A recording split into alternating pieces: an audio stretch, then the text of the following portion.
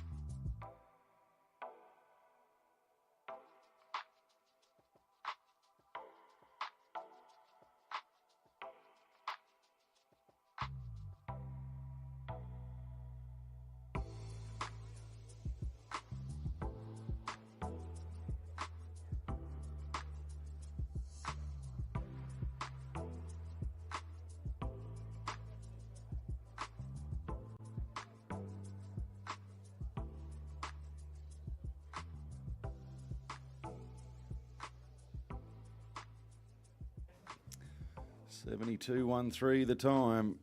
Bad luck, Ali Lamb. 2 rails down, 8 jumping penalties.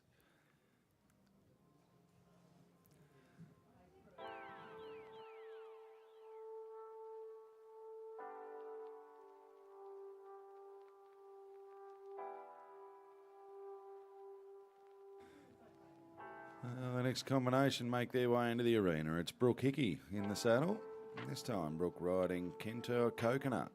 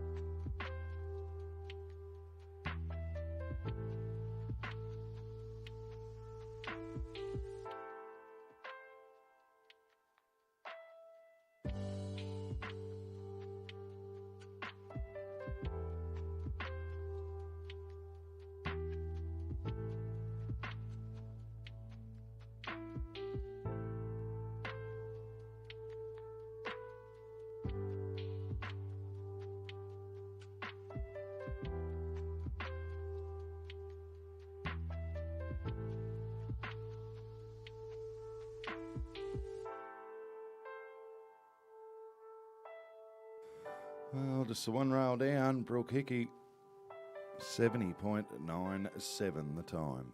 4 jumping penalties.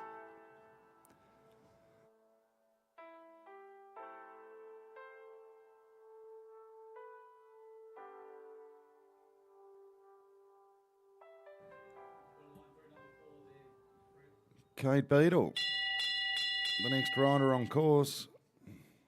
Number 5 in the original draw, and this time Kate riding Crackle E. Just the one clear round in the competition.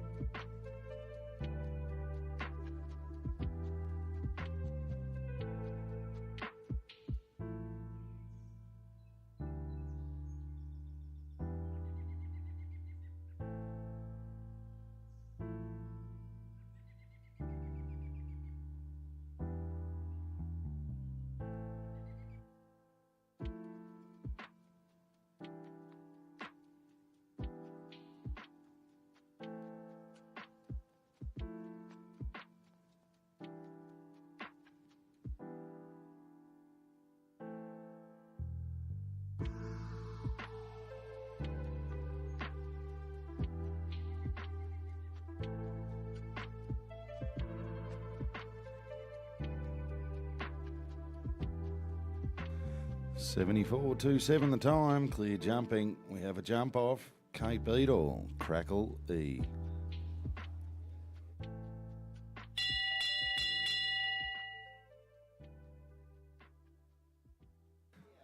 The winner of the Colin Kelly Memorial Group B contest yesterday, Paul Brent, makes his way into the arena. He's riding Fontaine Blue Beadel.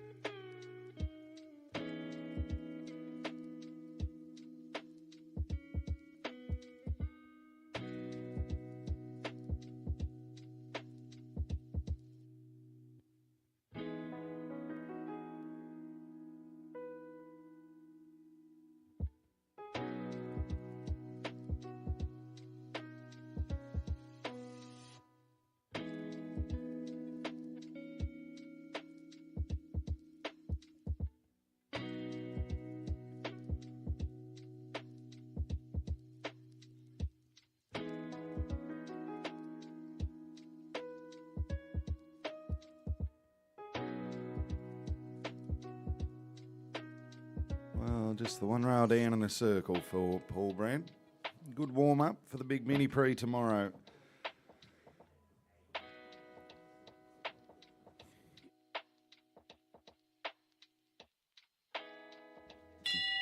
Batman Extreme, the next horse on course. Mark Nichols in the saddle. 2 clear rounds in the competition so far. Viva Unique and Amanda Lation and Crackle E. And Kate Beadel moving themselves through to the jump off.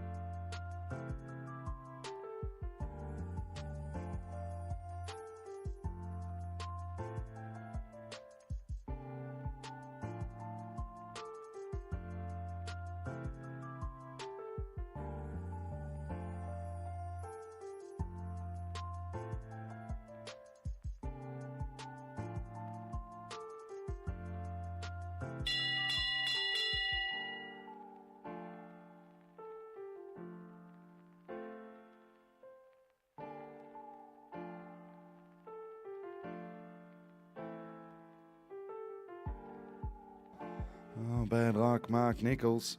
Clear jumping, but just over the time allowed. 3-time penalties. Mark Nichols and Batman Extreme. A next combination on course, Ryan McDermott in the saddle. Montana MVNZ, the horse. Just the 2 clear rounds, 1 on 3 faults and 1 on 4 faults this stage of the competition.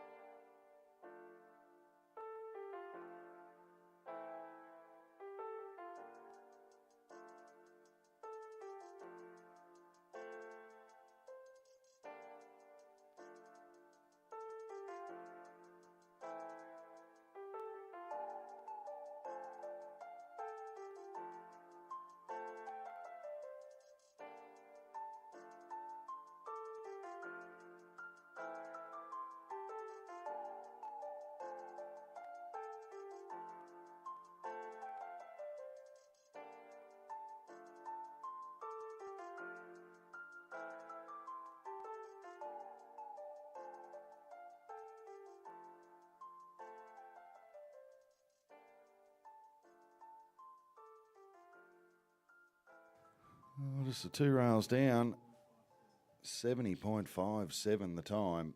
8 jumping penalties for Montana, MVNZ and Ryan McDermott. Great to see our redcoats out here today. 3 of the best out in the arena. Old Macca just awarded the Speed the Plough medal for services here at Melbourne Royal over many years. It's a good looking man. And then the 2 roosters on horseback. Well, they're not great looking, but they're good blokes. Steve and Terry. They just sit there in the corner and act like they've done a hard day's work every day, but we need them. They're basically, if you're into rodeo, they're like pickup riders. The next combination on course, a winner here already this week at Melbourne Royal, Delphine NZPH and Isabelle Jameson in the saddle. Winners of the first competition here this weekend.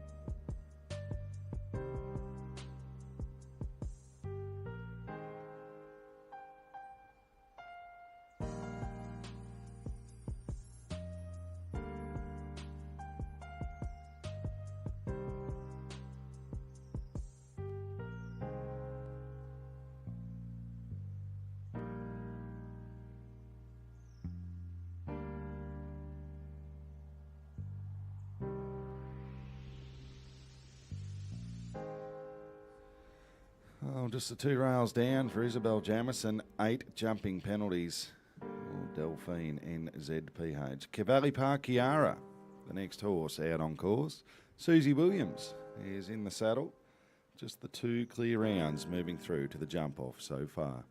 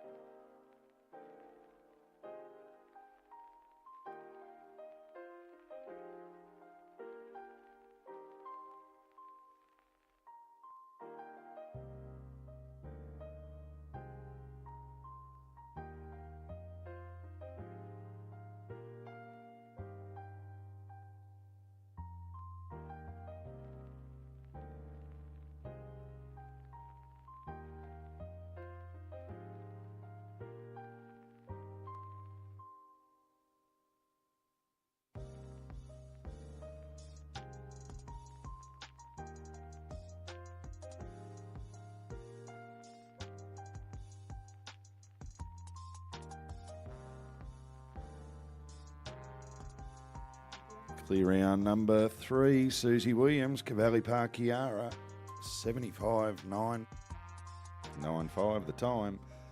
So 3 horses moving through to the jump off.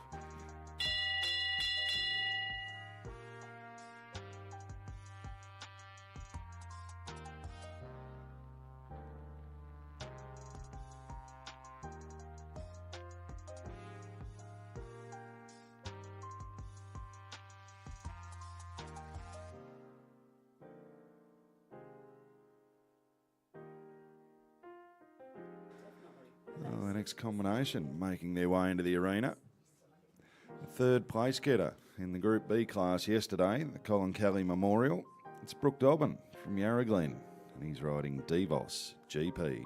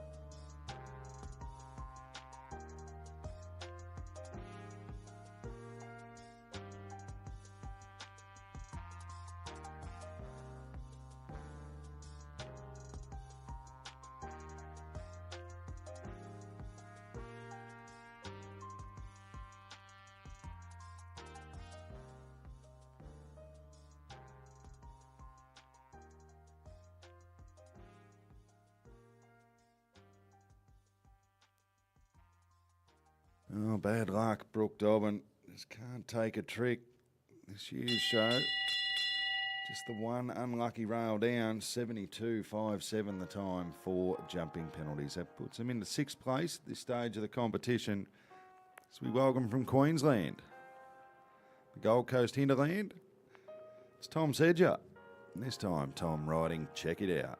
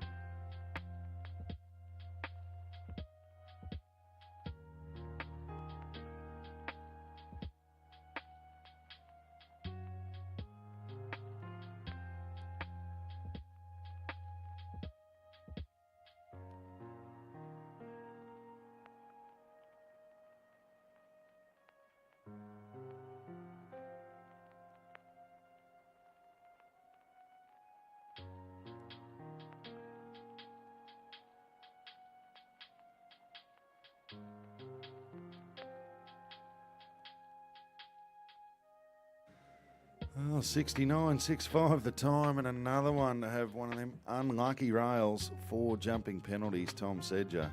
And check it out. Our final combination make their way into the arena.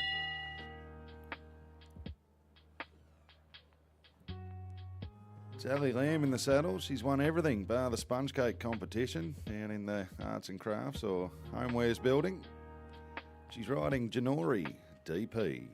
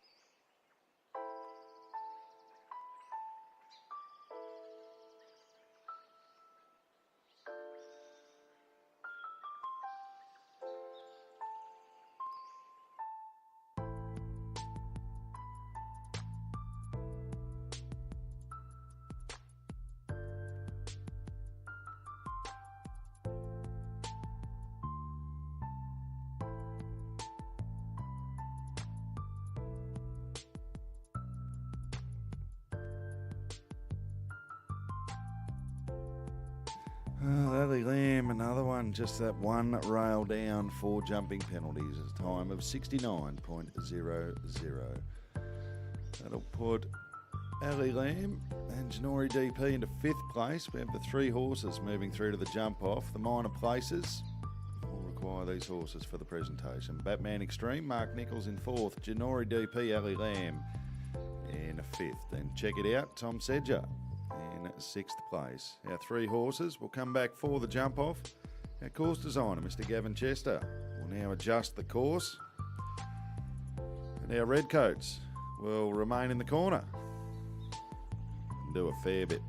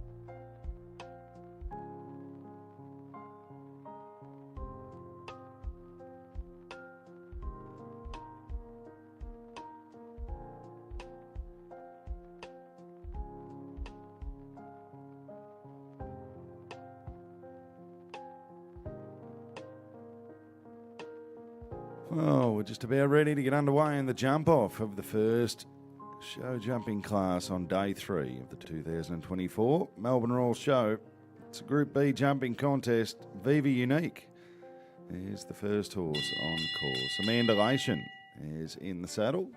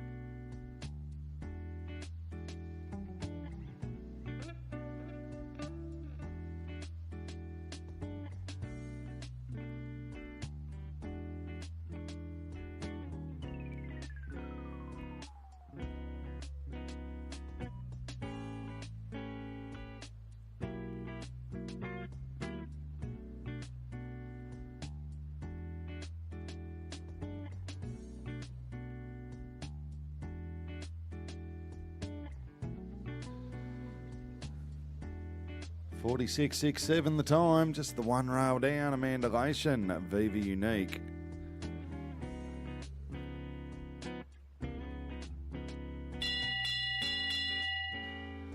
Well, the door's been left ajar as we welcome Kate Beadel into the Melbourne Royal main arena. And Crackle, she jumps a clear round, she moves atop the leaderboard. She has one down, she must be faster than 46.67 seconds.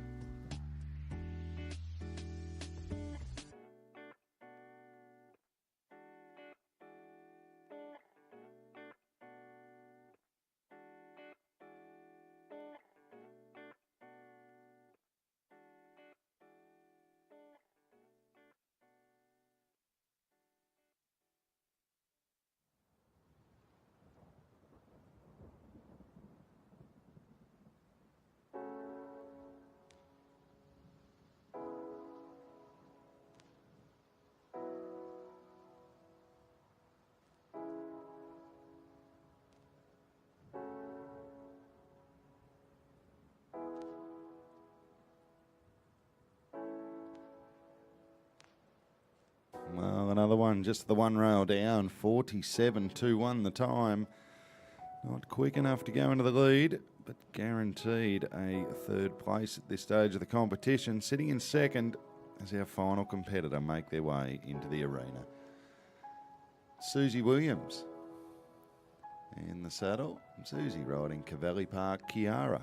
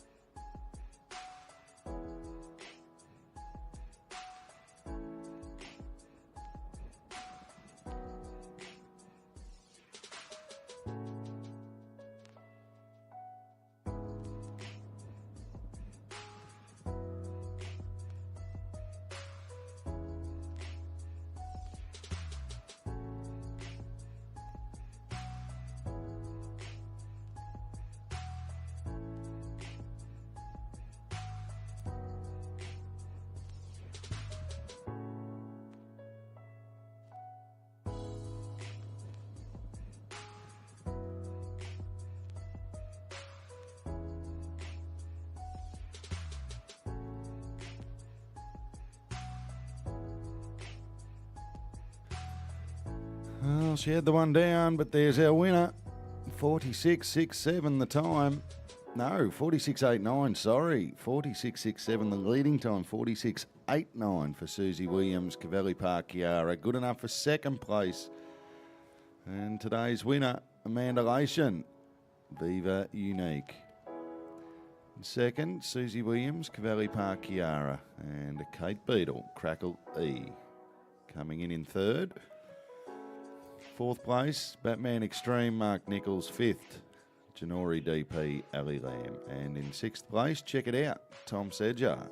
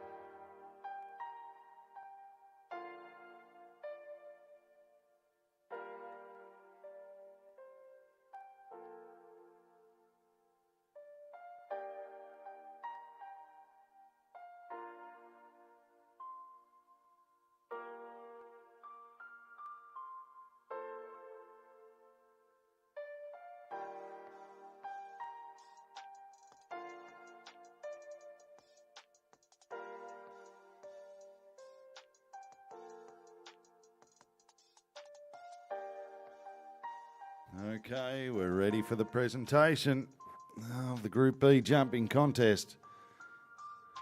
Chance to get it, ladies and gentlemen. In first place, Amanda Layson, Viva Unique. In second, Susie Williams, Cavalli Park Kiara. Third, Kate Beadel, Crackle E. Fourth place, Mark Nichols, Batman Extreme. Fifth place, Janori DP, Ali Lamb.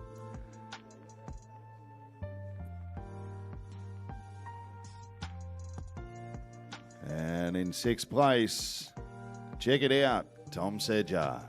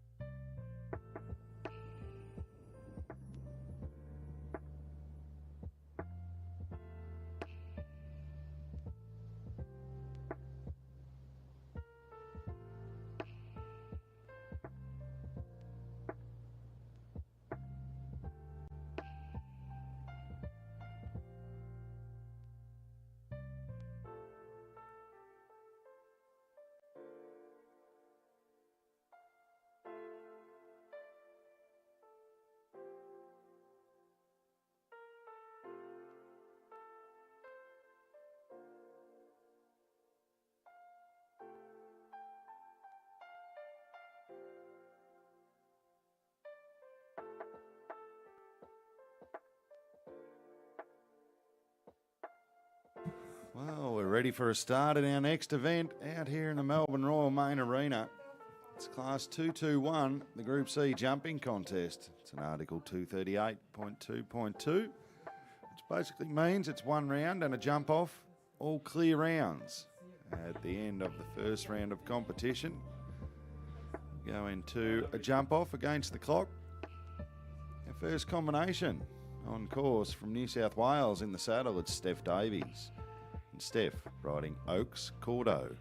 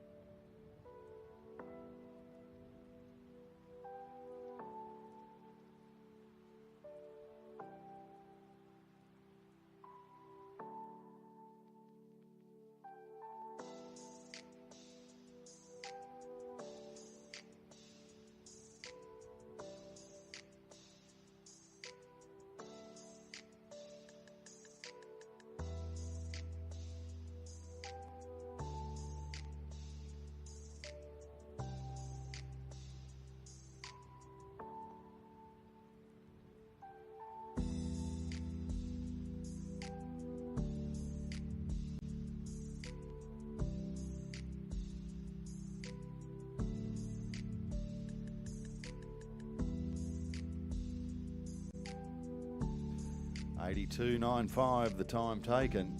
2 rails down, 8 jumping penalties, 2 time penalties for Steph Davies. And Oaks Cordo, Kate Beadel, a place getter from our first class this morning, makes her way back into the arena. This time Kate riding Charlotte Elmere. 81 seconds, the time allowed on course.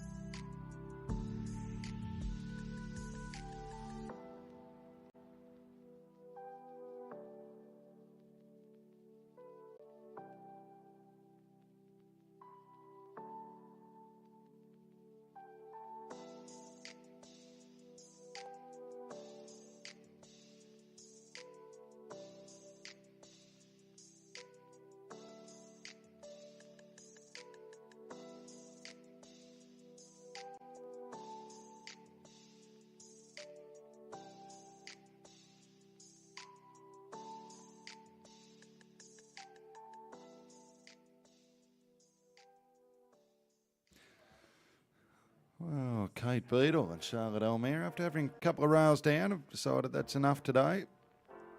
We'll save Charlotte Elmere for the Group C Grand Prix tomorrow. Jess Kiernan from Kiernan Plant Hire, the next rider on course. And this time, Jess riding Amenadiel.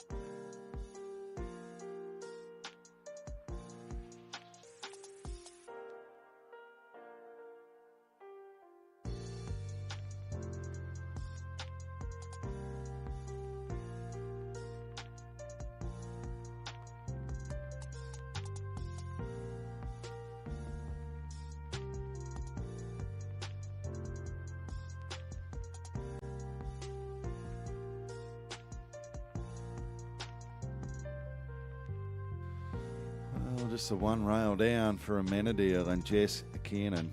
4 jumping penalties. A time of 73.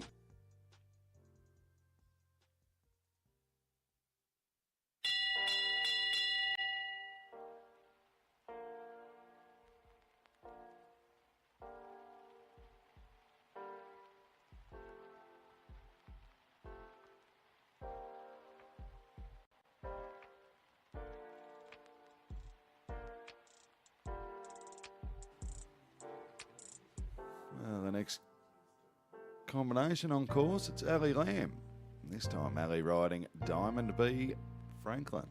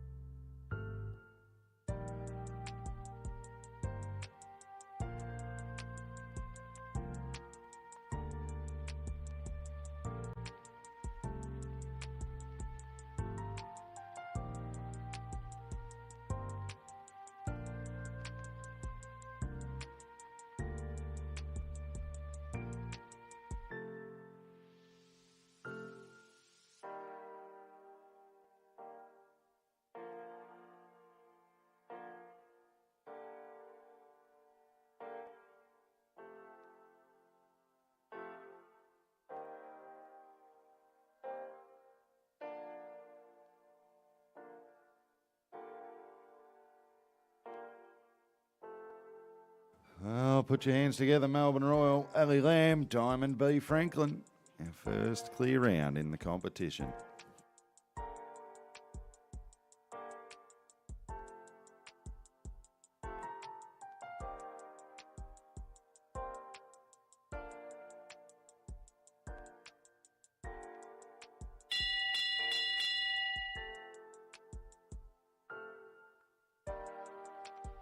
The next combination make their way into the arena.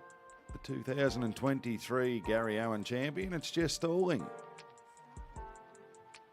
And this time, Jess riding KG Dreamliner.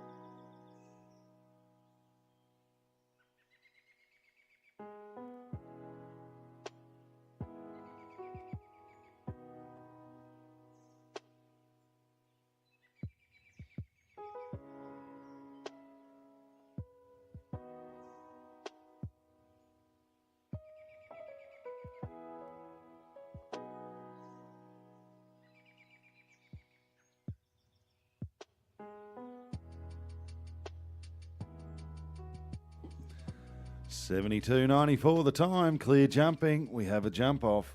Jess Stalling, KG Dreamliner. And Diamond B Franklin, Ali Lamb, 2 moving through to the jump off so far in the competition. Ryan McDermott makes his way back into the arena for the second time today. And this time, Ryan riding GSH, Dionysus Derue.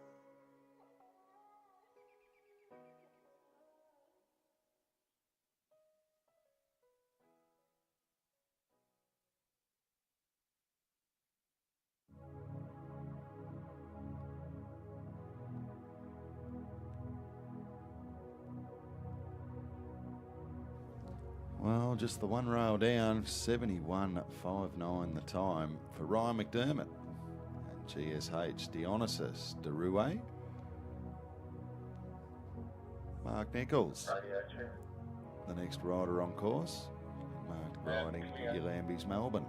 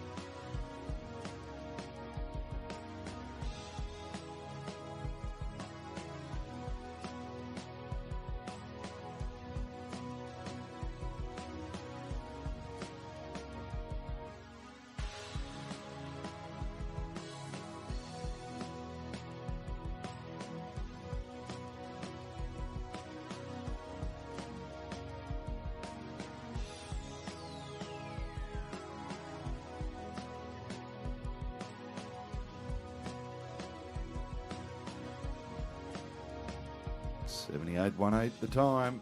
Clear jumping. Mark Nichols, Yalambie's Melbourne. Another one through to the jump off. 3 horses moving through to the second round of competition. Sue Coleman, the next rider on course. This time, Sue riding Marine Park Can Do. 3 horses going through. Diamond B Franklin, KG Dreamliner, and now Yalambie's Melbourne.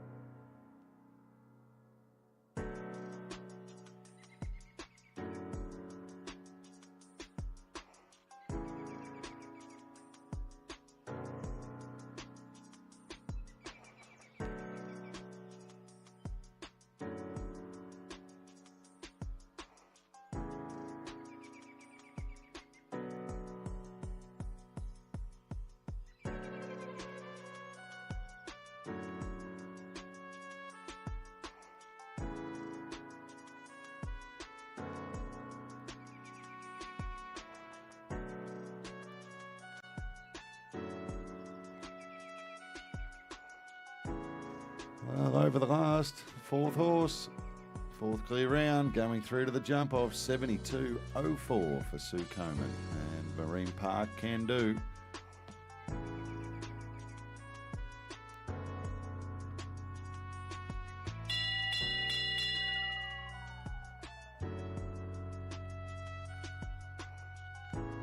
Isabelle Jameson, next rider on course. She's riding Levi Extreme. Levi Extreme, Isabelle won the first Group C competition here on Thursday.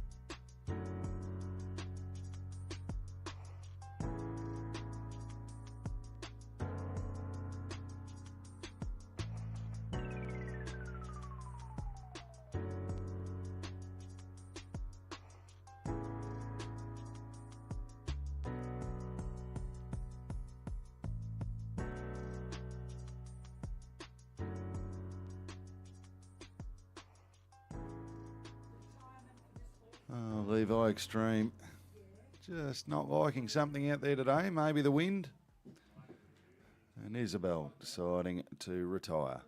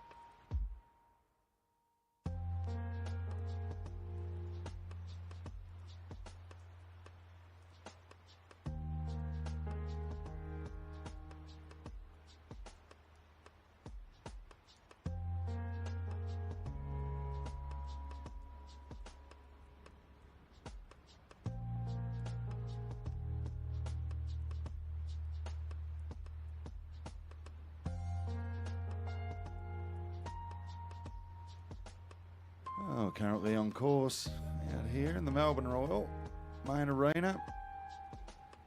Brook Dobbin from Yarraglen in the saddle. Brook riding Ricardo, MVNZ. Only one thing worse than having the last fence down on course, it's having the first fence. Lucky for Brook. 4 jumping penalties so far.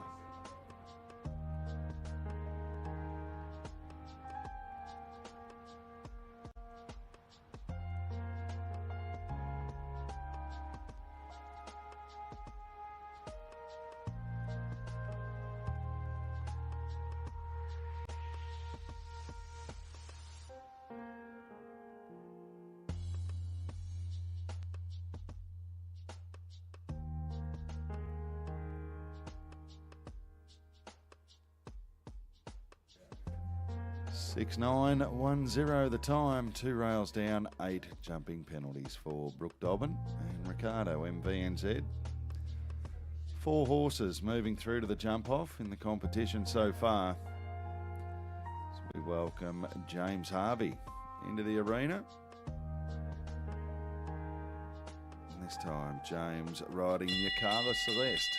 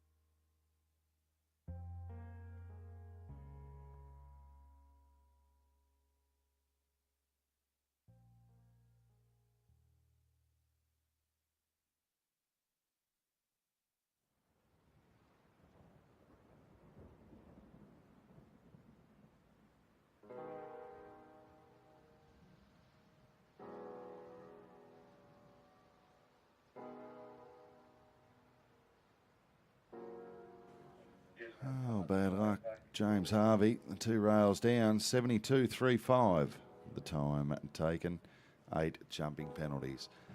Timmy Clark from Colback here in Victoria makes his way into the arena. This time, Timmy riding Yossarian.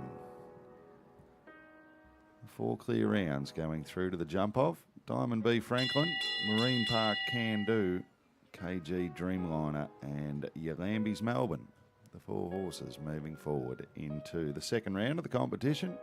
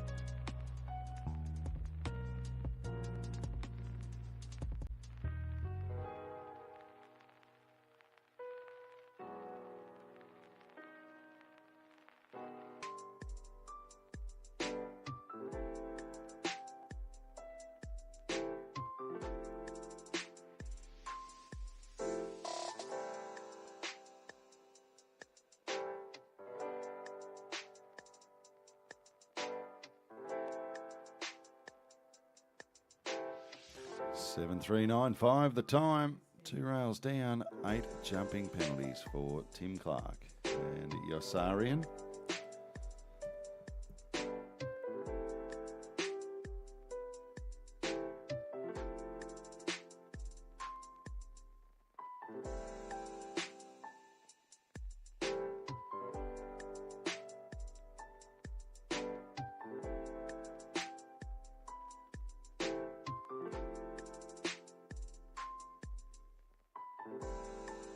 Benson's Quicksilver and Steph Davies make their way into the arena. The 4 clear rounds going through to the jump off.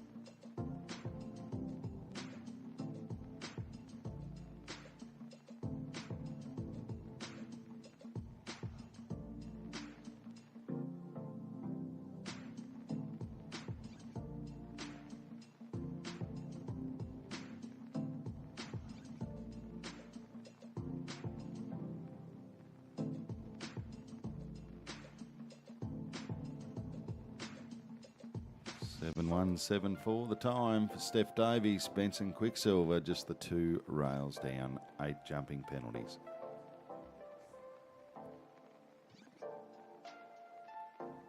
The next combination to make their way out into the arena, Brook Hickey is in the saddle. Brook riding Castle for Dace.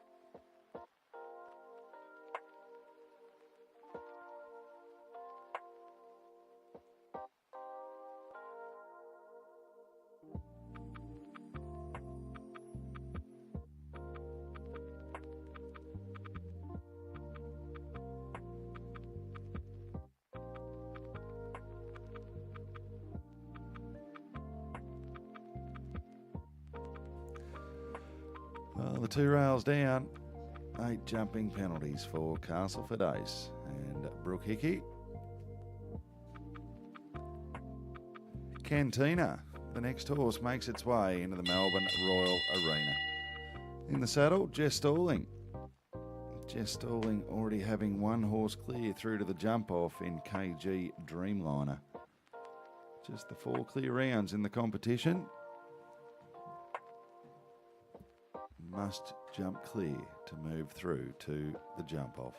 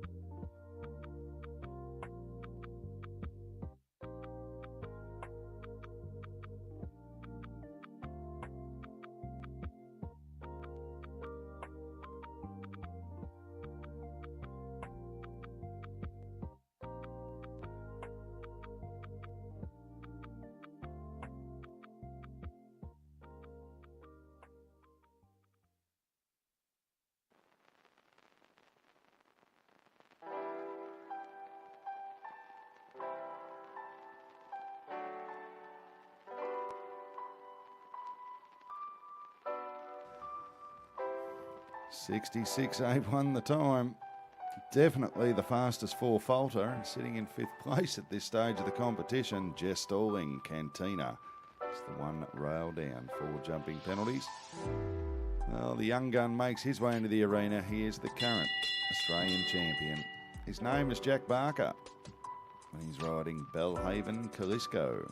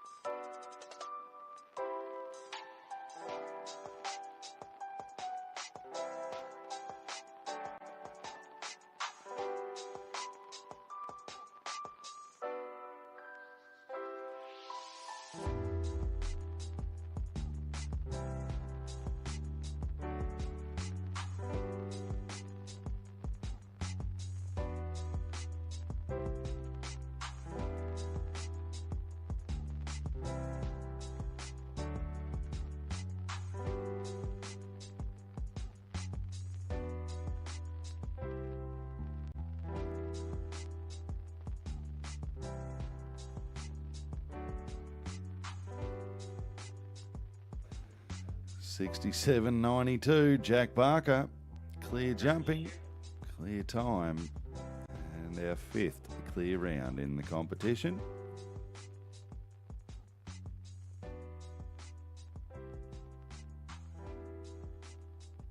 Paul Brent makes his way into the arena, the winner of the Group B class yesterday. And this time he's riding Chloe's Portrait. Out here in class 221, the Group C jumping contest.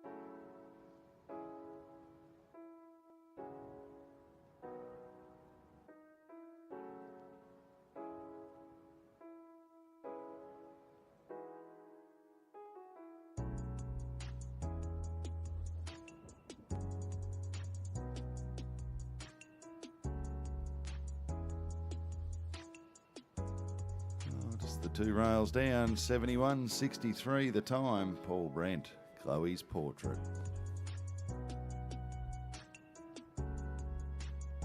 The next combination on course from Winchelsea here in Victoria, it's Tory Fair. This time, Tory riding Talara Goldmine.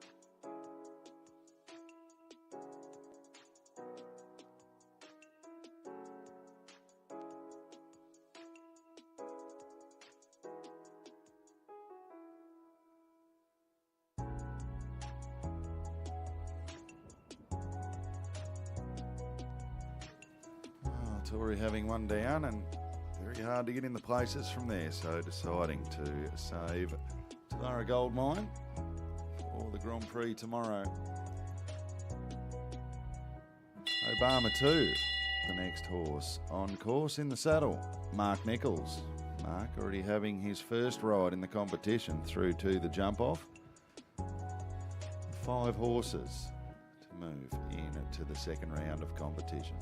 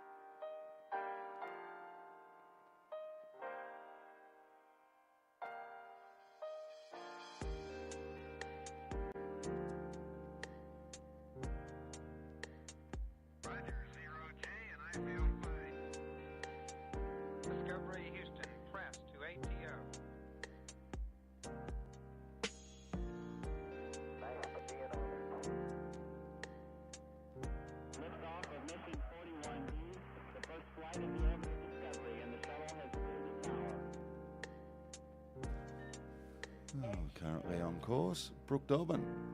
Brook's second ride in the competition. This time he's riding Oaks Empire.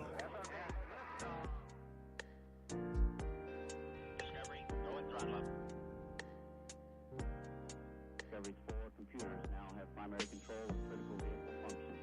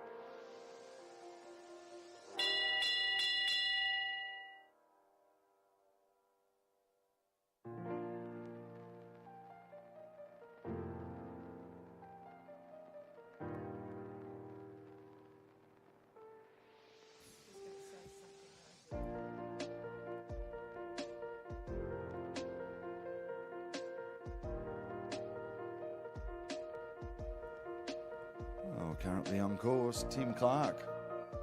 He's riding Cantango, our previous combination, Brook, Dobbin, Oaks Empire, just the 2 rails down, 8 jumping penalties. 5 clear rounds moving through to the jump off.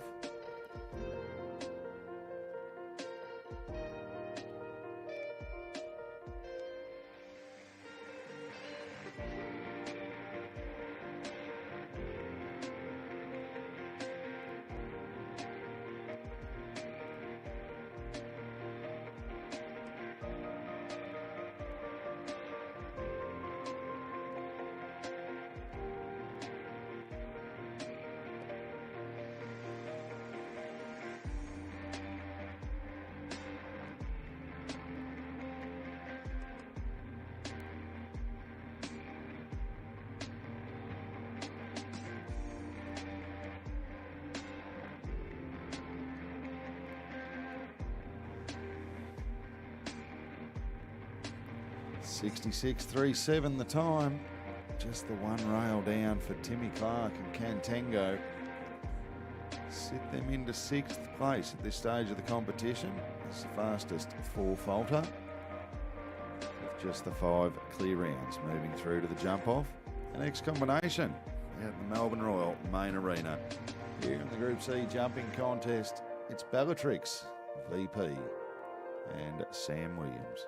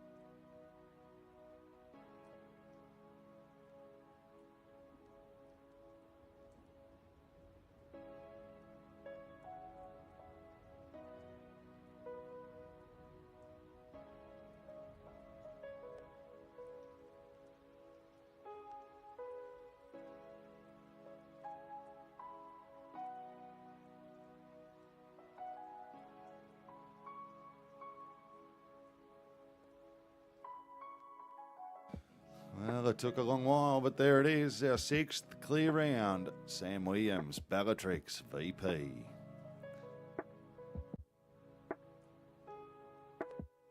Final combination. Make their way into the arena.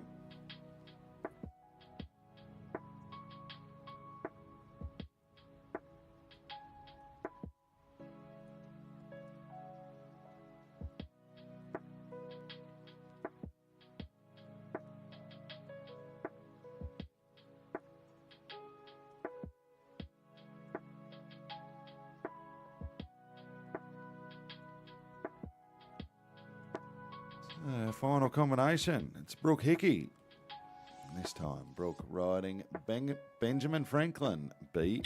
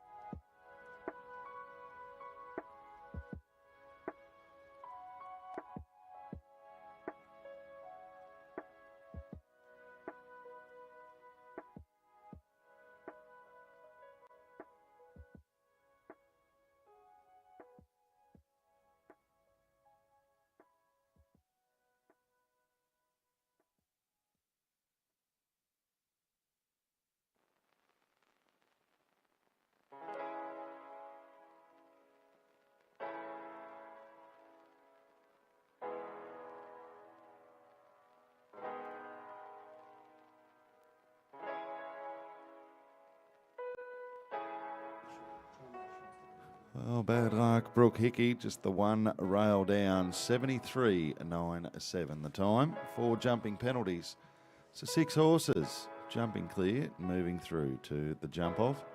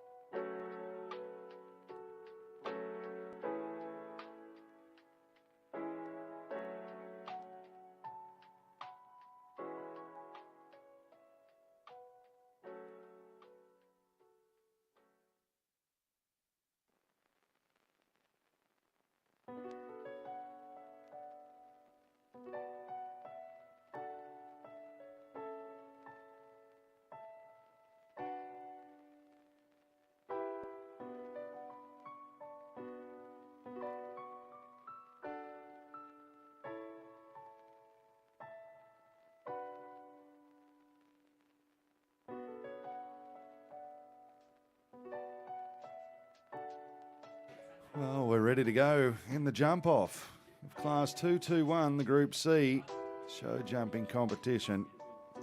First horse is out on course. Back number 1053. It's Diamond B Franklin and Ali Lamb.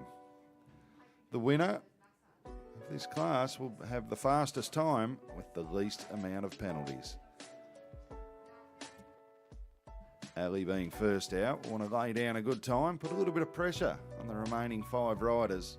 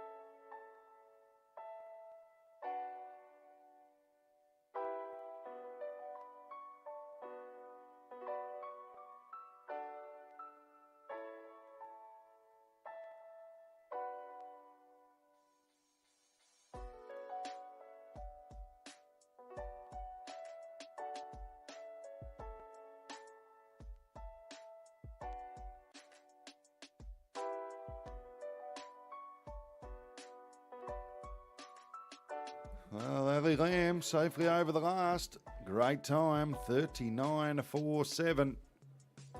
Clear jumping. Now it's up to the remaining 5 riders. Can they chase it down? That's the time to beat. They must jump clear and be faster than 39.47 seconds. Jess Stalling makes her way into the arena. And Jess riding KG Dreamliner.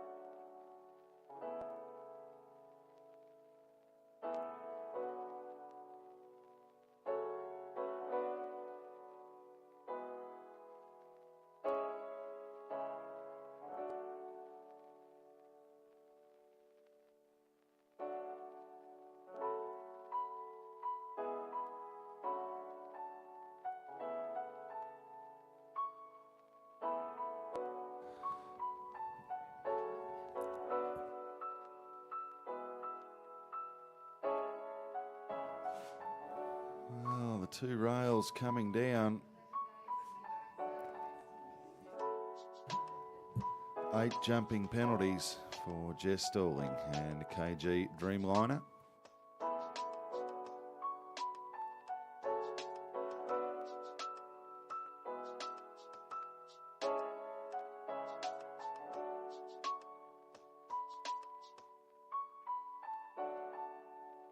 So 42.63 the time, 8 jumping penalties for Jess Stalling. Mark Nichols will be the next rider on course, and this time Mark riding Yolambi's Melbourne. 39.47 the time to beat and must jump clear.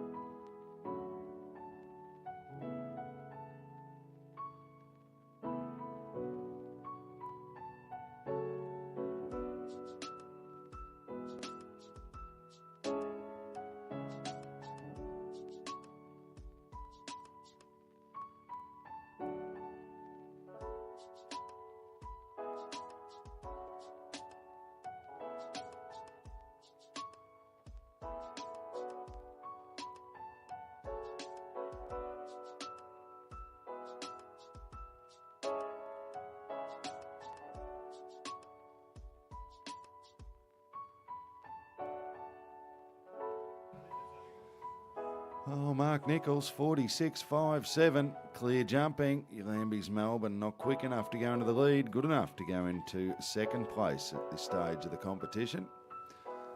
Well, Sue Coman makes her way into the arena, the fourth rider to come out in this jump off. The time to beat, 39.47, set by Ali Lamb and Diamond B. Franklin. Sue Coman, this time riding Marine Park Can Do.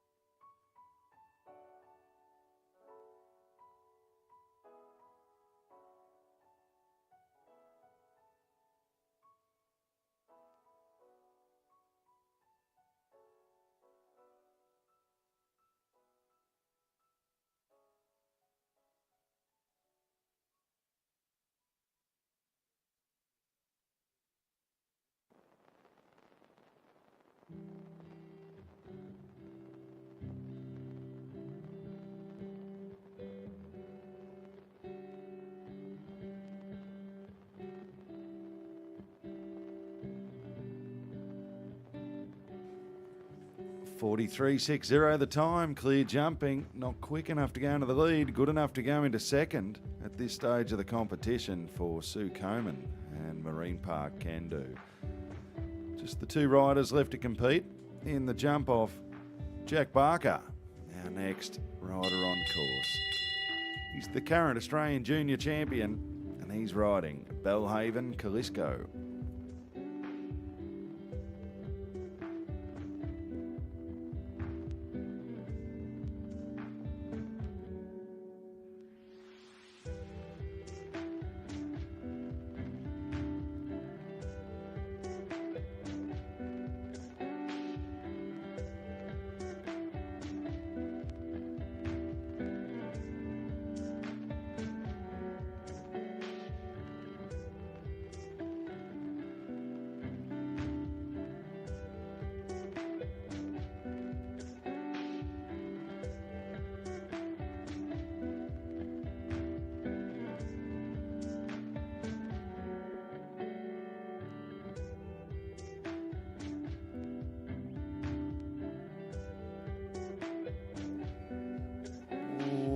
Great round, Jack Barker, Belhaven Callisco, 40.69 the time. The current leading time, 39.47. Just over a second slower, but good enough to move into second place at this stage of the competition. Our final competitor makes his way into the arena. It's Sam Williams in the saddle, and he's riding Bellatrix VP. The time to beat, 39.47 seconds.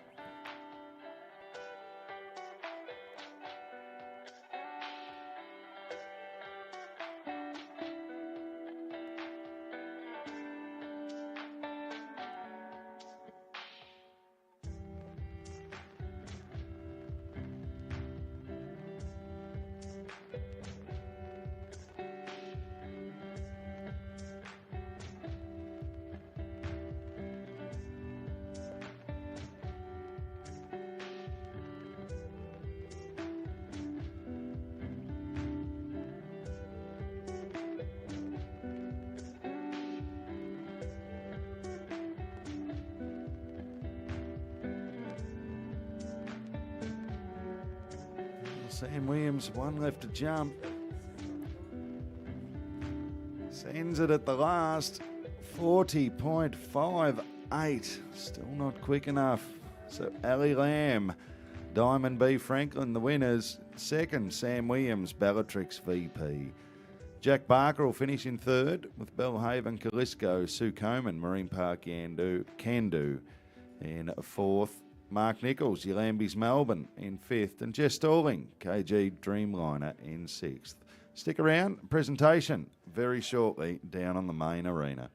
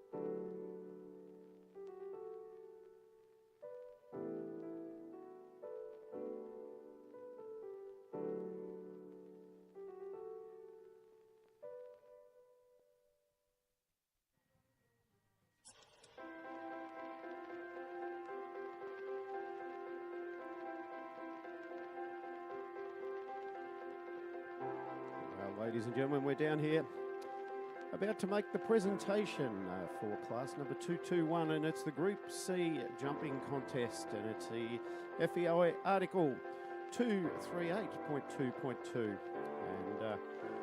we'll make our presentation to our winners of that class directly.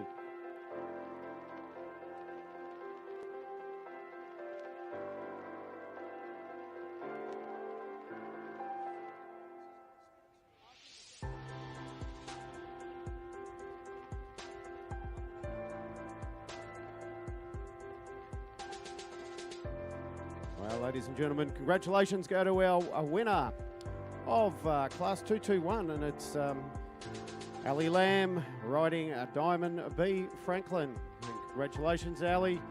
She's having a wonderful show so far this year in the 2024 Melbourne Royal.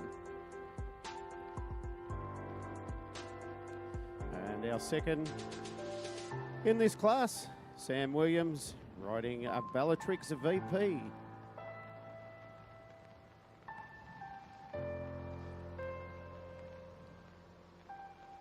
Congratulations go to our third rider in this particular class, Jack Barker, riding Bellhaven Calisco.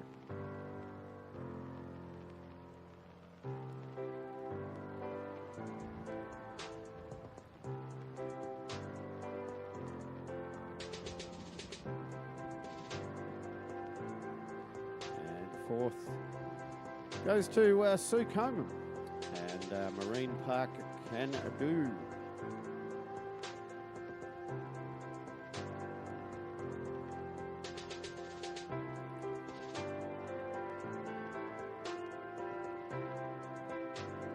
And fifth today goes to Mark Nichols on Yalambie, Melbourne. And it was a very hotly contested jump-off class down here. And rounding off our place getters for this particular class is Jess Stalling on KG Dreamliner. So have a quick chat with Ellie. You're having a blinder. Thank you. Yeah, I'm really happy with this horse. He's only a young horse, so first Royal Show, and he's doing a great job. Yeah, well, Ellie, you've had a couple of rides, and you've got a couple of juniors I see you working with, and so I think you have just about been on the podium every single class you've come out for. Yeah, there's a couple of people like in the junior is Joel, my son, and then Izzy's here as well. Izzy's had a win, and Joel's had some placings, and yeah, they're all the horses going really well that came on the truck, so that's good. Good on you, Ellie. Congratulations to all our winner and place getters down here in our Group C jumping contest. So, ladies and gentlemen, put your hands together as we parade off the winners and place getters for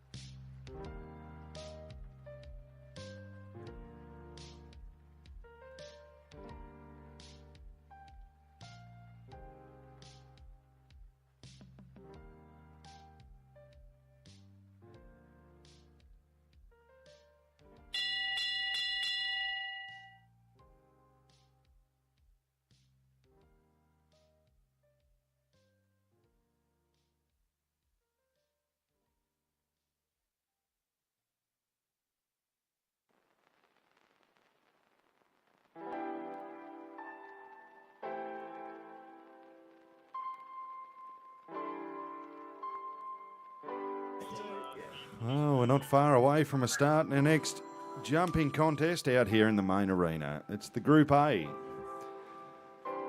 jumping contest. It's 238.2.1, which is a one-round competition. In the old table, it was table A2. So time is taken, but faults for a fence down. 4 jumping penalties for any rail that hits the ground. 4 jumping penalties for your first refusal. An elimination for your second refusal.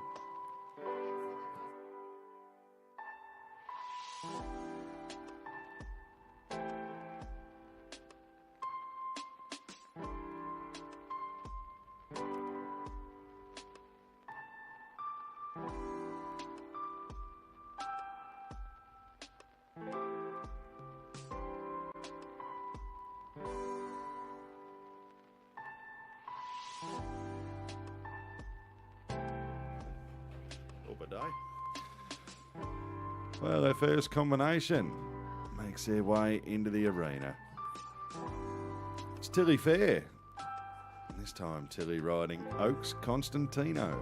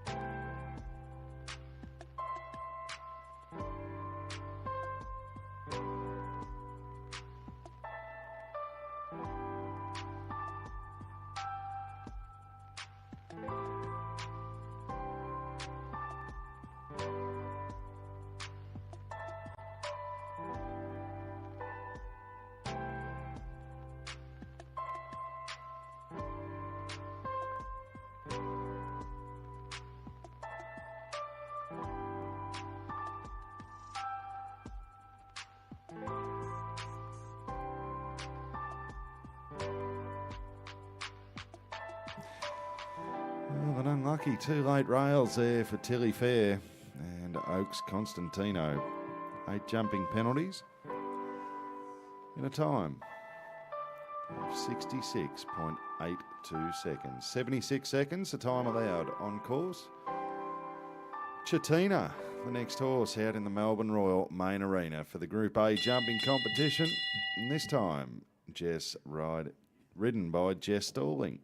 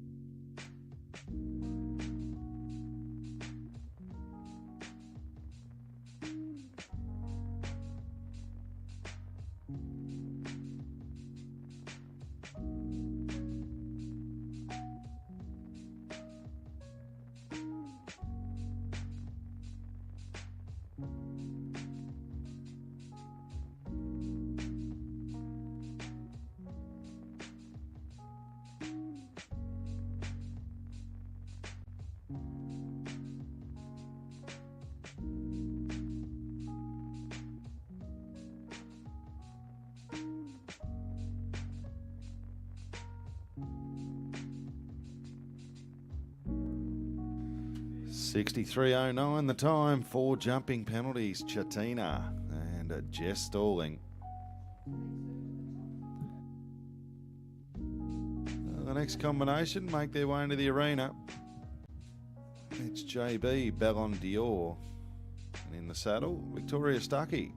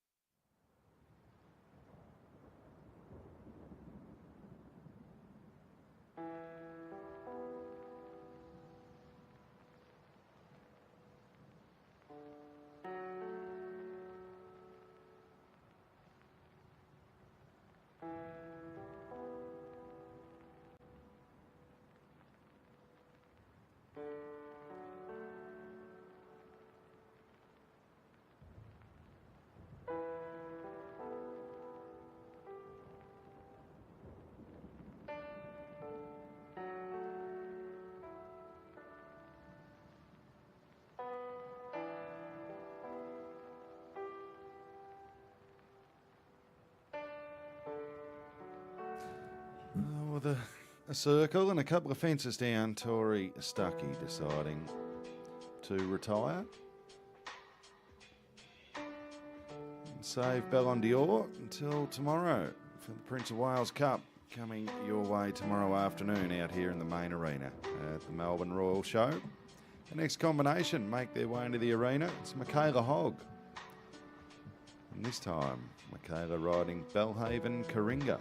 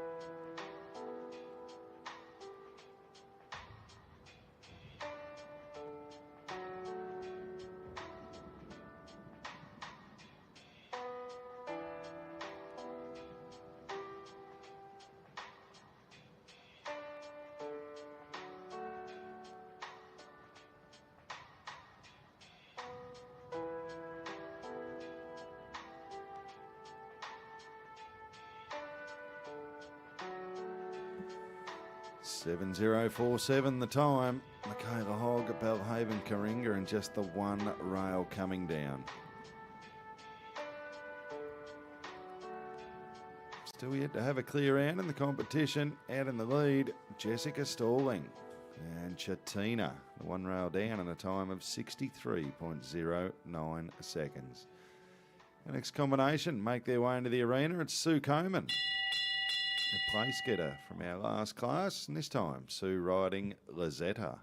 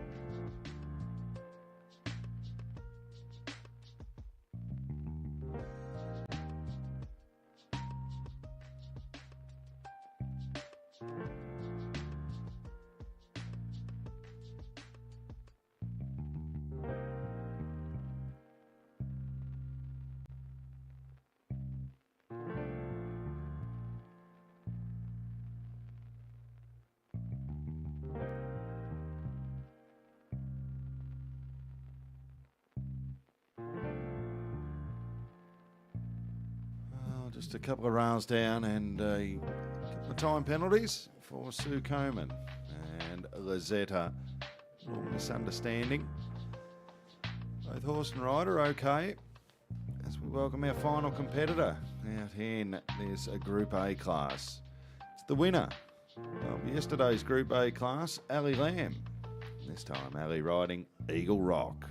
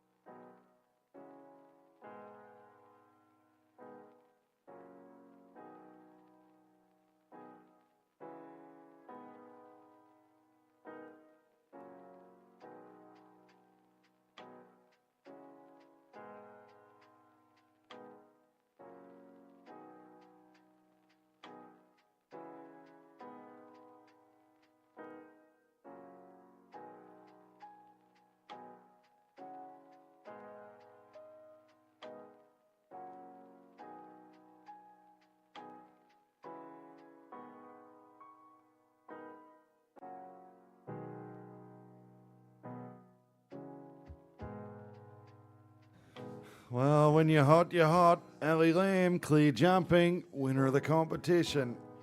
Like I said earlier, if there was a wood chop and a cake making competition, she'd win that too, the way she's going here at Melbourne Royal.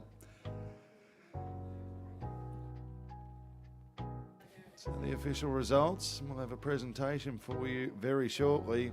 Ali Lamb, the winner. Jess Stalling second, Michaela Hogg third, Tilly Fair fourth, Sue Coman fifth, and Victoria Stuckey in sixth place.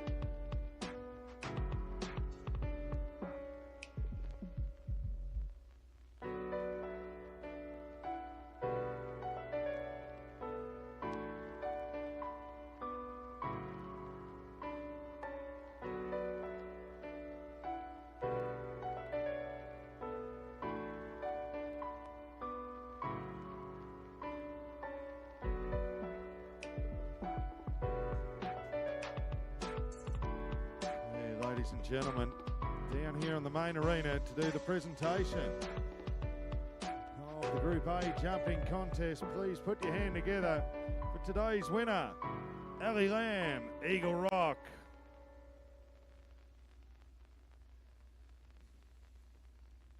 In a second place, Jess Stalling, Chatina. In a third place, Michaela Hogg, Bellhaven, Coringa. In a fourth place, Tilly Fair, Oaks, Constantino.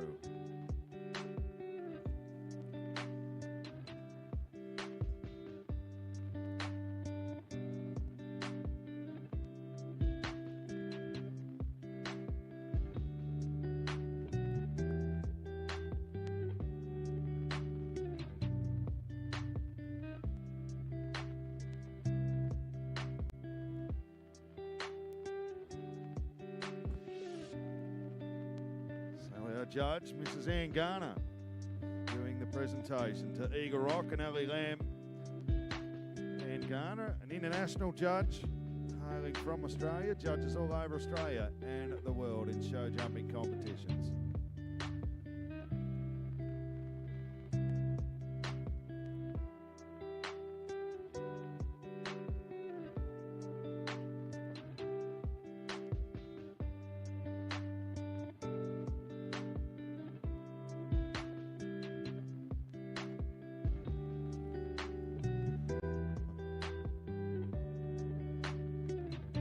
I'll give him a big round of applause, ladies and gentlemen. A winner again, Ellie Lamb.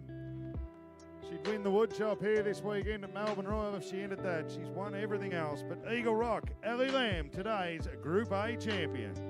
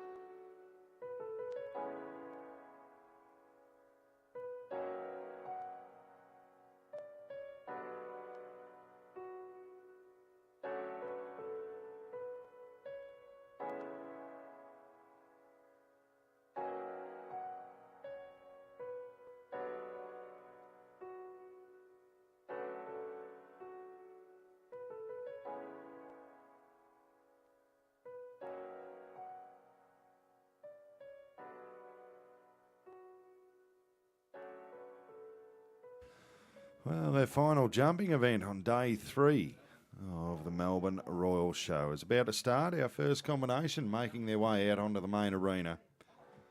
In the saddle, it's Molly Lawrence. And Molly riding Talara Fapaccio. It's an Article 238.2.1. And for Jan Golding, back in the day, it was called an A2.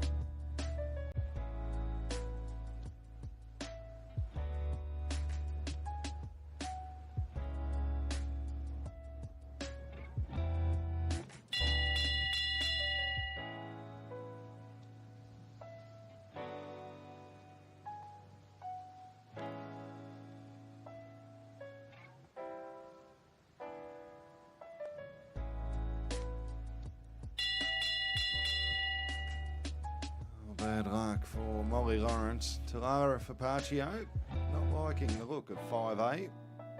2 refusals, incurs elimination. The next combination make their way into the arena from Northern Victoria. It's Darcy Prime. This time Darcy riding Saddle Up Bella.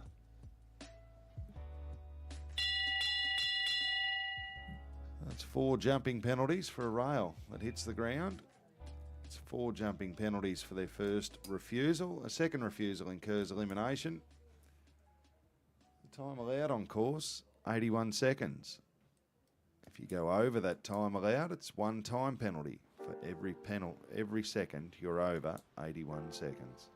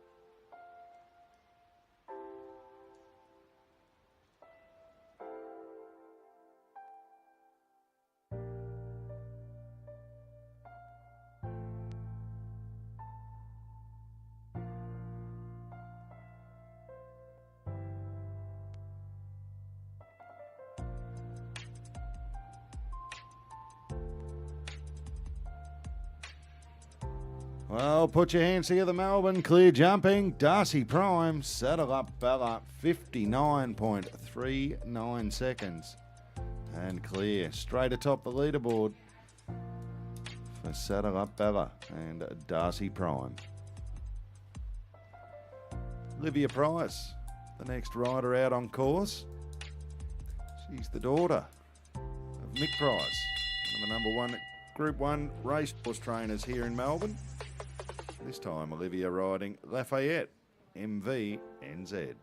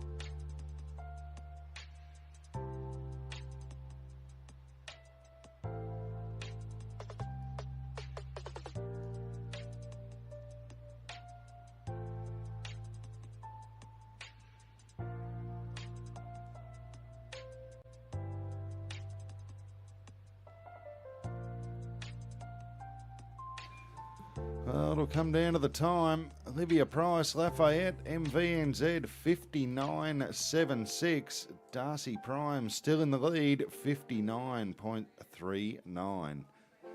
So good enough to go into second place at this stage of the competition. A great clear round to Olivia Price. Well, the Australian junior champion makes his way into the arena. It's Jack Barker. And this time, Jack riding Talara for Quinnar.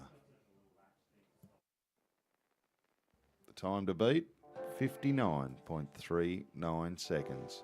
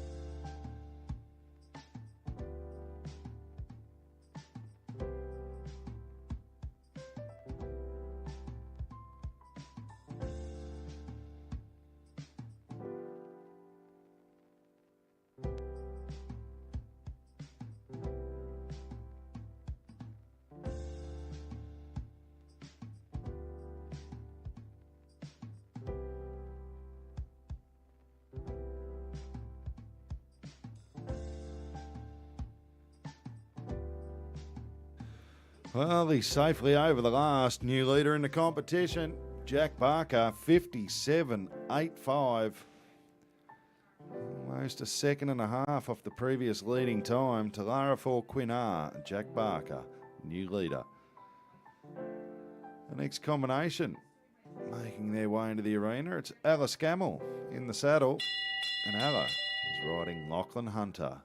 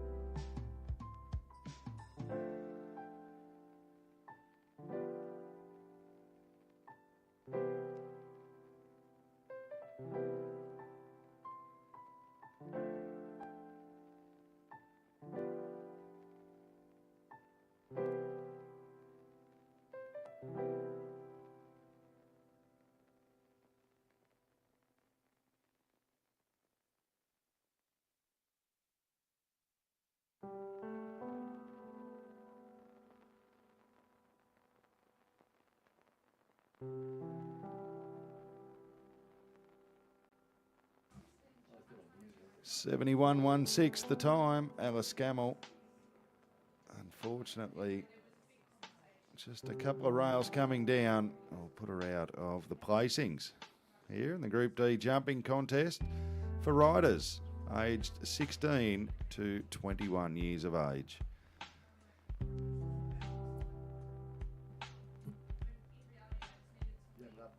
The young fella makes his way into the arena now. His name is Harley McNaughton. And he's riding Glenbrook Archie Bunker. The time to beat, 57.85 seconds.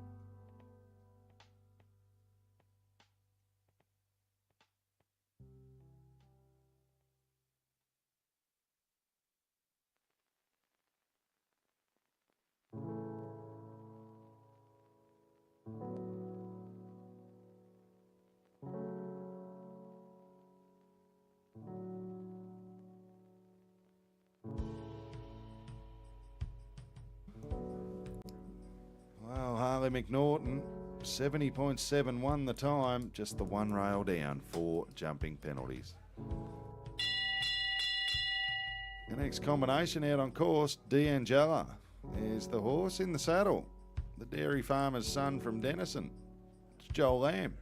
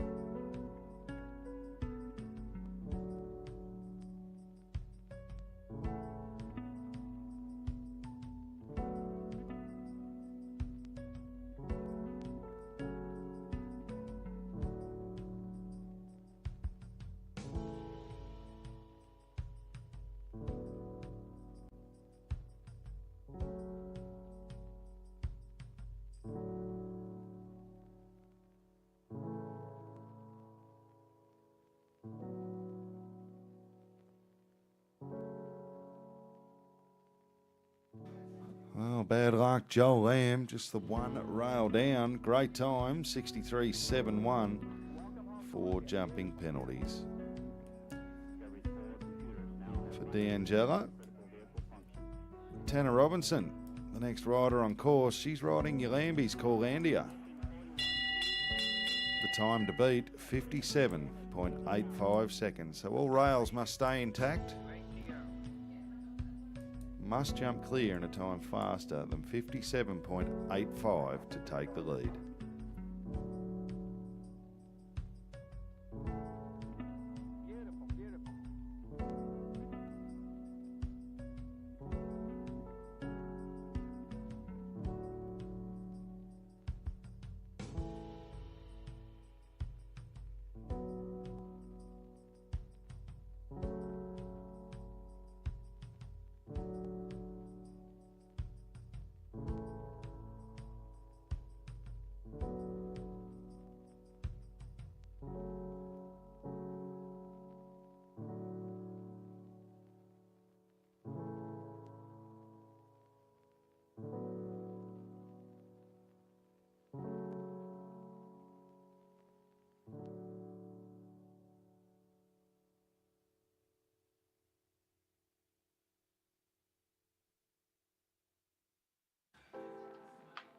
Oh, bad luck, Tanner Robinson. She had the time, 56.23.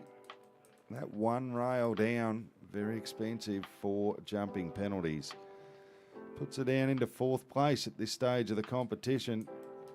Jack Barker, Talara for Quinnar, still out in the lead, 57.85 the time. Darcy Prime sitting in second, that time of 59.39 seconds. The next combination make their way into the arena. Commander, NZPH is the horse. In the saddle, Josephine Connors.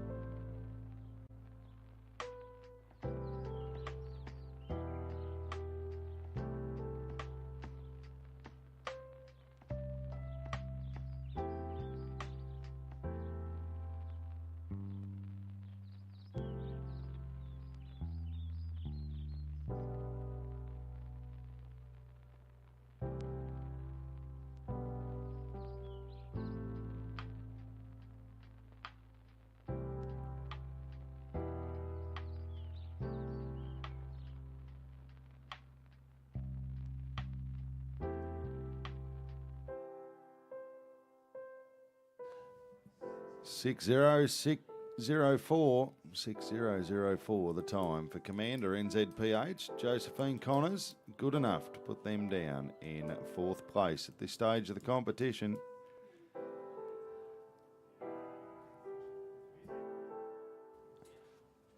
Kaylee Stevens from Warragul here in Victoria makes her way into the arena. And this time, Kaylee riding Burnside. The time to beat, 57.85 seconds.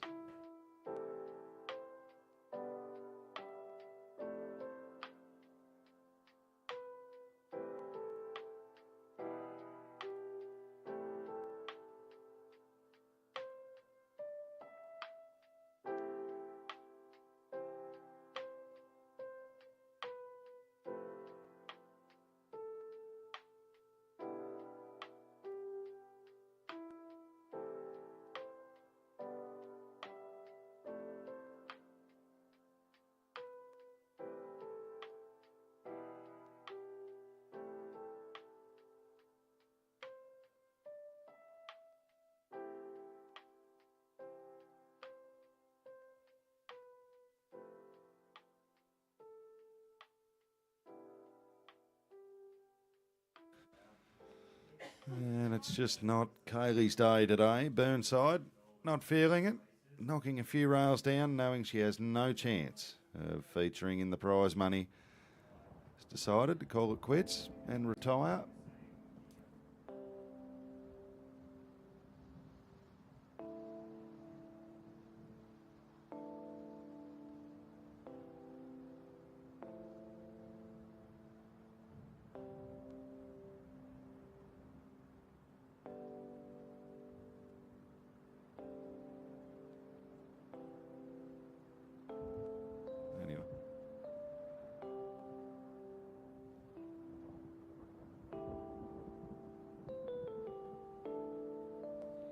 The next combination out on course, Molly Lawrence. Here's the rider, the horse, Carabel P. The time to beat, 57.85 seconds.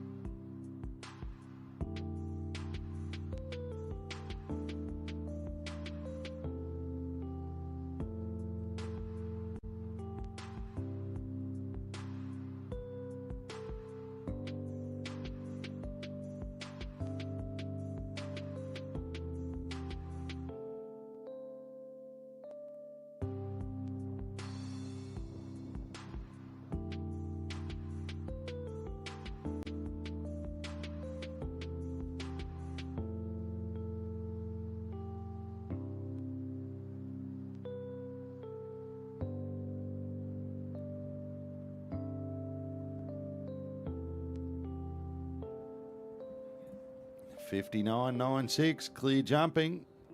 Not quite quick enough to take the lead. Good enough for 4th place. At this stage of the competition, Carabel P, Molly Lawrence into 4th. Saddle Up Phoenix, the next horse on course, Darcy Prime. He's in the saddle. He's sitting in 2nd place on his first ride in the competition. Saddle Up Bella.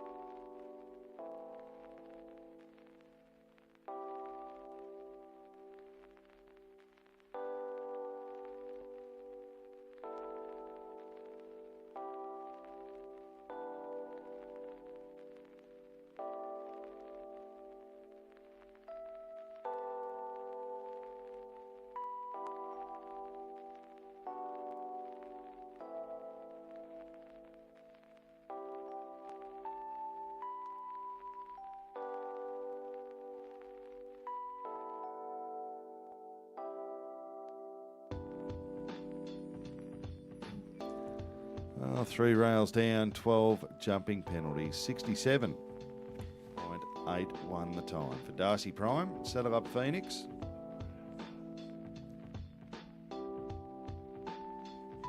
Chow MS, the next horse on course in the saddle, Olivia Price. She's sitting in 3rd place on Lafayette MVNZ. The time to beat, 57.85 seconds.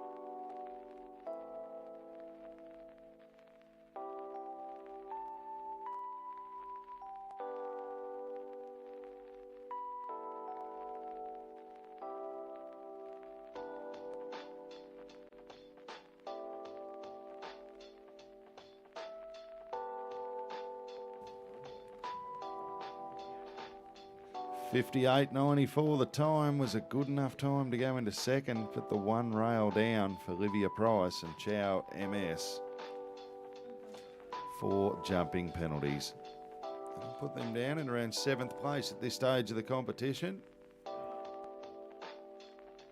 Well, the young man that's out in the lead makes his way back into the arena on his 2nd ride in the comp. This time he's riding Talara Kolchek. Of course, it's Jack Barker, currently leading on Talara for Quinnar with that time of 57.85 seconds.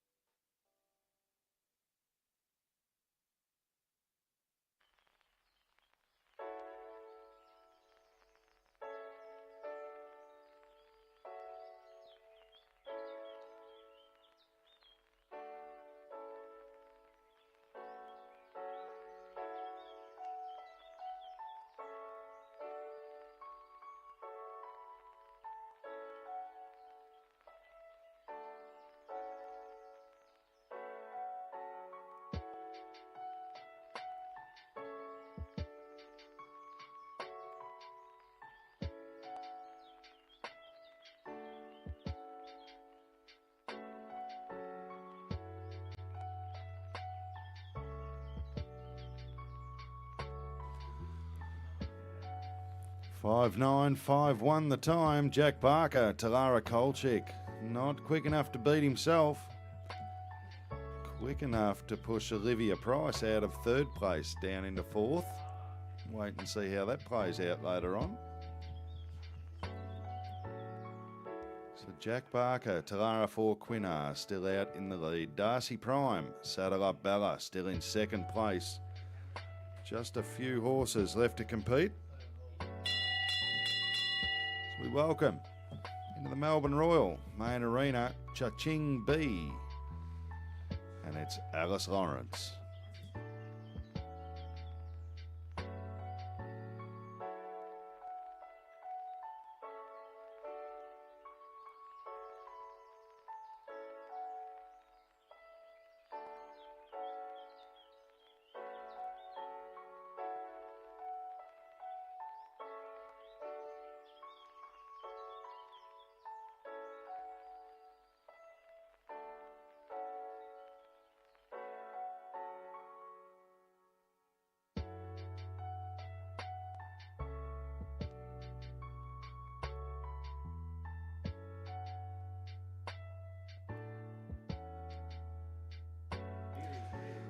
Lagos Lawrence and Cha-Ching B, not having the greatest day, deciding to retire. So we welcome Charlie Dobbin from Yarra Glen into the arena. This time Charlie riding Castellada Lee.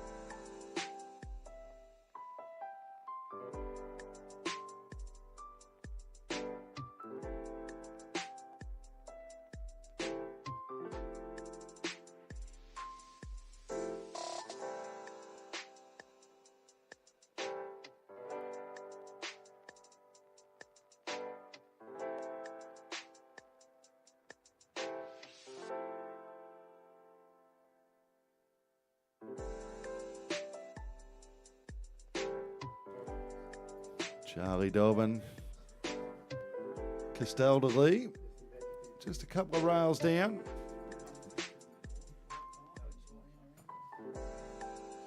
12 jumping penalties as we welcome our next combination into the arena.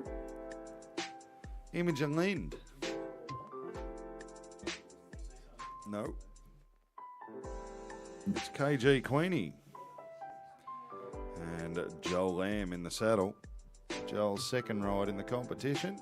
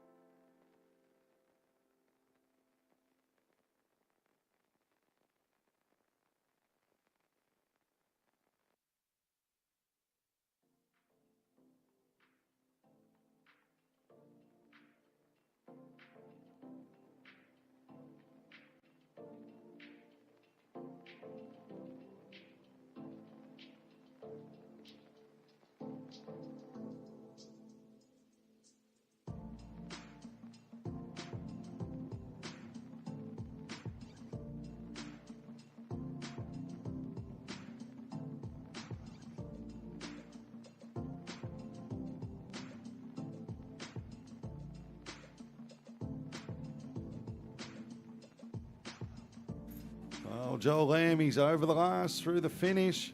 Ooh, not quite quick enough. 60.87 the time, clear jumping. Not quick enough to get into the prize money. Puts him down into 7th place. The leading time, 57.85, sitting in 6th place is Commander. NZPH Josephine Connors with a time of 60.04.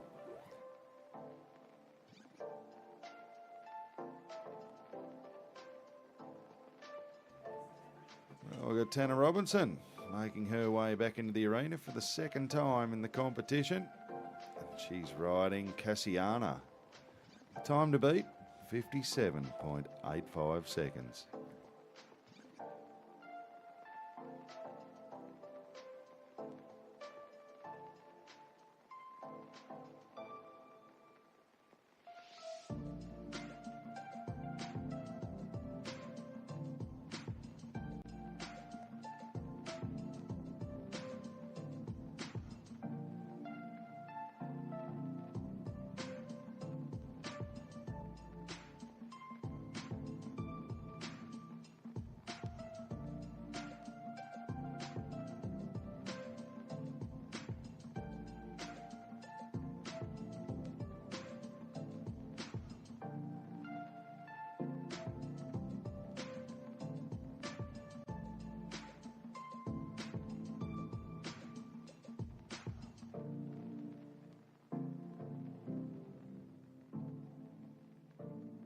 $61.81 the time. Tanner Robinson, Cassiana for jumping penalties.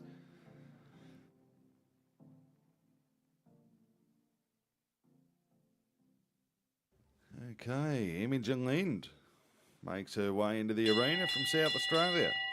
This time, Imogen riding Like a Viv.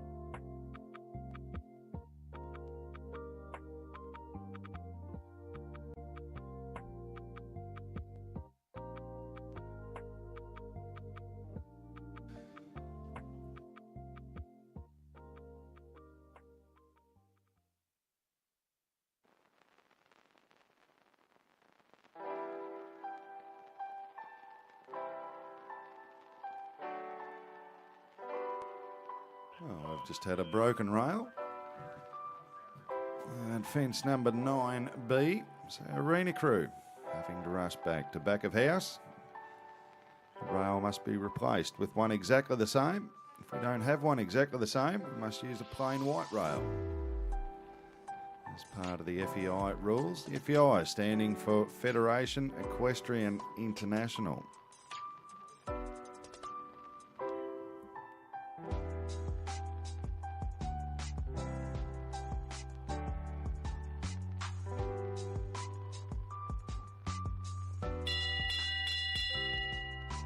The rail's been replaced by the arena crew.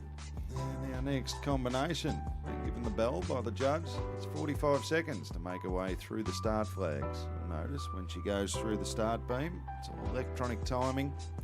The clock on the big screen will start counting up. It's Josephine Connors in the saddle and the horse, Narado MVNZ.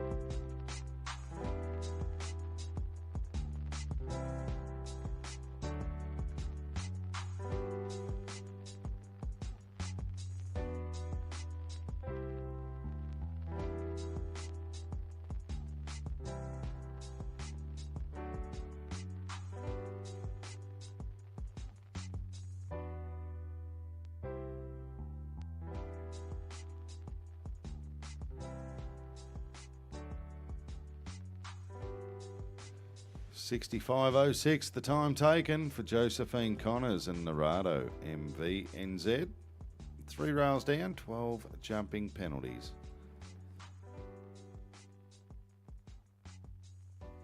Alyssa Stevens, the final competitor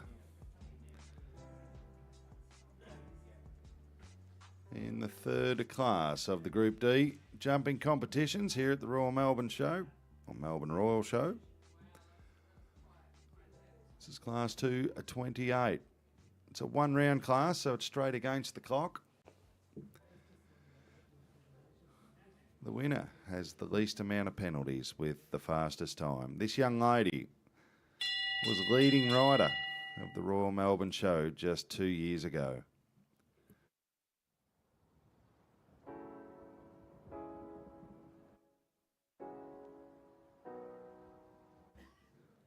It's Alyssa Stevens, and she's riding Vertigo.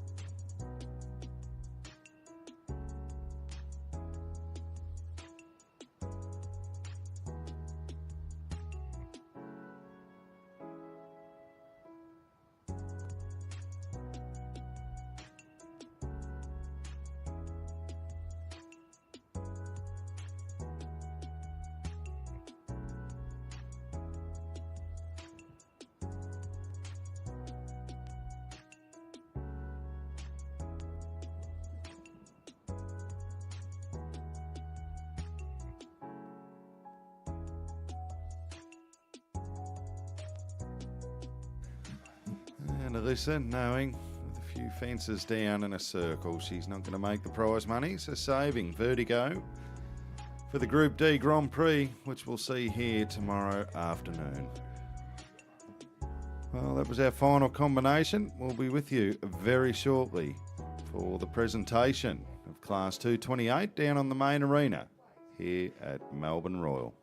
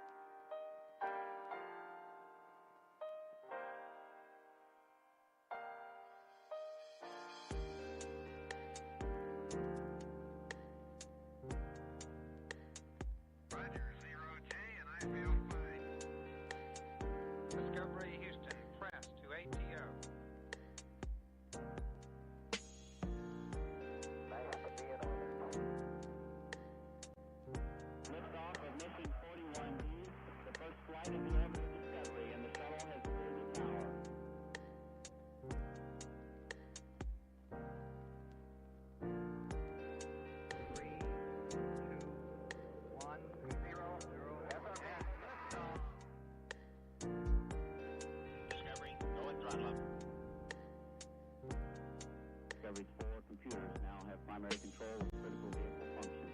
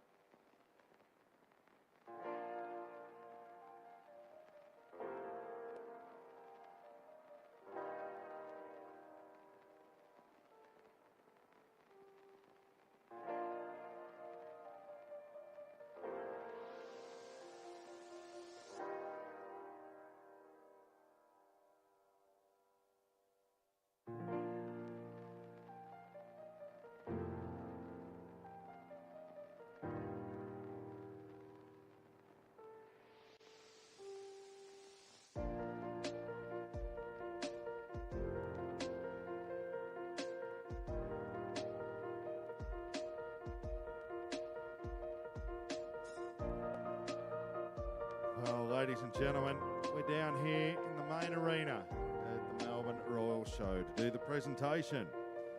The Group D, a jumping contest. To do the presentation today, our international judge, Mrs. Anne Garner.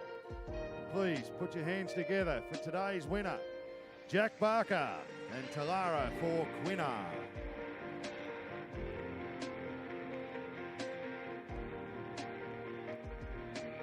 In a second place from Northern Victoria,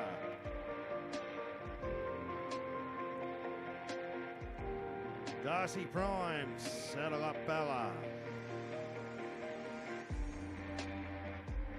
In a third place, back to Jack Barker again, this time riding Talara Kolchek. In a fourth place, Olivia Price, Lafayette, MVNZ. In a fifth place, Molly Lawrence, Carabel P. And in sixth place, Commander, NZPH, Josephine Connors.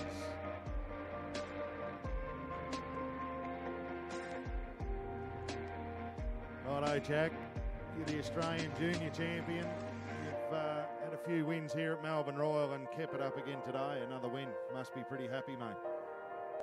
Thank you, Brett. Yeah, I'm very happy. You know, I'd like to say a great job to all the other competitors. It was a very good class.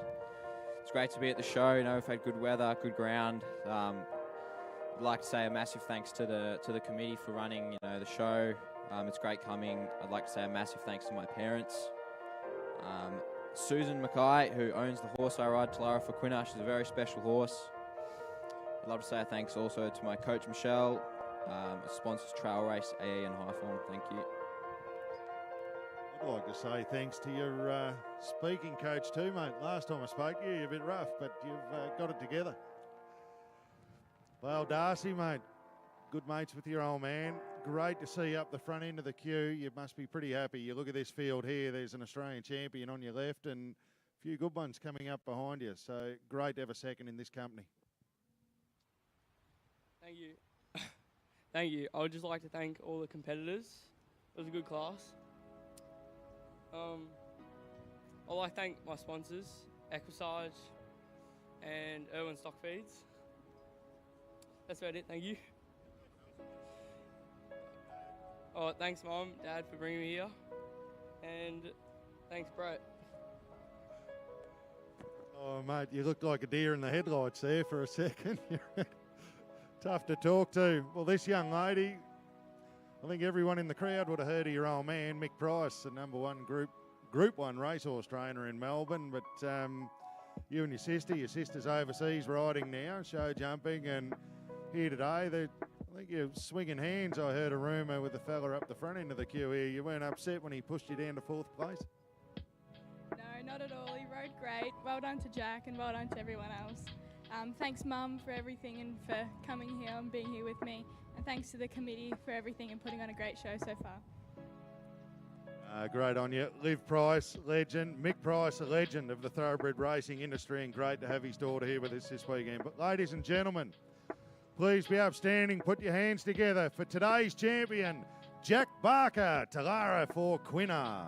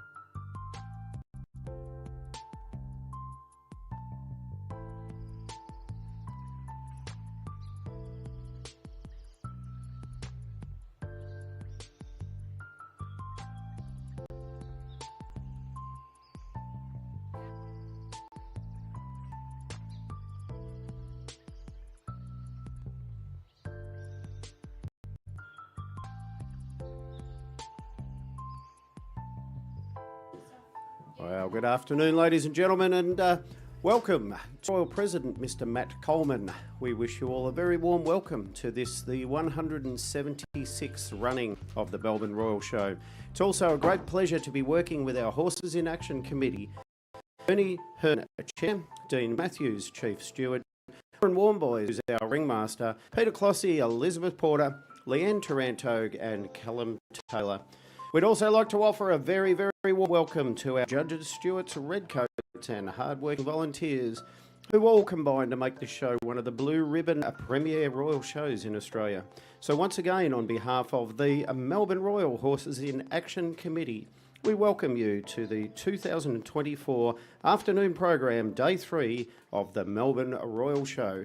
And it's also a very good afternoon to my co-announcer, Casey Bruce. Well, such a magnificent day. Hasn't the weather turned it on so far for our Melbourne Royal Show? It's a wonderful day. Yes, we could be a little bit picky and say potentially the wind. If we got rid of the wind, it would be better. But hey, it's cooling for us up here. But Steve, one of the most amazing things and one of the things that I really look forward to at Melbourne Show every year is our heavy delivery and tradesman section. Like, I absolutely adore this. I know you're all over it. But what we're going to see out here in ring number 1 at the moment is our pair of heavy delivery horses, and it's wonderful to see them all harnessed up, pulling that lovely looking lorry. Yes, it's a very, very warm welcome indeed to our long-term exhibitors. In fact, I think the Marriott family have been exhibiting Clydesdale horses since 1920, so they've been here over 100 years, and I think they're about the 5th generation Clydesdale exhibitor here, the 2024 Melbourne Royal Show. Well, if everyone looks down towards following our redcoats, you'll see the next of our wonderful spectacles that we're going to see out here on our main arena, that being our ridden heavy horse. Now, ladies and gentlemen, riding one of these horses, now remembering these Clydesdales most of the time back in the day were built for pulling. As with ring number 2, you're going to see something really different. This is our ridden heavy horse category. Our ridden horses are magnificent. Now, for me as a rider, I can't say I've ever ridden a heavy horse. Have you done that, Steve? You're a rider. Have you been on one of these beautiful animals? Yes, I have many, many times, and they are very different to ride. I've got to ask you this question. Now, from a riding's perspective, are they comfortable? I know sometimes at the trot gait, which is we're about to see this pair are looking as though they're about to break into a trotting gait, but the canter gait, are they comfortable? Are they easy to sit to? Not particularly. I was wondering whether that would be there. We should go down there and ask our riders and say, look, it looks easy. It does look easy. From a spectator's perspective, it looks easy. But let me tell you, to be out there on the back of one of these heavy horses, it is not easy, ladies and gentlemen. It is actually quite a task. And you've got to be very fit to be able to ride one of them too. Absolutely. They're very big. And for those people who have ridden horses before, we do, the walk, of course, is a 4-beat. She's a 4-beat gait, the walk, of course. The trot, we break into a 2-beat gait. And the canter, which you'll see, will be a 3-beat gait. Now, when we talk about gaits, we're talking about the horse's legs, and how each foot hits the ground, the hoof beats, as they say. Yeah, that's correct, 100%. And with these big boys, each of their trot strides are very large, so therefore they give you the feeling that they're throwing you up and out of the saddle. So when you asked earlier whether they're comfortable to ride, not particularly. However, there's a lot of crossbred Clydesdale horses out there that are delightful to ride, and in fact they're a purpose-bred riding horse. But of course, our class down in Ring 2 this afternoon is in fact the Clydesdale, ridden Clydesdale class. So these guys are full Clydesdale, and yes, they're designed to trot, not necessarily canter, and it's probably an interesting class to watch, Casey, because some of these guys I happen to know have been trained to the minute, and I think there's particularly one of the horses in this class have been competing in dressage. Well, there you go. It sees our Clydesdales are a very versatile breed indeed. Not only were they bred, obviously, to pull, to plough, be strong, heavy horse, but they're also magnificent, as you can see. Look at the nature on them. They're just that, Little secret between you and I, I've always wanted to own a Clydesdale. I don't have enough room for a Clydesdale. I just think they look like big, gentle giants. Yes, there was over 25,000 Clydesdales registered in Australia in the early 19th century, 20th century, I should say. So the 1920s, around 25,000 Clydesdales. After the First World War, the numbers diminished. After the Second World War, the numbers diminished even further. And in the late 1960s, the Clydesdale breed was placed on the endangered species list in the world species. Well, they always say you learn something new every day. Unfortunately, I did not know that. I've learned something today. This was good. See, this is why we're up here to talk. We do this. I've learned something.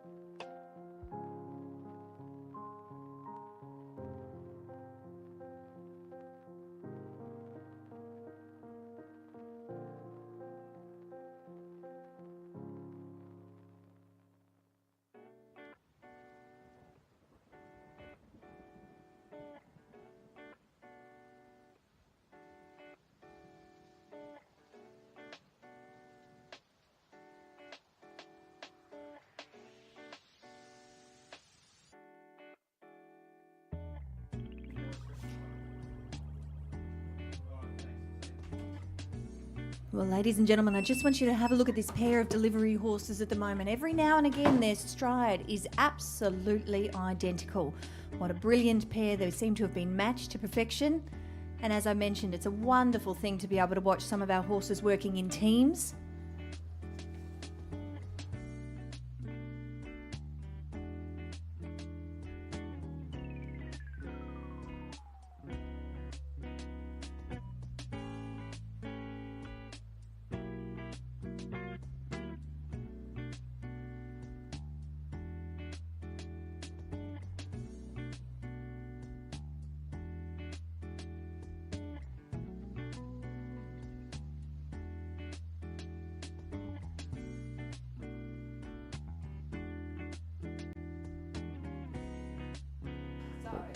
Well, Casey, for those ladies and gentlemen, boys and girls down here in Ring 1 in our Horses in Action arena, we have a pair of Clydesdale horses in what we call a traditional vehicle, which is a lorry. And this vehicle was actually used in the 1920s in Melbourne, here in Victoria, to deliver bricks to the various building sites around inner Melbourne. And of course, in the 1920s, the Melbourne area was subjected to an enormous build project like we've pretty much seen at the moment, and some of the most eloquent and beautiful Victorian buildings were built during the 1920s, and this was the type of vehicle that was used to deliver the building materials to the building sites in and around the Melbourne streets.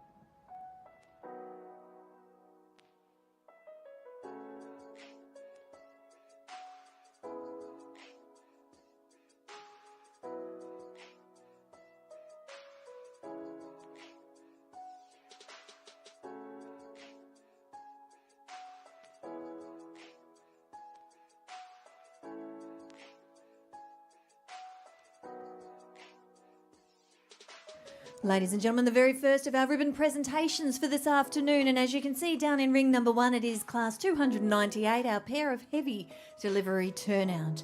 The win, as you can see, goes the way of nomination 525. It's Philip and Peter, the two horses that you're looking at, driven by Mark Marriott and of course nominated by Andrew Marriott from Benalla here in Victoria.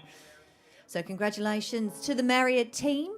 We will see them back a little bit later. We're hoping for 4 or more. I know the Marriotts do love to bring a team of horses down, and we love having them here at Melbourne Royal. And in this particular case, you're looking at Philip and Peter, driven by Mark Marriott, taking out the win for our pair of heavy delivery turnout.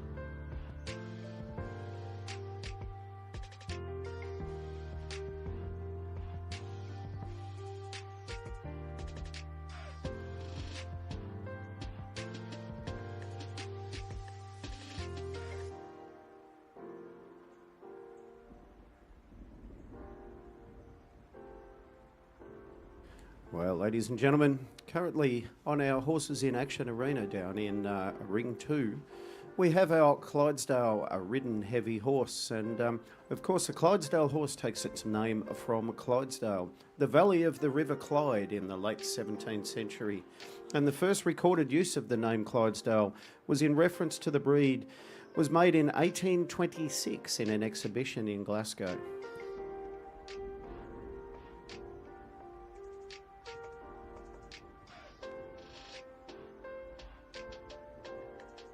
And as I was saying earlier this afternoon, the First World War had the conscription of thousands of horses for the war effort, and after the war, breed numbers declined as farms became increasingly mechanised. This decline continued between the wars, and following the Second World War, the number of Clydesdale breeding stallions in England dropped from more than 200 in 1946 to only 80 in 1949. By 1975, the Rare Breeds Survival Trust considered the Clydesdale breed to be vulnerable to extinction, meaning fewer than 900 breeding females remained in the UK at the time. Now, of course, the breed has continued, and here we are in 2024 at the Melbourne Royal Show with a wonderful display of these incredibly majestic horses. And of course, the popularity of the Clydesdale in Australia led it to be called the breed that built Australia.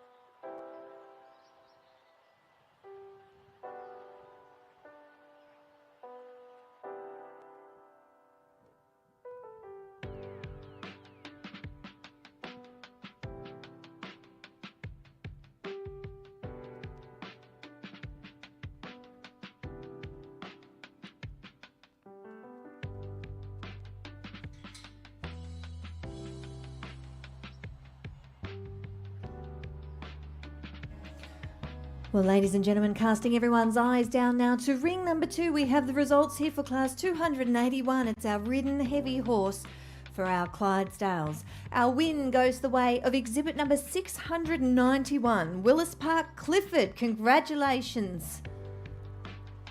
Nomination by William Lewin. In second place, it goes to number 548, Lavariston Hunter, nominated by Vanessa Wells. Congratulations, Vanessa. In the third place, we have the nomination of Peter Strathards. It's Samara Park Thomas from Narre Warren in Victoria, number 764, which means our fourth and final ribbon will go the way of 1860. It's Willis Park Ellen Rose, also nominated from William Lewin. So congratulations to our ridden Clydesdales down there. What a beautiful sight it is to see these magnificent animals out on our main arena.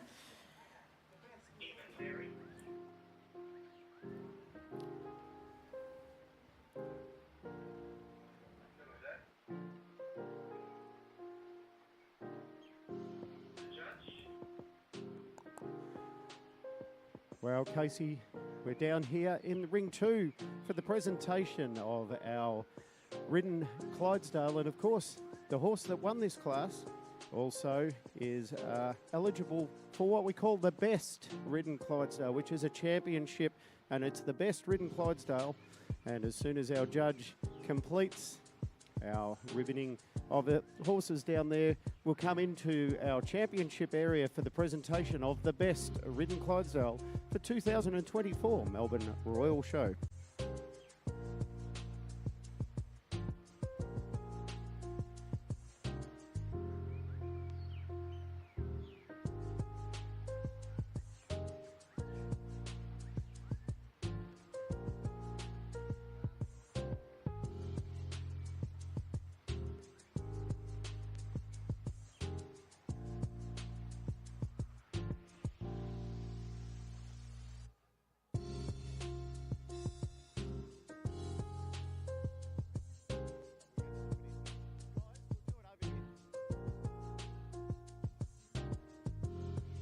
Well, ladies and gentlemen, down here in our championship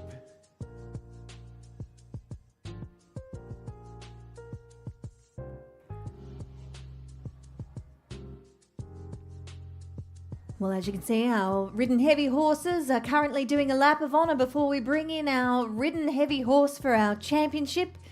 As I said, my co-host down there, Steve Peters, is about to invite forward our champion.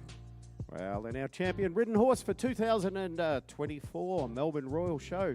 And congratulations go to our winner of our previous class. And it's our exhibit number 691. And it's a Willis Park Clifford. And of course, Willis Park Clifford is owned by William Lewin and is ridden today in our best ridden Clydesdale down here on the arena. And we'll have a quick chat with our rider and how they feel about going best ridden Clydesdale.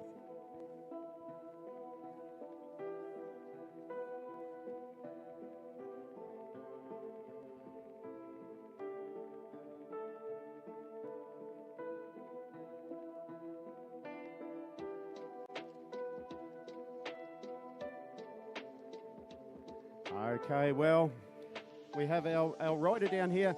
Now, Hayley, congratulations first and foremost. So much. It's a bloody long way up there. How tall is Tor Stan? He's bang on 17 hands. Okay, so it's a long way up. Hayley, you've competed in this class quite a few times. First time to take away the win. You must be absolutely delighted. The Lewin family successfully this year at the Adelaide Royal Show as well, and you've continued on straight away into Melbourne Royal. It's amazing with this horse. He won Supreme at Adelaide in harness, and we're pretty excited about ridden too. So you should be. Now, very quickly, we've only got a moment or two. What does it feel like to ride one of these big guys? Oh, it's pretty cool. It's like riding a rocking horse. Rising to the trot, big stride. And there's a lot of power there.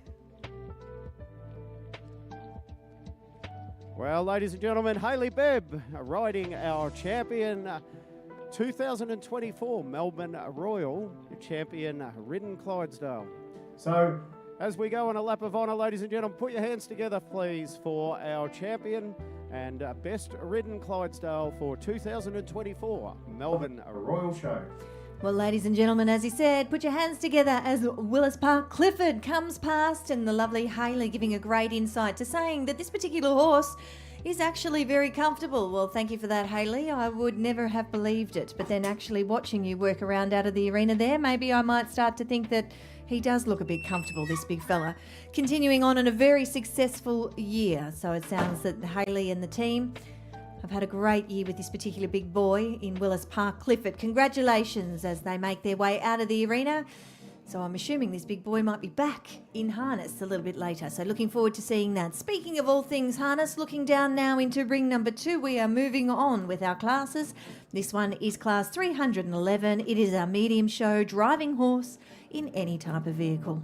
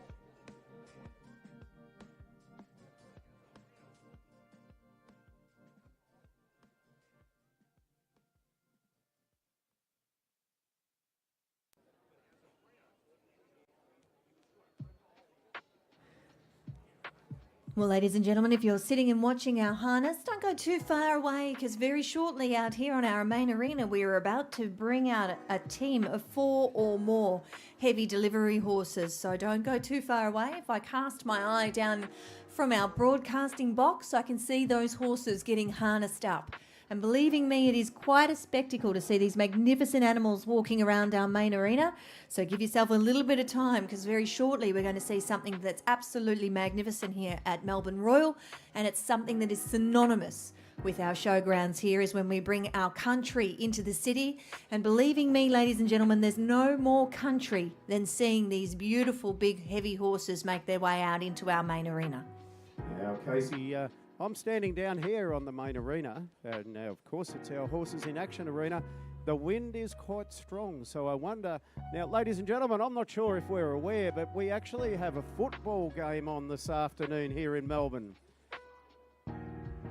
Everybody know that? I think they call it the grand final. So, Casey, I wonder what the wind's doing here this year at the MCG. Well, I have no idea if you could throw me under the bus and say, what are the scores, what's going on from the MCG, but as a non-football girl, I'll have to look up the scores or help you out. I don't even know if it started yet. All I know is that I did see a little bit of Katy Perry's performance, and it was very good. Oh, that's wonderful. I believe it starts in a half an hour's time, ladies and gentlemen. Do we have any supporters here? Who's supporting the Swans? What about Brisbane? Oh, I reckon there might be about 5 people in the stand. And frankly, there's no Melbourne teams this year, so there seems to be a degree of apathy for the first time in many, many years for the AFL Grand Final. But I'm sure it'll be a wonderful game, and we'll keep everybody up to date with the game during this afternoon's broadcast.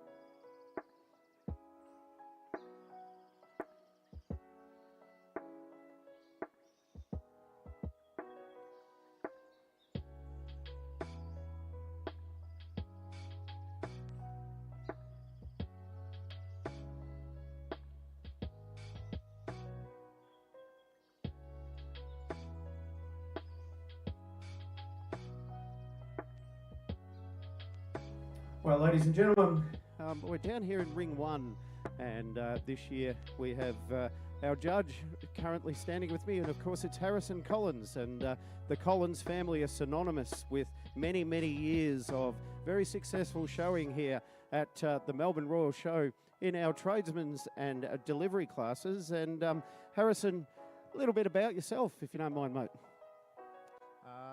Name's Harrison Collins, and we're from up at St Germain's. Been coming to the Melbourne Show for a while now, and exhibiting in a butcher's cart, long shaft brake turnout, and had the privilege this year to be asked to judge and stand on this side of the vehicle this time and see what we've got on display and give them all a place to be. So. That's very good. Very good. Thank you very much. We can't go into great detail at the moment in terms of what your role is, because you're about to undertake your judging, and we don't want to influence that in any way, shape or form. But on behalf of the Melbourne Royal Horses in Action Committee, we take this opportunity to say a very, very warm welcome and thank you for attending this year's show, and we trust you'll have a good one and enjoy your time here with us. Now, Casey, I don't know whether you can see down here, we have a team of 4 Clydesdales, an extraordinary vision, and one that would have been seen regularly throughout the streets of early Melbourne, early Sydney, and of course any of our major rural centres. And this was, ladies and gentlemen, the truck and trailer, the semi-trailer of yesteryear.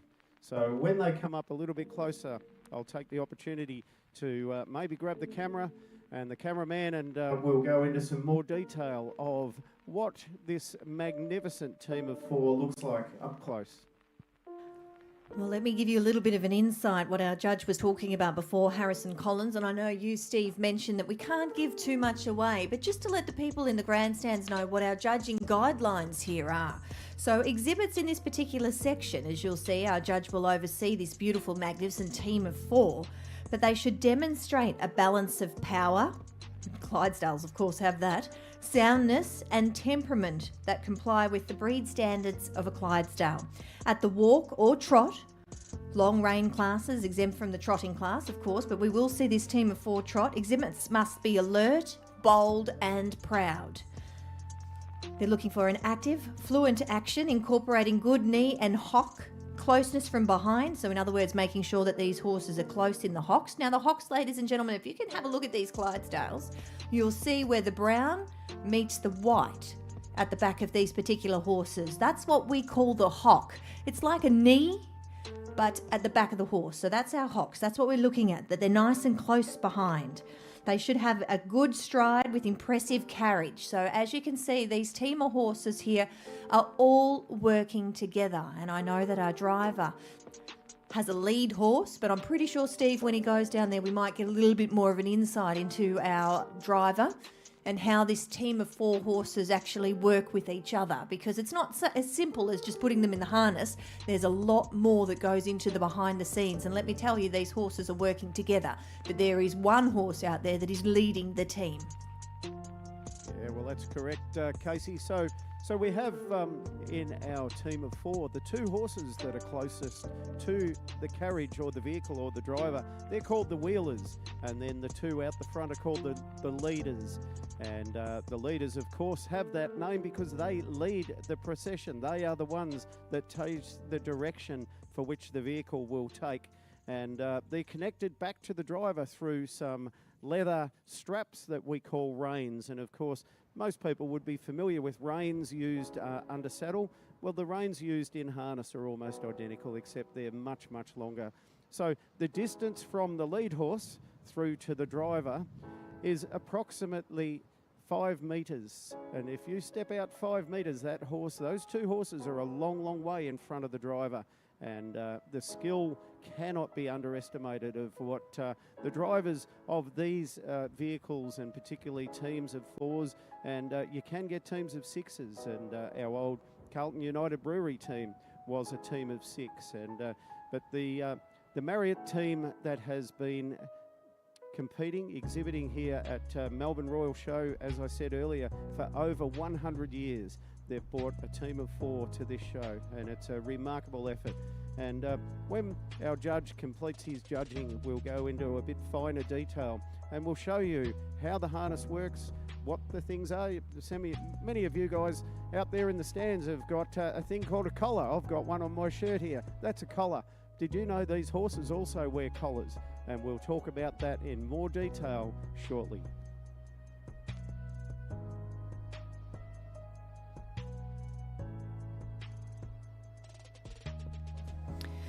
Well, moving away from our team of 4 now, we are now looking down into ring number 2. As you can see, our judge and stewards patiently waiting to make the presentation for what is class 311, our medium show driven horse in any vehicle. Now, I'm led to believe that we've judged 2 classes here. So this is for the medium horse. Our winner goes the way of Moroka Crackerjack for the Moroka and Carberry Estate from Fish Creek in Victoria, exhibit number 993.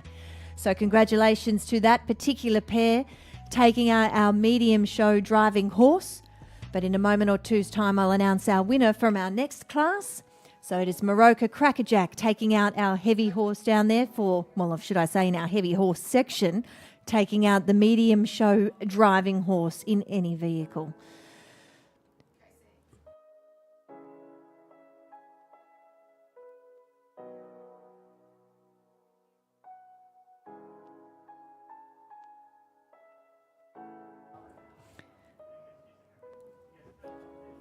So as you can see, our judge, Mr. Anthony Riley, is placing the win around Moroka Crackerjack.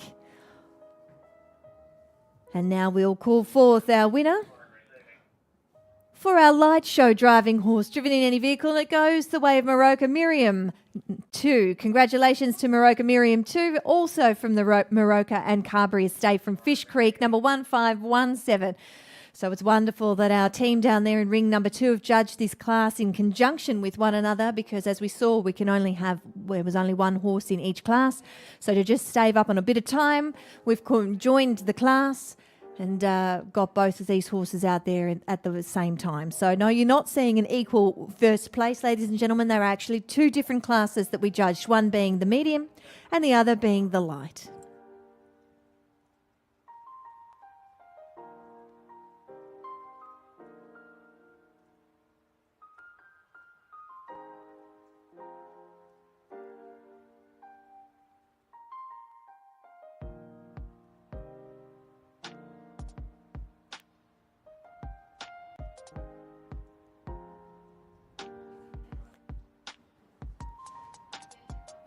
Well, ladies and gentlemen, as they make their way past the grandstands, give them a round of applause, because they are a beautiful display of 2 different horses out here.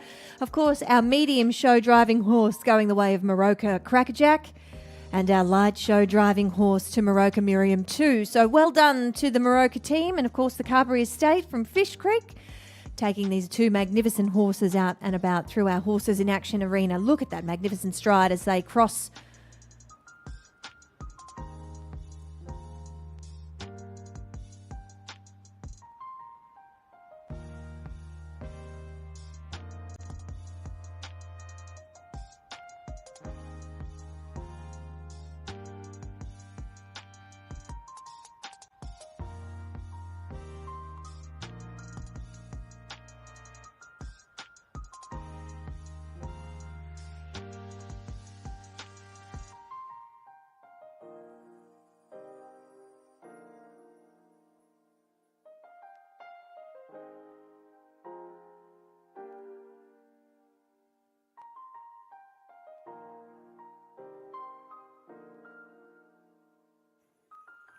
Well, ladies and gentlemen, how's the skill of our driver here in his team of 4? The only control he has of those 4 huge Clydesdale horses is via his voice commands and, of course, the reins that we talked about a moment ago. And Andrew Marriott is showing all the skills of generational education, I suppose, in driving these horses and these teams. And this is not an easy feat. So to undertake what Andrew Marriott is doing out here today, this afternoon, is a very difficult thing, and it's one that you won't see very often. And I think we're all very fortunate to be here this afternoon and to be seeing a step, if you like, back into history. And as soon as we complete our judging, we'll go into some more details.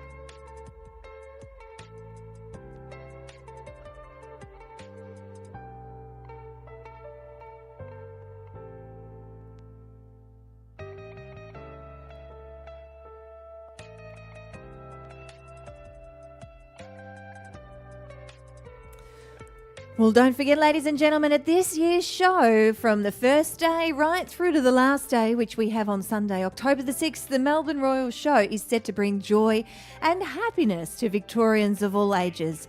This year's show is truly unmissable, featuring incredible new attractions, more farm experiences, of course, animals, and greater value with loads of activities to see, do, taste and discover. By day, you can enjoy family fun with farm adventures, and by night, you can indulge in delicious food and spectacular evening entertainment, including the return of our nightly fireworks, ladies and gentlemen. Yes, our fireworks are back. So here at the show, you can be provided with up to 12 hours to explore hundreds of experiences, fantastic attractions, rides, show bags, and much, much more. So, ladies and gentlemen, when you are ready, I think we're looking to throw down to Mr. Steve Peters. Off you go, Steve. Thank you, Casey. Well, it appears our judge has made his decision, and a very hard decision it was indeed. And we've got a coveted blue ribbon down here. So, Casey, you have the information up there. Would you be able to just call our winner of this particular class, please?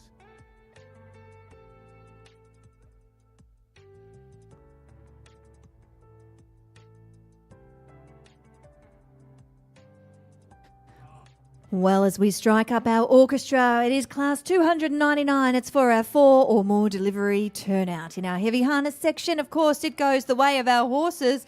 They are all P's, ladies and gentlemen. It is Pride, Philip, Prince and Peter, driven by Andrew Marriott, of course nominated by Andrew from Benalla in Victoria. The exhibit number is 969, and it's wonderful to see Prince, Philip, Pride and Peter back out here at Melbourne Royal.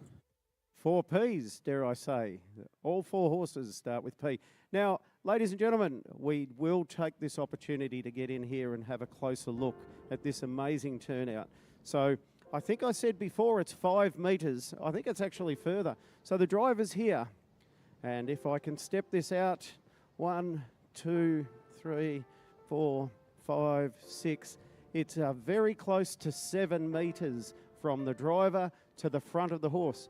And these things here we referred to before as reins. They're the leather reins. So these reins are connected to this, which is called a bit in the horse's mouth. Now that doesn't hurt the horse at all. It just places a little bit of pressure either to the left or to the right, which is basically their steering wheel. If the driver pulls this rein to the left, they go left. If the driver pulls the rein to the right, they go right. Now these are called winkers or a bridle, and as we can see, they've got a real blind across there, and that's to design so that the horse can't see. Oh, he wanted to go on TV. There you go, mate, say good day. That's designed so he can't see the vehicle trailing along behind. Now before we talked about a collar, this is the collar. Now as we see, the collar sits up here on the horse's shoulder, and on the collar we've got this chrome attachment. Now that goes around the collar, and it attaches here to this thing here, which is called a trace. Now that trace runs all the way back and is connected to the vehicle, and that's what causes the forward motion. So the horse walks forward, his shoulder moves into the collar moves forward with the horse and pulls the vehicle with him. So, ladies and gentlemen, fundamentally, that's how our harness works. Now, what we're going to do, we've got a bit of a treat for you this afternoon. We're actually going to jump on the back of this vehicle and do a lap of the arena. And so come down near the fence, ladies and gentlemen, get a bit closer and you'll be able to see this magnificent team of 4 Clydesdales. And we'll have a quick chat to the driver, Mr. Andrew Marriott, while we're doing it. And you can hear his commands, his voice commands, and the way in which he influences this team and how he drives them. So give me a moment, and myself and our trusty cameraman here will jump on the back there, and we'll come for a quick drive around the arena. So come down near the fence, ladies and gentlemen, and have a good look at what you're about to see. You won't see this anywhere else in Australia. So get down to the fence. Here we go.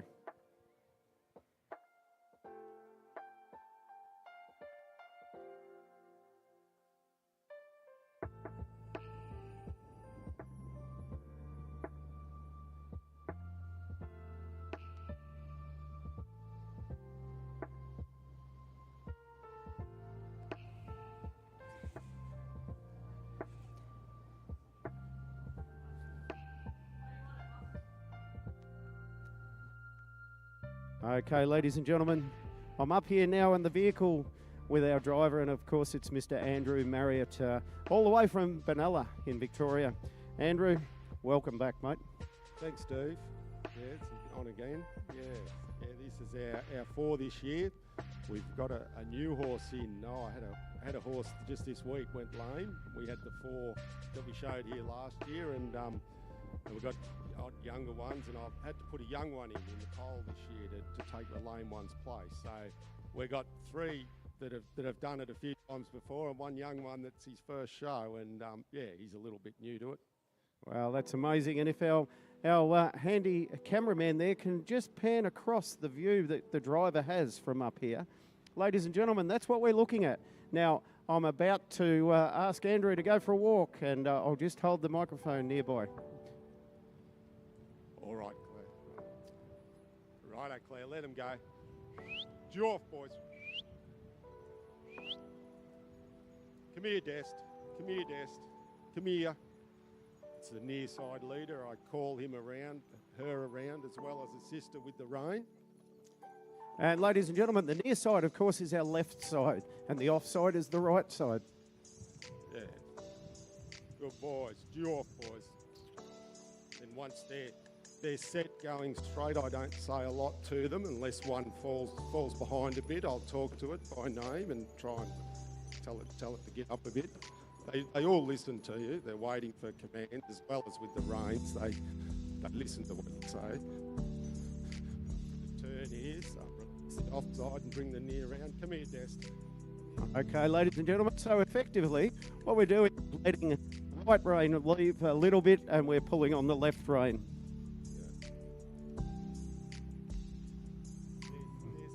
They're set now, Steve. They're all pulling pretty evenly, all in the traces and walking pretty well together. All right, righto. Well, ladies and gentlemen, come down to the arena fence. Have a look at the team of 4 Clydesdales. Of course, our winning team so far. And these horses are about to compete for the championship ribbon. So we are down here on the lorry exhibited by the Marriott family from Benalla.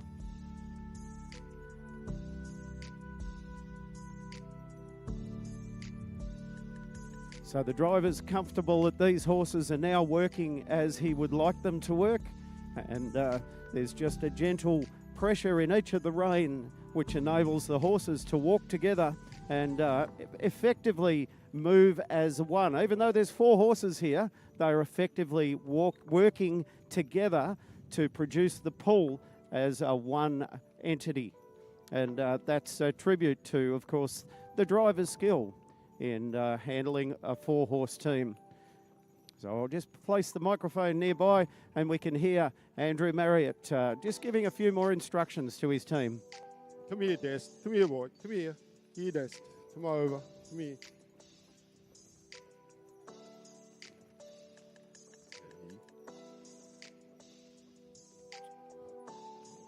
Do a figure of 8 here, Steve. I think they wanted us to do a figure of 8.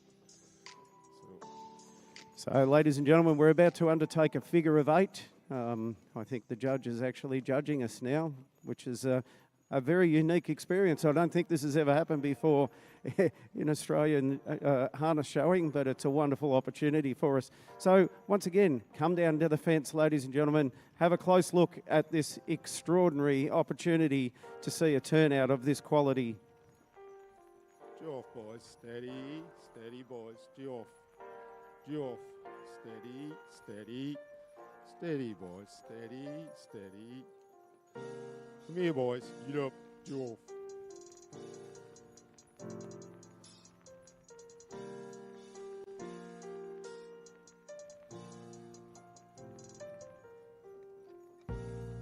Come here, Dest. Come here, Destiny. Come here. Come here. Come here. Come here, boys. Come here, Dest.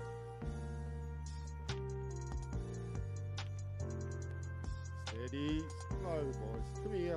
Come here.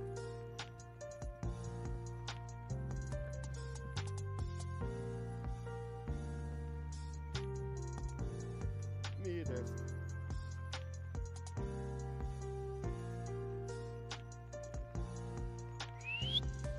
You off, boys. Get up.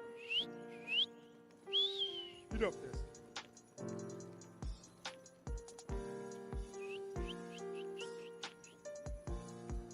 Steady, steady. Come here.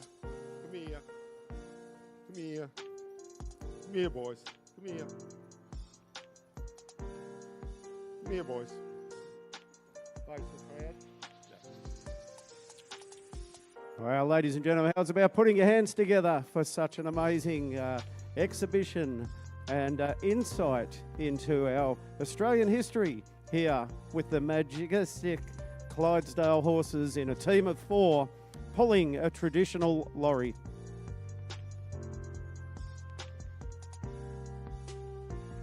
Come here, Des. Come over. Come here, Des. Come here. Come here. Steady, boy. Here. Come here, Rio.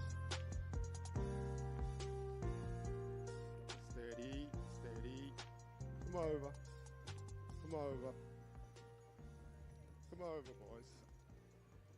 Whoa, whoa, boys. Whoa. Well, what a wonderful exhibition. Ladies and gentlemen, please put your hands together for the Marriott team and that wonderful insight. I don't think that's ever been seen before or judged whilst we've had a commentary team on the back of the horses whilst our judges have been judging. So that is exactly what our driver goes through. That is exactly what our judges see. And ladies and gentlemen, you were just on the back of that when that happened. So congratulations to the Marriott team. Of course, we'll make that official presentation in just a moment's time, but that is something that has never been done before. So aren't we all privileged to see that magnificent team working together?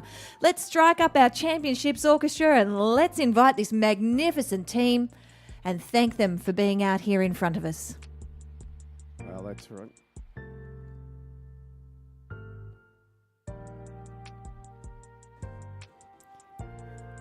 Well, our fanfare of a different kinds means that we are about to give a red, white and blue sash, ladies and gentlemen, and the red, white and blue sash is going to the way of Pride, Philip, Prince and Peter, which is nominated by Andrew Marriott and the Marriott team. As I said, from Benalla here in Victoria. It was a big day at Benalla yesterday. They had the Benalla Gold Cup. And, of course, we're seeing Benalla shine again today down here at Melbourne Royal Show.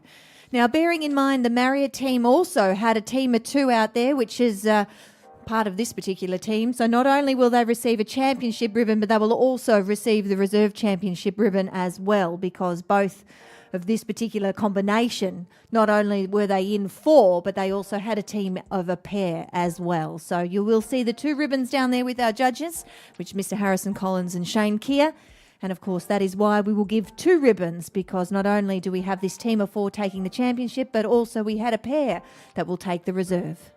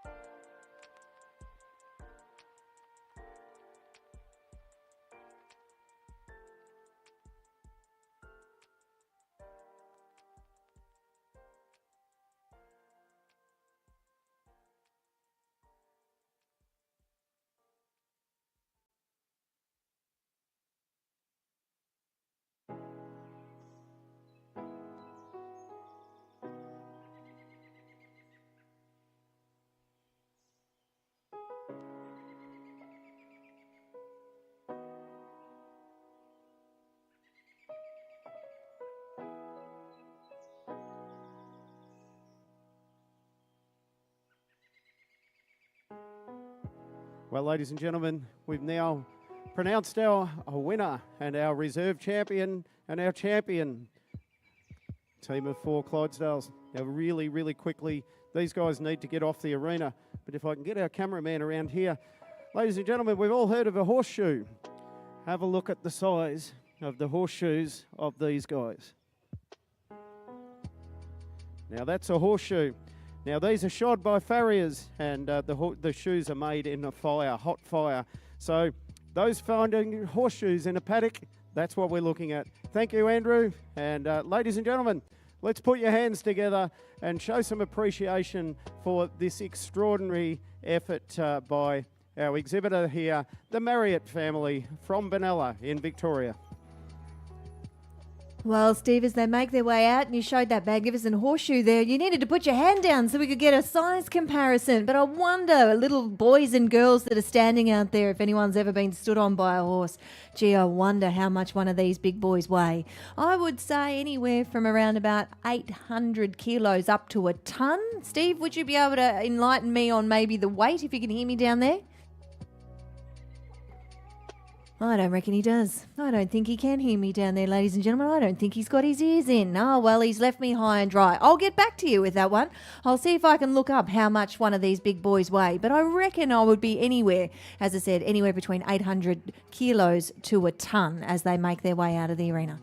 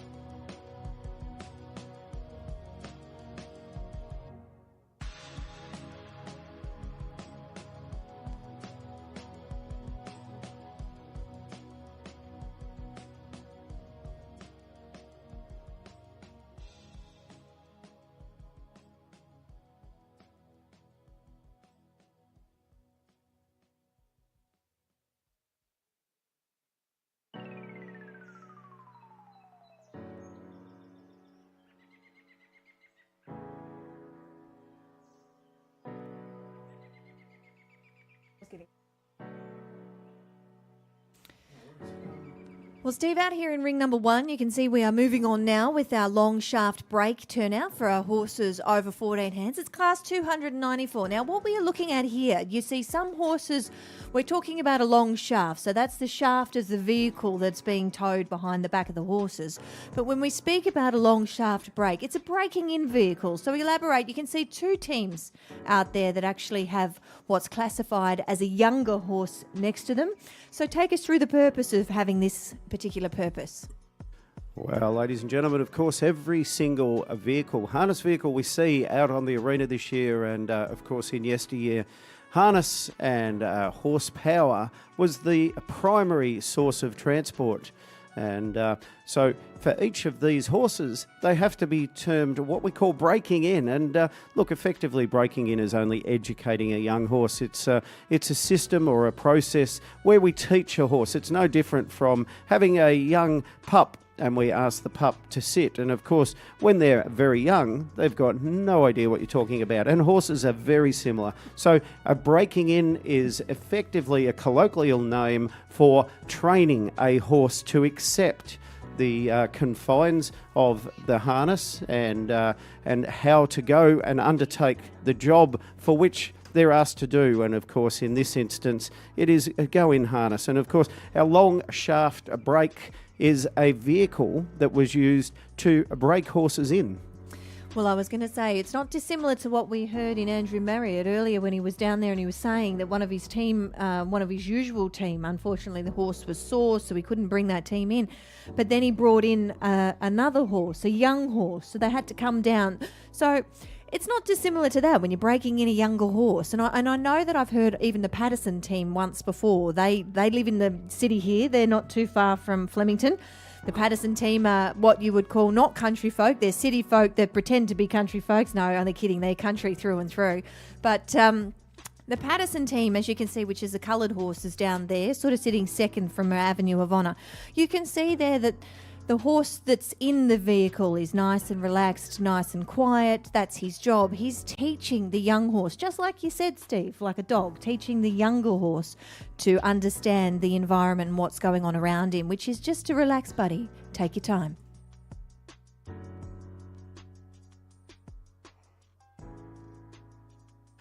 Yeah, well, that's correct. And of course, what a wonderful turnout we have this year in our longer shaft break turnout.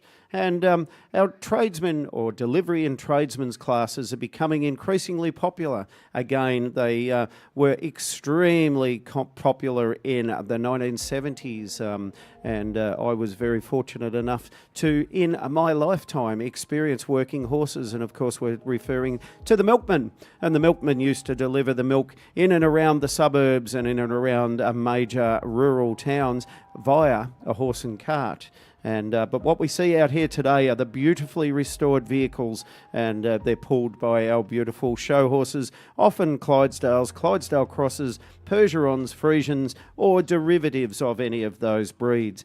And of course, as we can hear them moving around on the arena, the bells jangling on the harness, and they often generate much interest in our audience. And so, ladies and gentlemen, I hope you're enjoying this afternoon. And in particular, some of the folk who have been around a little bit longer may recall seeing these types of vehicles working around our streets in around Melbourne. And basically, in today's world of virtual reality, television screens, phones, etc., these are living reminders of our heritage. And it's easy to imagine the streets filled with such vehicles and horses at their work. So, ladies and gentlemen, sit back, enjoy the amazing spectacle before you this afternoon for our tradesmen and delivery classes. Well, as you can see, if you're looking at our big screen TV, you can see our cameraman is actually, our cameraman, should I say, is actually trying to hone in on our judge at the moment. So what you're looking at here, ladies and gentlemen, is a turnout class. So a turnout class is everything about what's going on out on the arena. So a turnout class, you are looking, and this is how it's judged. So they are judging and breaking down on a point scale. So you can see our judge is going over every little piece out there meticulously, looking for cleanliness of the vehicle, the harness, general appearance, and of course that of the horse. So this is how the scoring works. So the horse and how the horse works is given a score of 50 points or out of 50 points. Of course, the vehicle is allotted 30 points, the harness 10 points, and the general appearance is 10 points. So that is how we'll come up with the score. And if you can have a look at this judge, he has left no stone unturned with this particular long shaft break that you are looking at the moment. Now he's going into the finer details of both of the horses that he's seeing.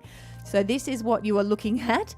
This judge is not missing a single trick as he's overseeing absolutely every part of horse and vehicle out here.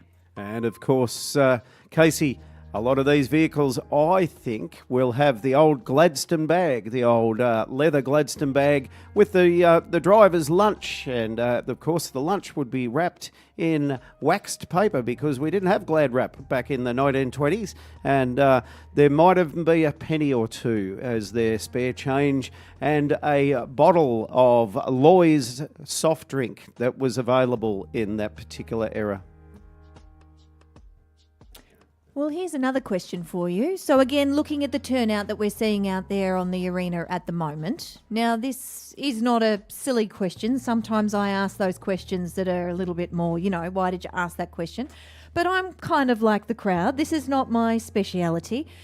But on the back of this vehicle, you can see the reins are hanging over the back of the vehicle. Now, why is that length of rein? Why do we have that amount of leather hanging out the back? Is that for a purpose that if something goes wrong? Explain that. Absolutely. And if we take attention or pay attention to the back of each of these vehicles, they actually have a step behind the seat. Now, that step is if we're driving a young horse and we're about to try and get into the vehicle, the traditional way to get into one of these vehicles is there's a step in front of the wheel.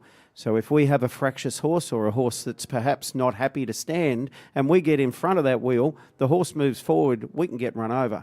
So effectively there's a step on the back and the reins need to be long enough to enable the driver to get behind the vehicle, climb up over the seat. And of course, if all else fails and the driver is somehow incapacitated or the vehicle moves off without the driver, there's still perhaps something you can run and grab if you need to.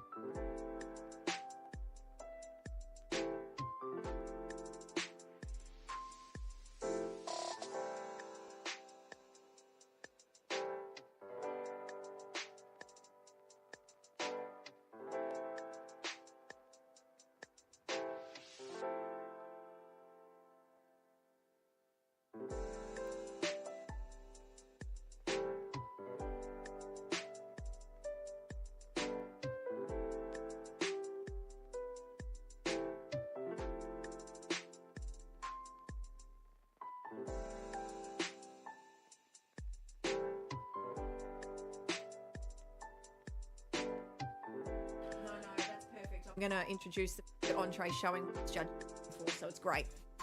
Now, Casey, we see our judge out here looking at the harness and and he's paying particular attention to its fitment. And of course, the fitment of harness is of utmost importance, as you well know.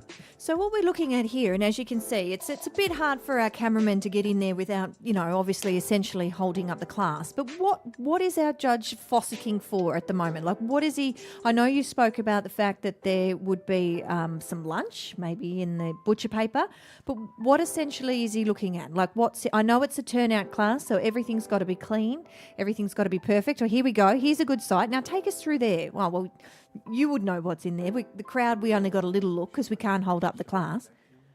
You can go down. Go on, Steve. Go back down and go and talk through things.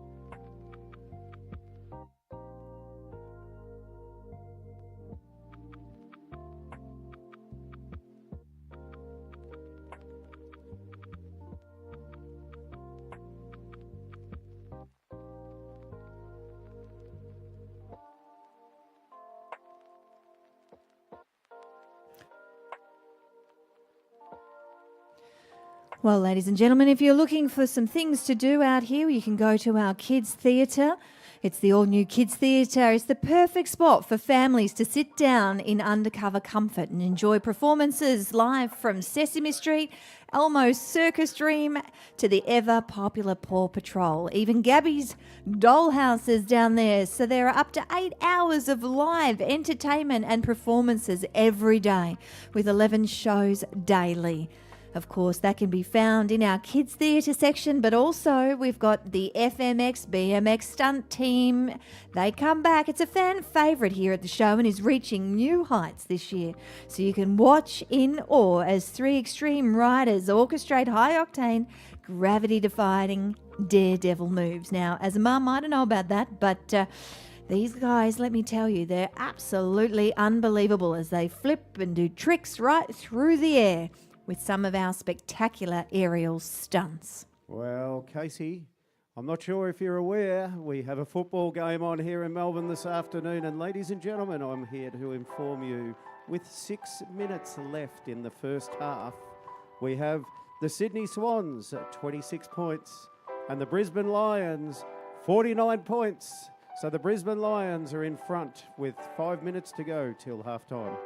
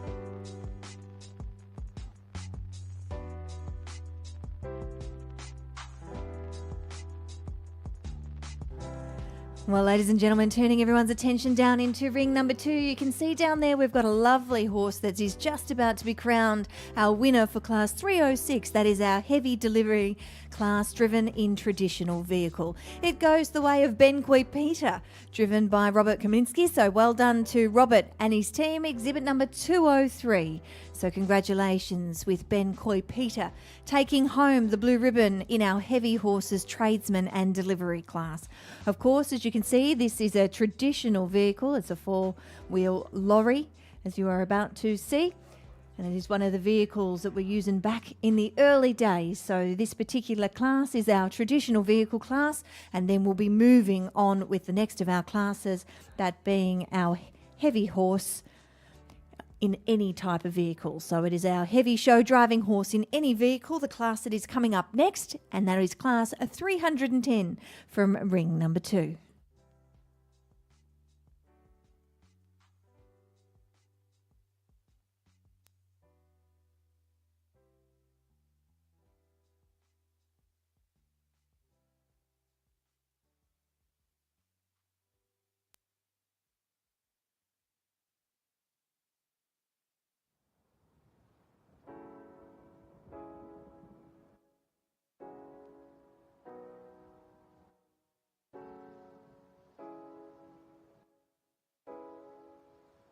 Well, Casey, we're down here on the Horses in Action arena, and we're down with this amazing array of long shaft brake vehicles. And of course, this being a turnout, Casey, you spoke about a turnout earlier in our broadcast here this afternoon. And we have with us the Finnemores, and of course, this vehicle and horse combination has already been judged. So the judge has allowed us the courtesy of having a quick chat to one of the exhibitors. and we'll go into finer detail in terms of what we might find. And of course, these vehicles are exhibited or shown as they would have been in, say, the 1920s when these vehicles were in full operation. So without further ado, we'll go and have a quick look inside the vehicle here of the Finnemores.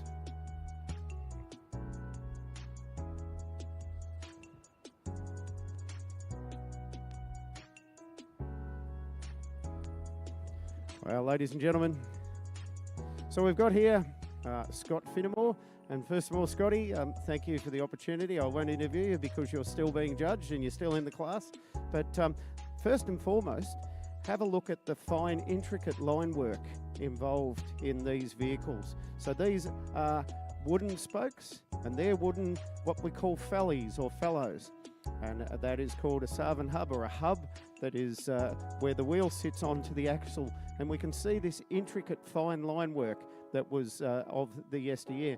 And then we have an iron tyre which sits on the timber. So this part of the actual wheel is what we call a tyre, and that's iron, that's steel. And that's why they make that rattling noise when they come out onto a hard surface. And then we have a lamp. Everybody's heard of a coach lamp. In fact, many houses will have coach lamps sitting in front of their front door.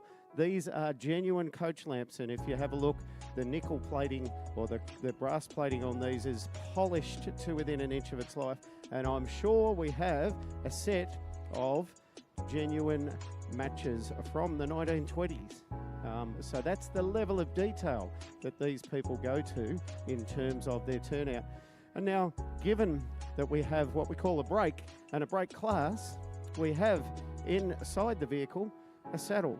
So this horse, the young horse, would have potentially been ridden to where he was about to be driven, or in fact, they would drive the young horse on the side, put the saddle on the brake horse, and somebody would ride the brake horse home, and the young horse would go into the harness and then be driven home. So we can see the level of detail, a rope halter, because of course we didn't have plastic in the 1920s or the late 1890s, 1880s, and so that is very evident of what's on display here today.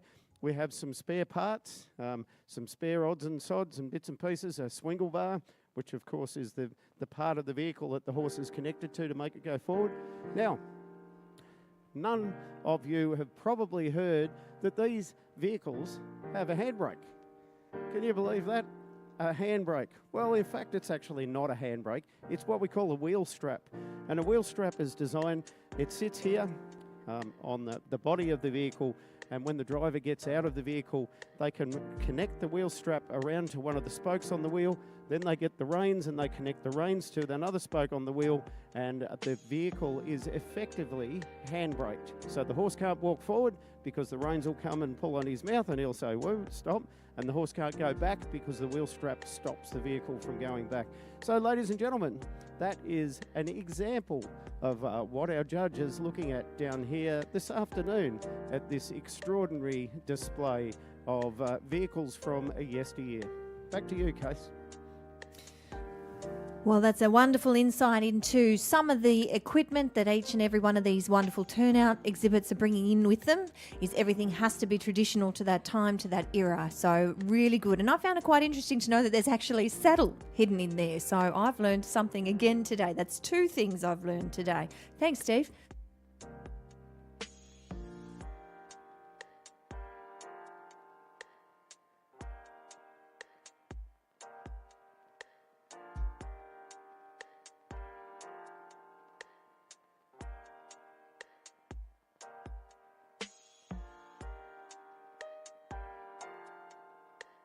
Casey, as we continue our journey, I should say, of stepping back into a yesteryear, we have another vehicle has just entered the arena, and of course it's a single Clydesdale by the look of it, in a lorry, in a traditional vehicle which is called a lorry, and it's making its way down to a Ring 2, and I was just wondering, what class is that vehicle about to be judged, please? So that lorry was actually down here before, and that was the heavy horse driven in, which we saw him win just before. It was the combination of Ben Coy Peter. As I go back through my thing, it was a heavy delivery driven in traditional vehicles. So that particular combination won the class before. and have come back out onto the arena now for the heavy show driving horse in any vehicle. So it don't necessarily have to have a traditional vehicle on for this particular class. It can be any vehicle. Discovery 4 computers now have primary control of critical vehicle function.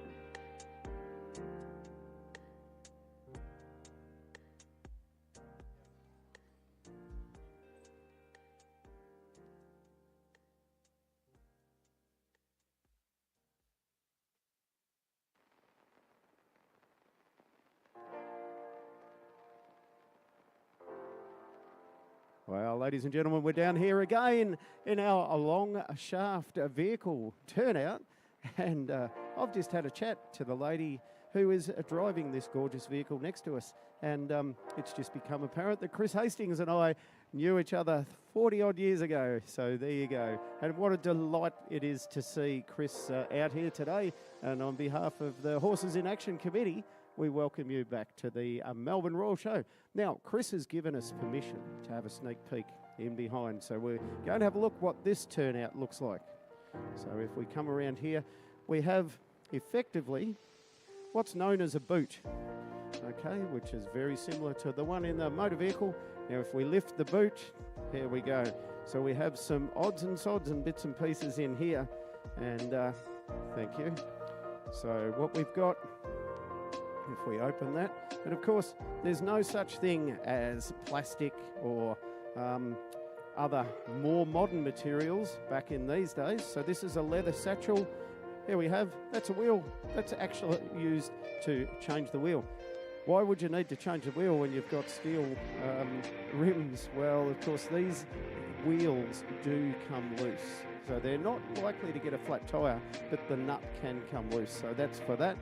Then it looks like we have some horseshoeing gear in here. And yes, so we do. So obviously this turnout was very organised. So this is horseshoeing gear. There's a rasp. There's a couple of pinches and a horseshoeing hammer.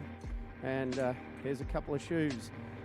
That would be just in case. So they are very much like having a flat tyre in our vehicle, and so this vehicle is very well equipped to deal with that. Well, there you go. I've just informed that this horse is a youngster. In fact, he's only 3.5 years old. Now, we've got a Hessian roll here, and I seriously hope it's not a bottle of Scotch whiskey or something in there, is it? I'm not sure what we have in here. It might be a rabbit trap, I've just been told. So, ladies and gentlemen, once again, thank you. The level of detail in our turnout vehicles are just amazing, and once again, we really thank our exhibitors for bringing history to the Melbourne Royal Show 2024.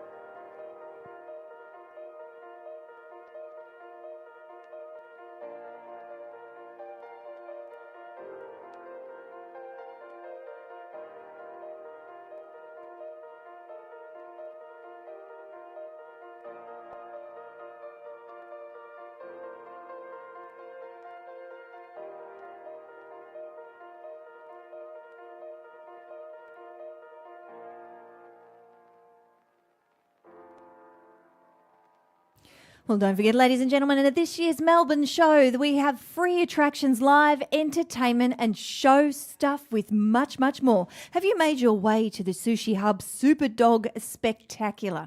Well, mums and dads, we have some shows coming up at 4 o'clock and, of course, 5:30. It's a must-see attraction in the all-new high-flying, high-octane Super Dog Spectacular show presented by Sushi Hub, which features a combination of extreme dog sports and widely entertaining athleticism from our animals. So if you're looking for something a little bit different that isn't of the equine kind that we are looking at out here, of course there is more to be seen out in our Sushi Hub Super Dog Spectacular.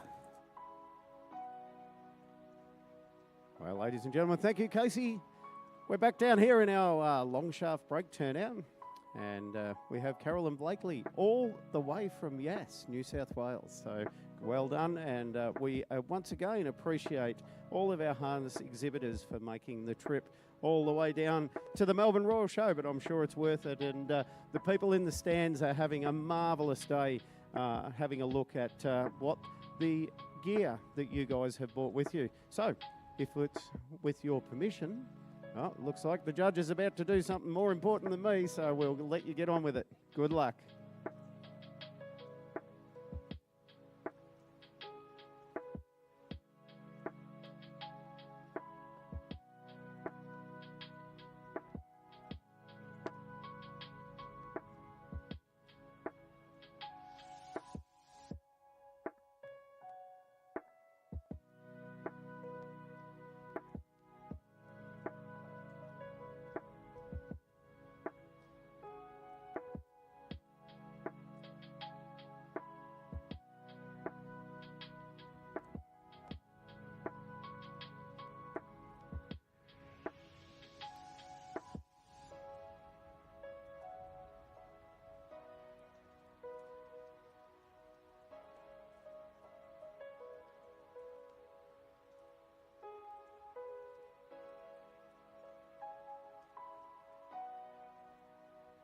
Well, Casey, our judge, is lining our horses up down here in ring one for the awarding of the winner of this particular class. And we're waiting down here with a bated breath. What an enormous class.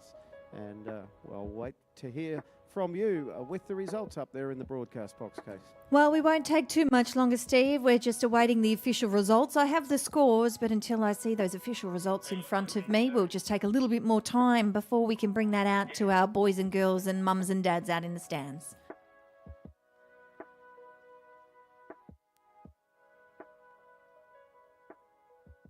And of course, Casey, this afternoon, it's a Clydesdale Fest down in Ring 1. We have our Clydesdale driven in a non-traditional vehicle, I believe.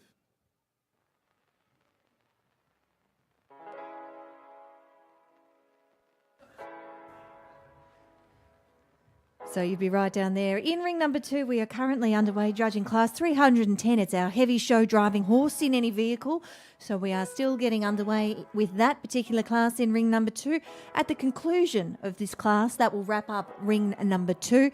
And as I said, very shortly, once those results have become official to me, we will certainly strike up our fanfare and send down our winning ribbons and place getters. As you can see, our steward down there has got those beautiful ribbons. Now, let me tell you, everybody, that if you can win a blue ribbon at a royal show, that is almost the pinnacle of it, of showing. To win out here is something that each and every one of the competitors that are lining up at the moment is really, really waiting to see. How did they score? So remembering that the class that we are looking at in ring number 1, as you can see, ring number 1 is a turnout class. So what happens for ring number 1, if you're just joining us, ring number 1 has judged the class. The points are in front of me, but as I said, it's not official yet.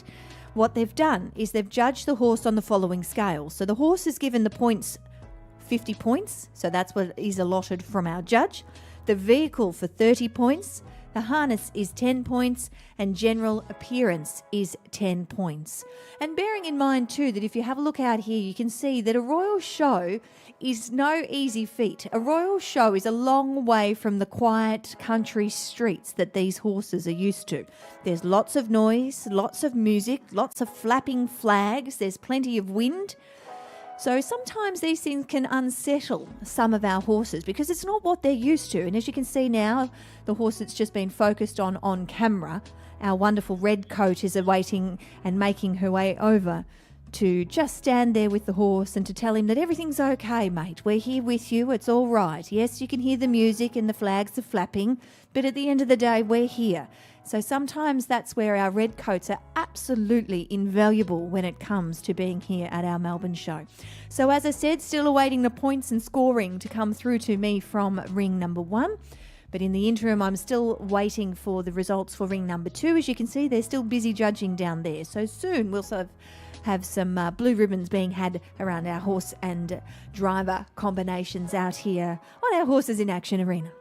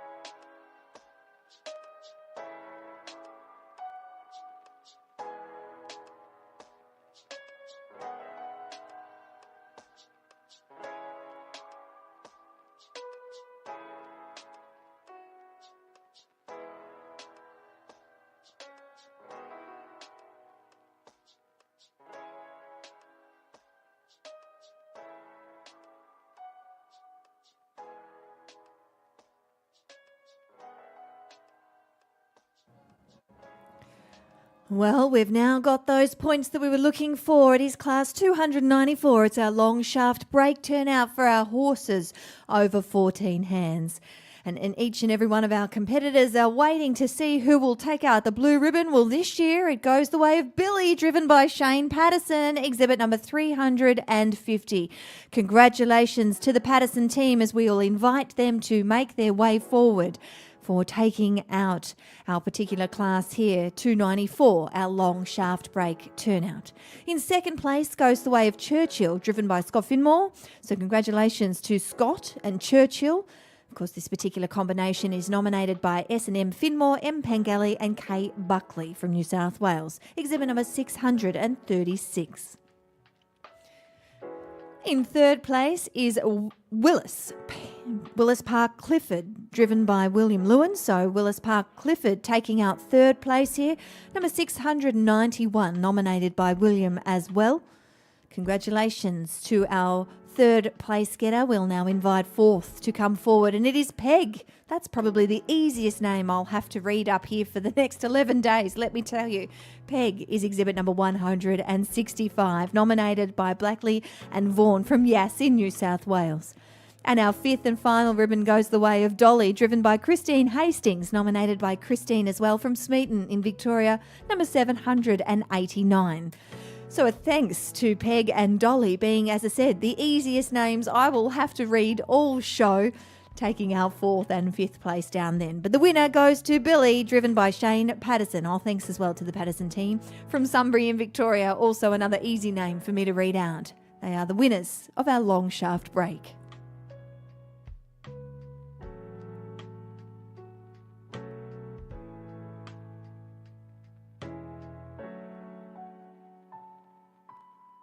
Well, Casey, we've got our winner of the break turnout down here, the long shafted break turnout, and of course it's Shane Patterson. And Shane, your family's been doing this stuff for a long time.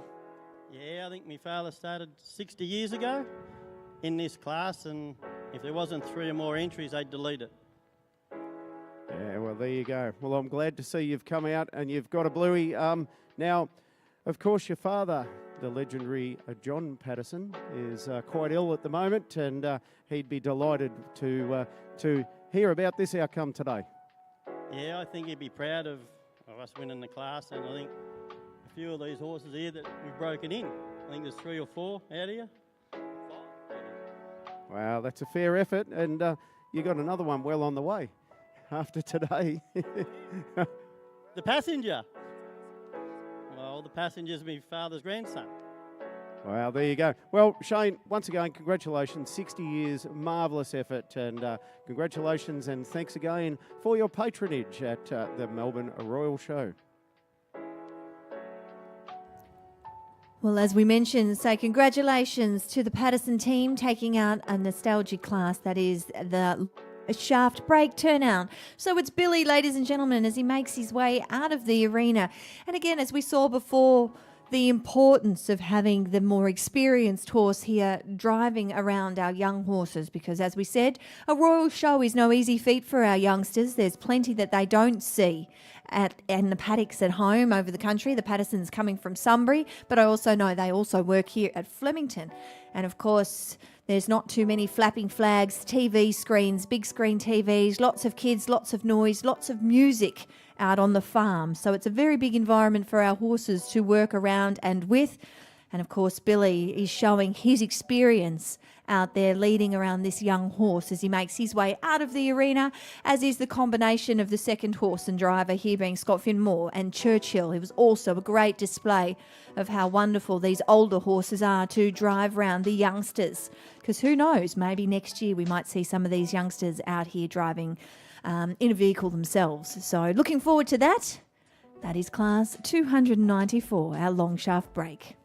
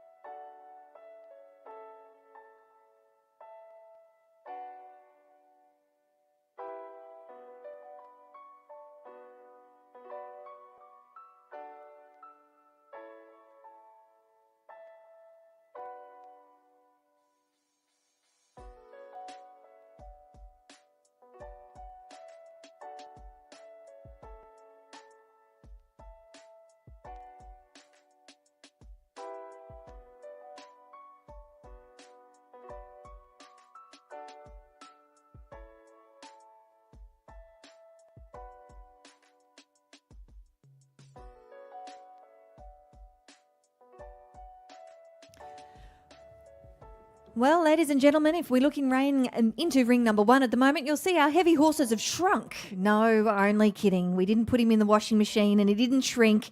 This is actually our pony delivery turnout that we're about to get underway with at the moment. It's class 292 in ring number 1, our pony delivery turnout.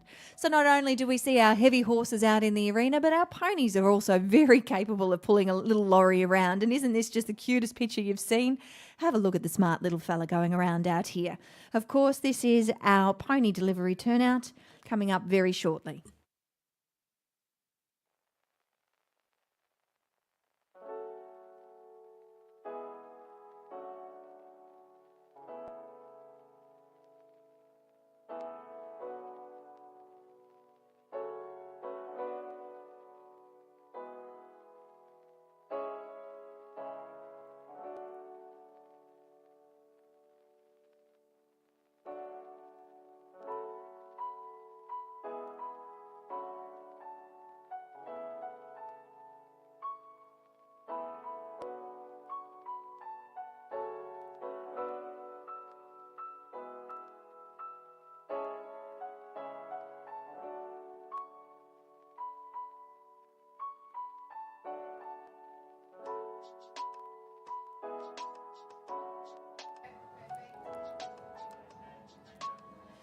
Well, everyone's attention now down to ring number 2. You can see our cameraman focusing on class 310, our heavy show driving horse in any vehicle. The win goes the way of exhibit number 1347, Arunga Spot On, driven by Julie Barber. Congratulations, Julie, from Walla Walla in New South Wales. Our second place goes the way of 1691. It's Maroka Celebrant, nominated, of course, by the Maroka team from Foster here in Victoria. And our third and final ribbon goes to 252 Maroka Galaxy, driven by Claire Harris, also nominated by the Maroka team from Foster in Victoria. So our honours going the way of Arunga Spot On and Julie Barber, taking our class 310, our heavy show driving horse in any vehicle. Well, Casey, ladies and gentlemen, boys and girls, we have an AFL Grand Final, and for those people who have an interest in today's Grand Final, at halftime, the Sydney Swans 27, Brisbane Lions 73.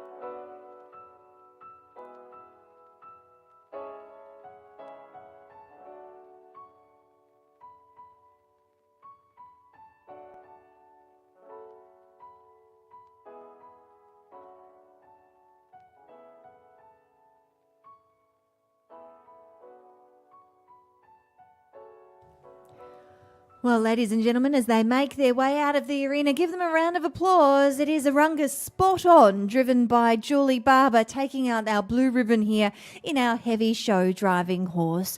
Of course, second went the way of Maroka Celebrant for the Maroka team, and as they've also taken out third place with Maroka Galaxy, driven by Claire Harris. So congratulations to our winner and place getters coming out of ring number 2. That gives me the idea that I think this is the conclusion of ring number 2 now, so I'd like to take this opportunity to thank our judge, Mr. Anthony Riley, and of course his stewards down there, who've done a magnificent job keeping ring number 2 moving throughout our afternoon's program. But just because ring number 2 is at its finishing time.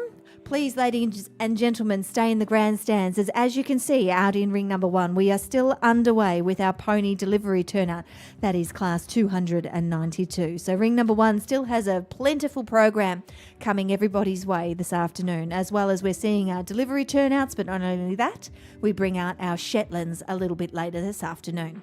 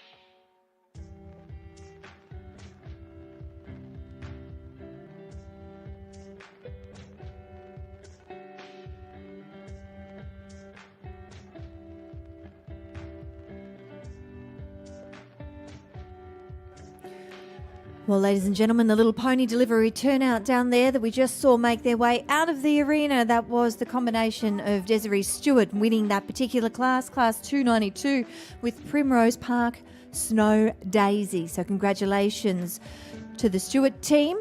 And of course, coming from Huntley in Victoria, that was 1966.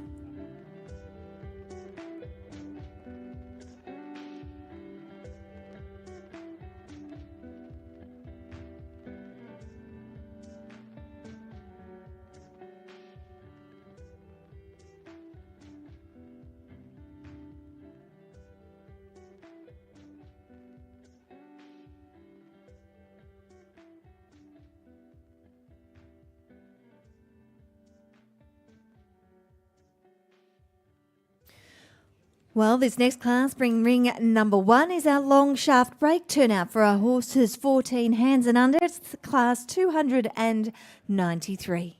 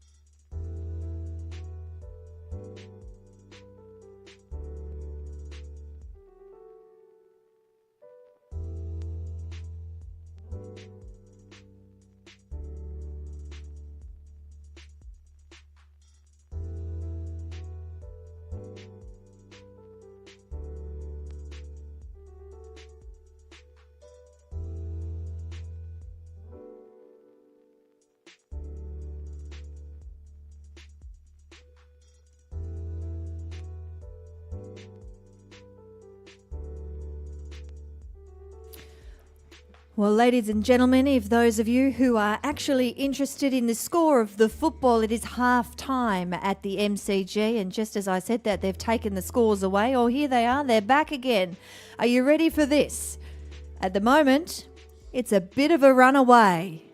And it's going the way of the Brisbane Lions. Brisbane Lions are at 73 points versus the Sydney Swans at half-time at 27. So at the moment, it's 11 goals to 4. And it is the way of the Brisbane Lions out there at the MCG for our footy grand final.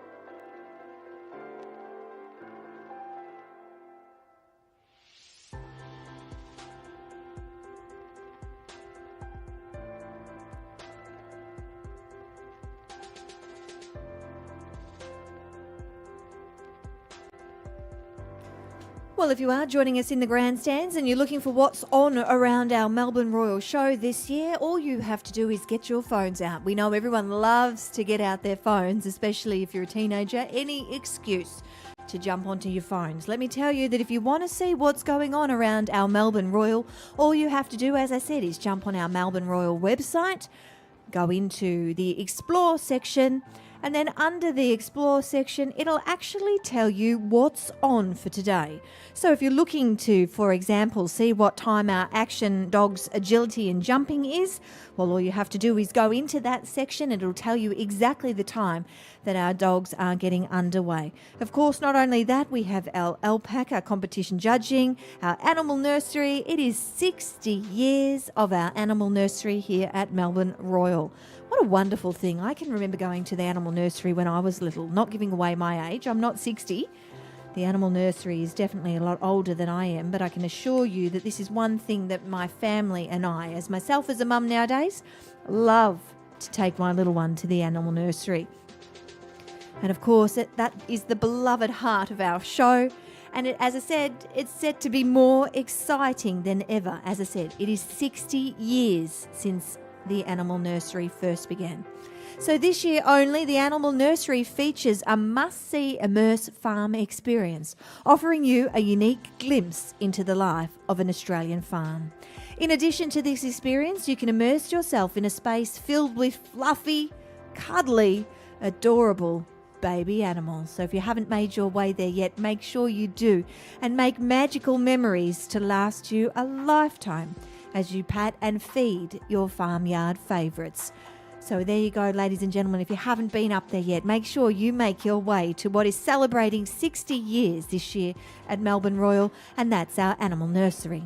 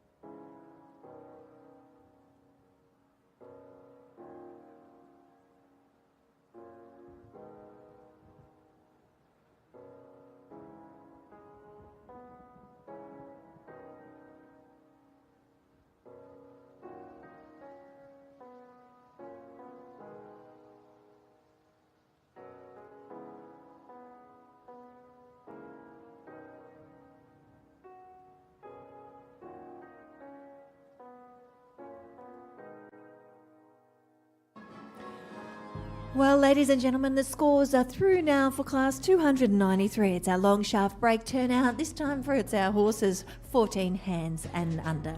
The win goes the way of Cataraqui Scallywag, driven by Alan Patterson. Congratulations, Alan. Of course, nominated by Shane Patterson from Somerville in Victoria. Exhibit number 760.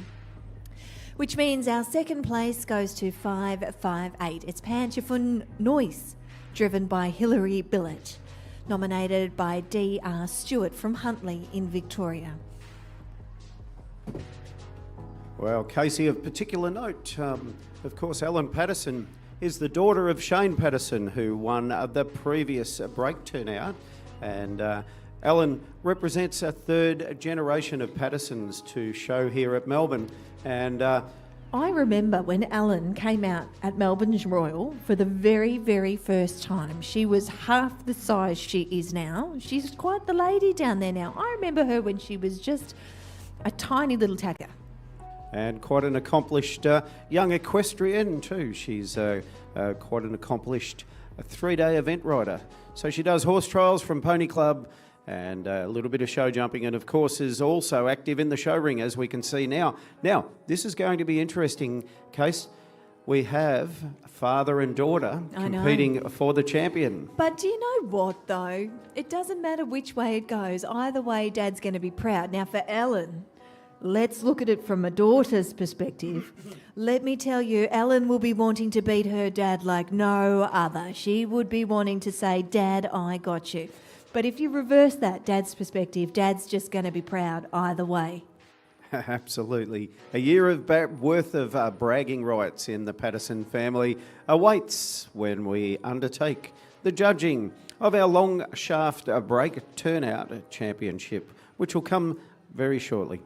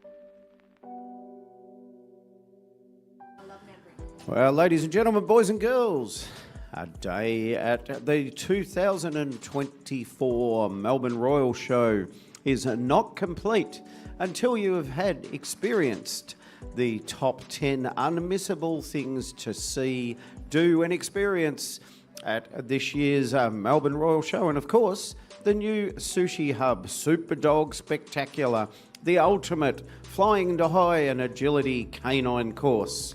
Well, let me tell you that if you're looking for something a little bit more high octane, more horsepower, yes, there's some serious horsepower in our horses in action at the moment. But if you're looking for some air time, let me tell you the Freestyle Motocross Stunt Show features motorbikes and BMX riders performing gravity-defying stunts.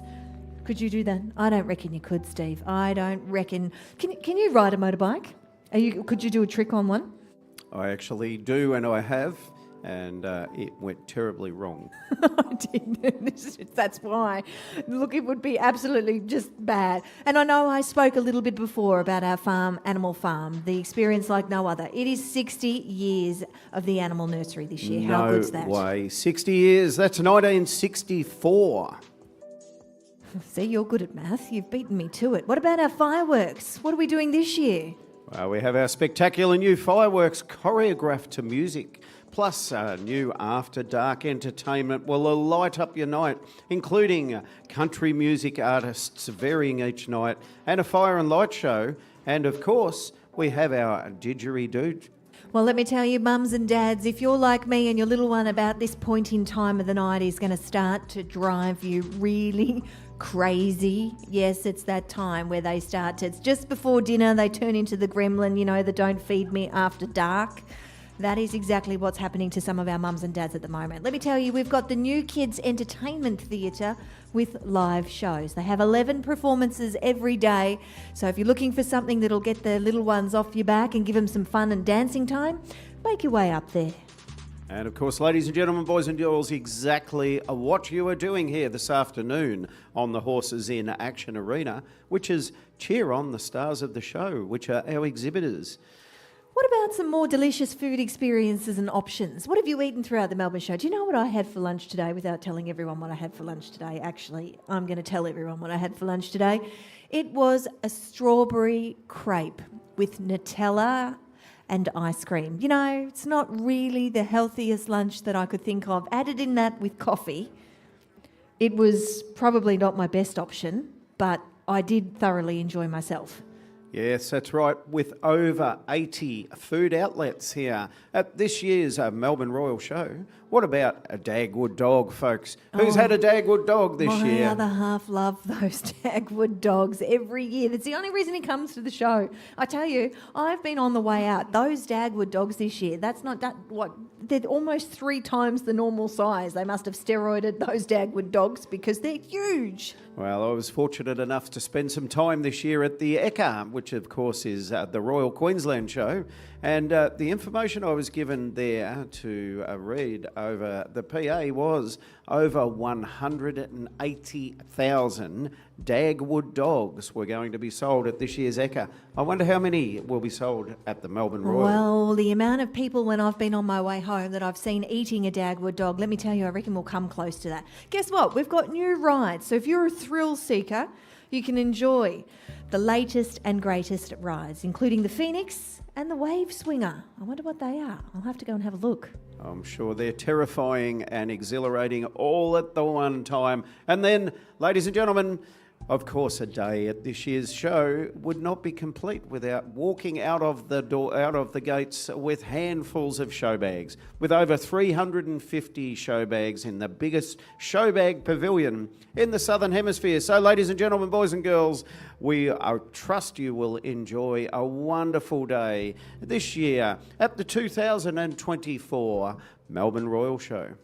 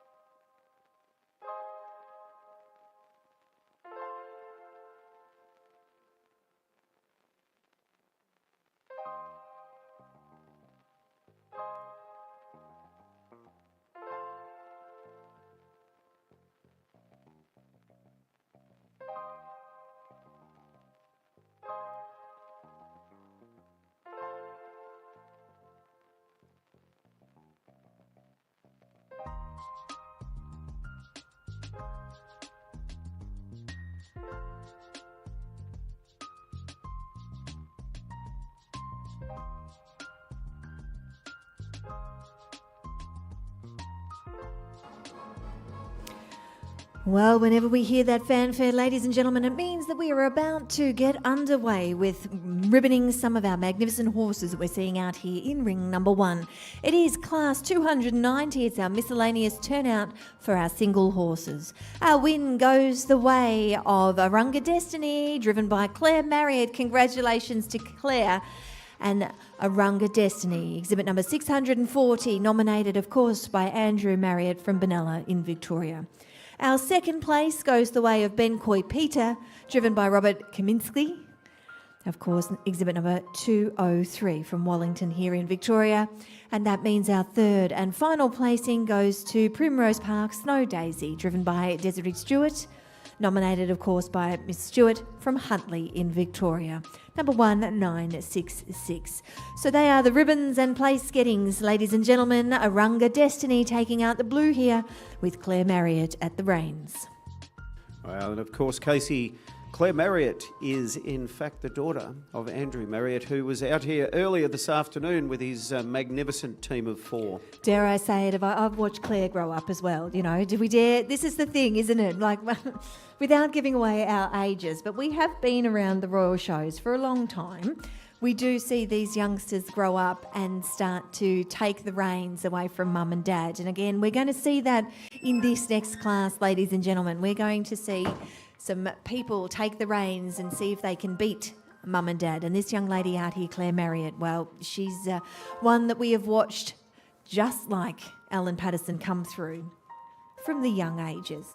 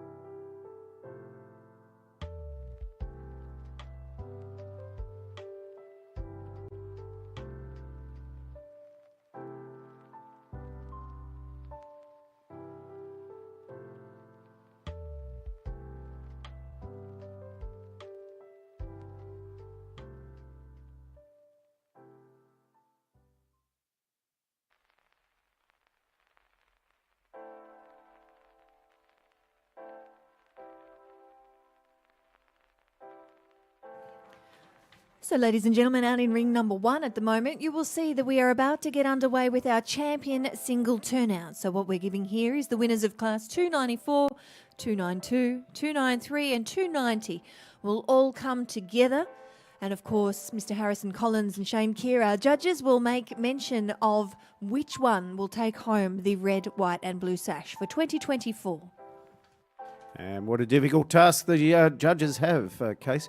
So we have a four-wheel vehicle, two four-wheel vehicles in fact. We have a long shaft, larger vehicle with horse and a horse tied on the side. And of course we have a long shaft brake with a smaller pony. So the judges have a very difficult task here this afternoon.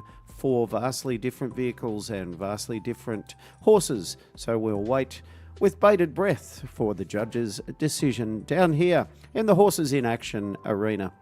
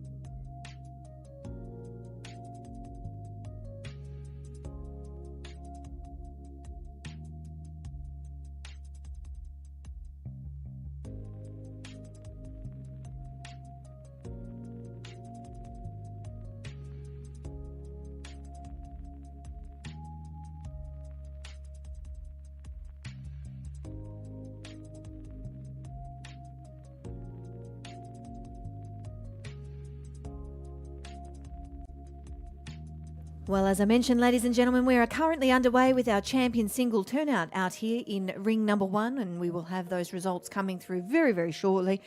But for any of you that are fans of the football, it is currently 3/4 time, and I'm not sure if you're a Sydney Swans supporter, you actually want to hear this. Yes, Sal, I can see you down there, Sal. I can see you going, hang on a minute.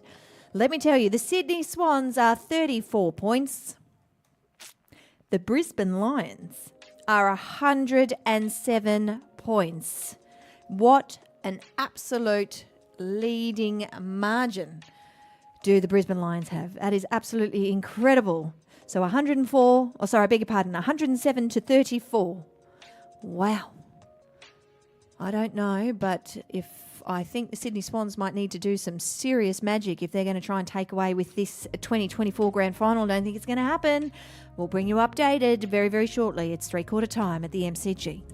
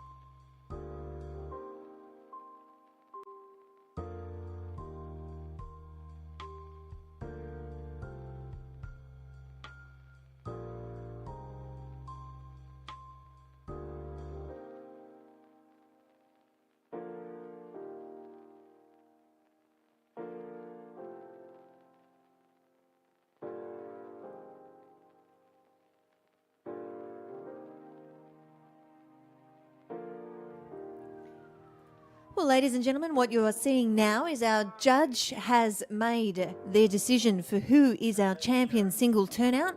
And what's happening now is you've just seen another horse enter the arena that's come from the back. What this means is the horse that actually got second place to our champion is coming back into the ring to what we would classify as challenge for the reserve champion. So when the winner of a specific class wins that class and goes champion, the second place getter can actually come in and challenge all the other winners to take home the reserve. So let's sit back and watch this class as our judge gets underway with judging the reserve champion. So I'm pretty sure that by now our champion knows who they are, because they'll know that this particular combination ran second to them.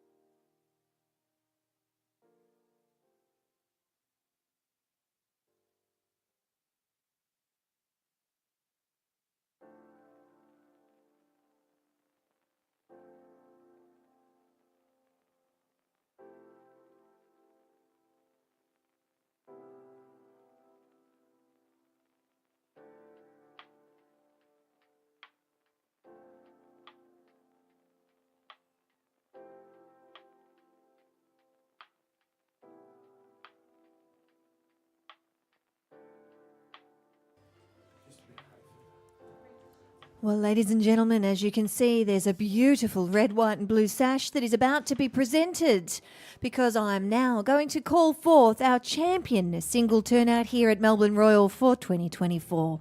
It goes the way of Alan Patterson and Cataraki Scallywag. Congratulations to this young lady. Now, we were talking about this before as to whether or not she will get the bragging rights at home. Well, let me tell you, Alan, you've got those bragging rights now, young lady. You have taken out our champion single turnout here with Cataraki Scallywag. You are nomination and catalogue number 760.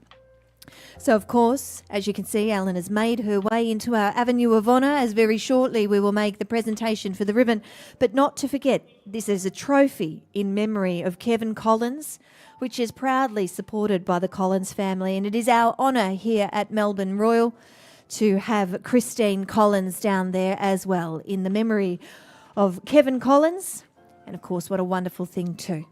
So it looks like they might not be sashing. They may be waiting for me to call forward the reserve. Nope, here we go. They are sashing for our champion.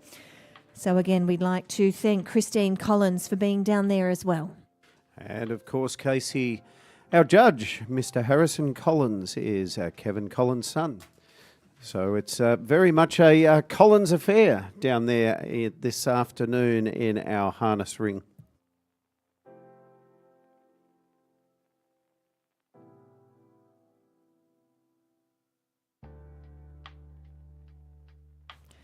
Well, as you said, very much a family affair down there for the Collins family. Well, let me tell you what else is a family affair. Our reserve champion, Shane Patterson and Billy. Congratulations. It's families all over here. Exhibit number 350. Congratulations to the Patterson family, Alan. I don't know what you're going to say to Dad when you finish this, but I know what you are going to say. It is, I'm number one today, Dad. You're the reserve. As she's agreeing with me up there. Congratulations, sweetie. You beat Dad. I tell you what, Dad's no stranger to getting a championship ribbon at Melbourne Show, and this young lady has beaten her father out there. So congratulations to Alan, and this is our reserve, Billy and Shane Patterson.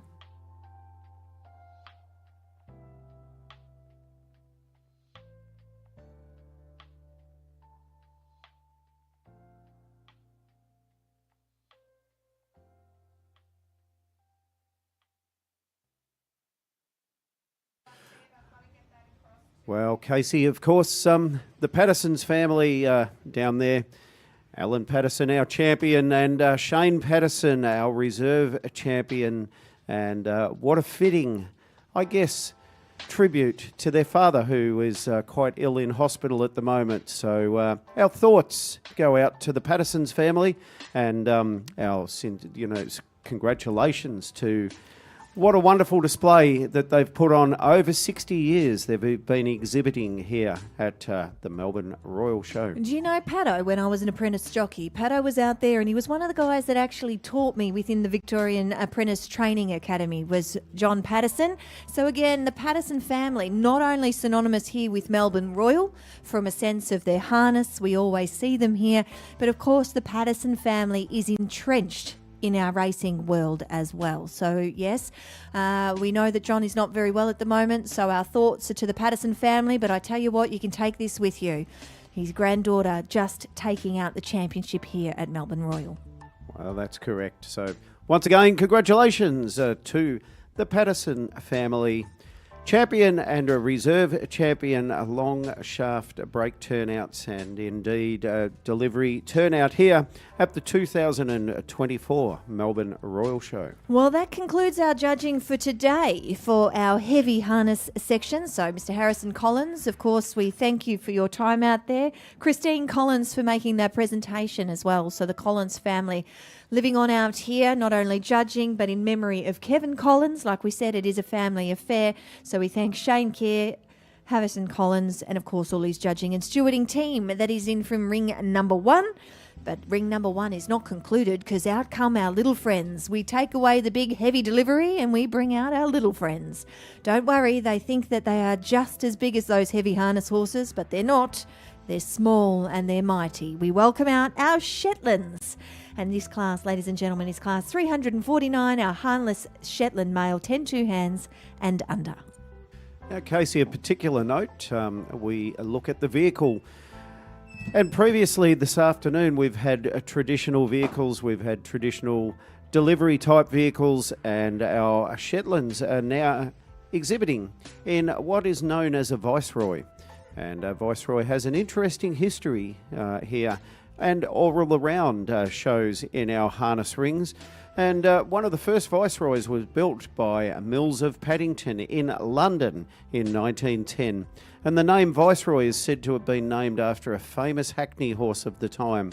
And it was designed as a show vehicle and enabled the particular exhibitors to show their horse off to the best. Being light, allowing the horse to move freely and to perform its best, it requires minimal harness, unlike a traditional harness vehicle of the time. So, ladies and gentlemen, sit back and relax as we watch the judging of our harness Shetland horses, which will commence shortly in ring 1.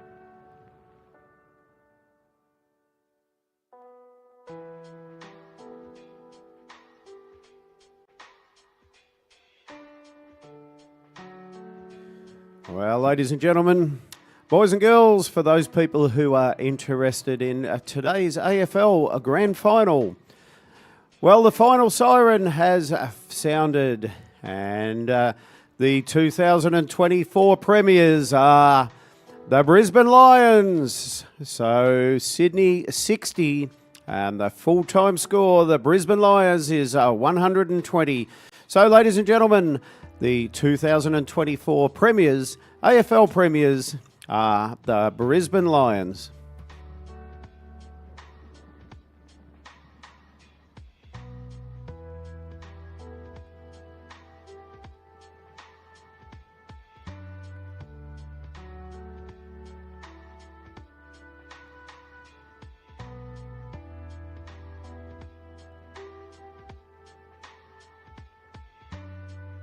Well, ladies and gentlemen, we have our results in now for class number 349, and it's our harness Shetland male, 10 2 hands or under.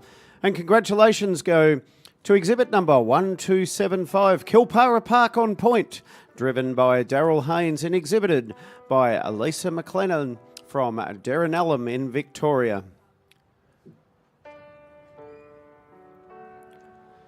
And congratulations in second place, exhibit number 1207, Fenwick Duke, driven by Roy John Andrew and exhibited by Eswa Goodland from Tulin here in Victoria.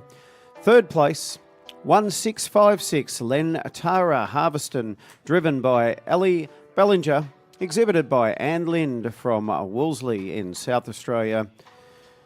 Fourth place, number 1476, Serial Mr. Potential, driven by Carly Thomas, exhibited by Carly Thomas from Cannons Creek in Victoria. Fifth place is a number 501, Lantara Ambition, driven by Anne Lind, exhibited by Anne Lind, Wolseley, South Australia. And rounding off our place gettings is the final two places, exhibit number 1380, Kilpara Park, Mighty Mouse in sixth place from Christine Anderson and Coroyo in Victoria. Rounding off our place gettings in class number 349, Harness Shetland Male, 10 2 hands and under. And congratulations go to exhibit number 1613, Green Valley Cookie, driven by Kerry Buckley, exhibited by S&M Finnemore and M. Pengelly and K. Buckley from Jindera in New South Wales. So congratulations, what a wonderful class that was down there in Ring 1, class number 349, Harness, a Shetland Male, 10 2 hands and under. And once again, congratulations, Fenwick Duke, driven... Congratulations to Kilpara Park on Point, driven by Daryl Hayes. And this pony is having a wonderful couple of shows. I happen to know he was in Adelaide recently and came home with some ribbons from Adelaide. So congratulations to all our exhibitors down there in Ring 1, class number 349. Do you know what I find is really kind of cool at the moment? Our judge down there, Joe Lawrence. I was watching this young lad of our second place getter, that being a Fenwick Duke. I was just watching him before. I was making myself part of the crowd and I was down there blending in as you do. I like to go down and watch. And I was watching this young fella, and as he was standing there as his little sort of strapper, so to speak, he had his hands up like he was driving these Shetlands himself. So I'm thinking that he may be a future driver down there is the young fella, and by the looks of things I'm getting the bob saying yes it is. So, well, I'd be remiss in saying he was actually doing that. He was standing there and he was practicing his driving in his hands. So well done. As you can see, our judge, Mr. Joe Lawrence, hasn't placed the ribbon around our horse's neck. He's indeed put it around the strapper's necks. And I think this young man is quite happy in himself as well. So I'm sure that someone might be able to, if our redcoats have a two-way down there, perhaps they might be able to give me this little gentleman's name. But look at him doing a good job down there with that Shetland.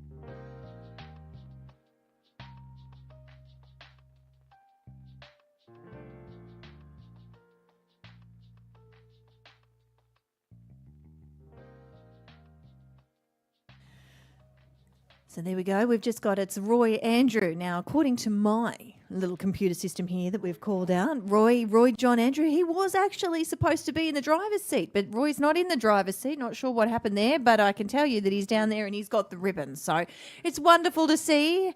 I'm thinking that might be Esther Goodwin maybe up there in the driver's seat, but Roy is down here. And he's doing a great job. So it's wonderful to showcase as we do at Melbourne Show. And we've done that today, Steve, haven't we? We've been showcasing our juniors coming through, such as Claire Marriott, Alan Patterson.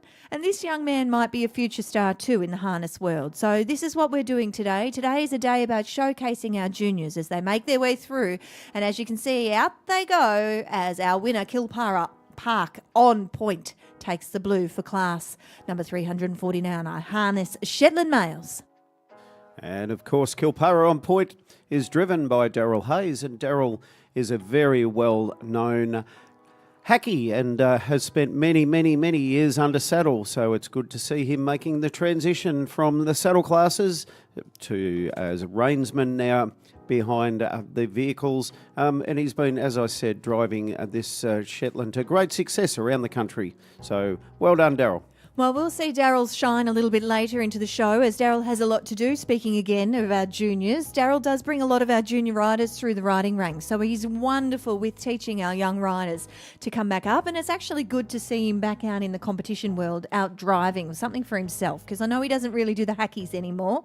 So it's good to have him out there driving and taking home those blue ribbons again, as he is no stranger in doing at a Royal Show. That's right. He's retired from the saddle competitions and has now thrown himself full on into our harness driving. So once again, ladies and gentlemen, that concludes our class number 349 harness Shetland male, 10 hands and under. You know what the crowd wouldn't have seen? You know that young gentleman that we were just talking about before in young Roy Andrew? It's good to see that when he came out of the ring before, and I'm pretty sure it's Dad, I'm hoping it's Dad, but Dad and little brother were there to give him the biggest cuddle ever. And that's what showing is all about, isn't it? And a high five too, I can see out there. So, yep, amazing. So, just repeating, ladies and gentlemen, the AFL premiers for 2024, the Brisbane Lions, by 10 goals over luckless Sydney today.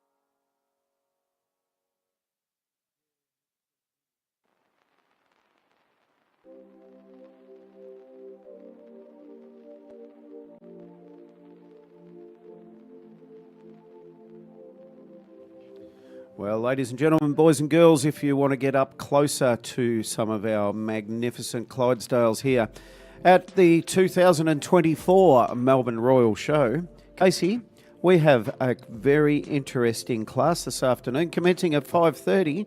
It's our lead Clydesdales inside the Livestock Pavilion, which most people would be more familiar with where the cattle are.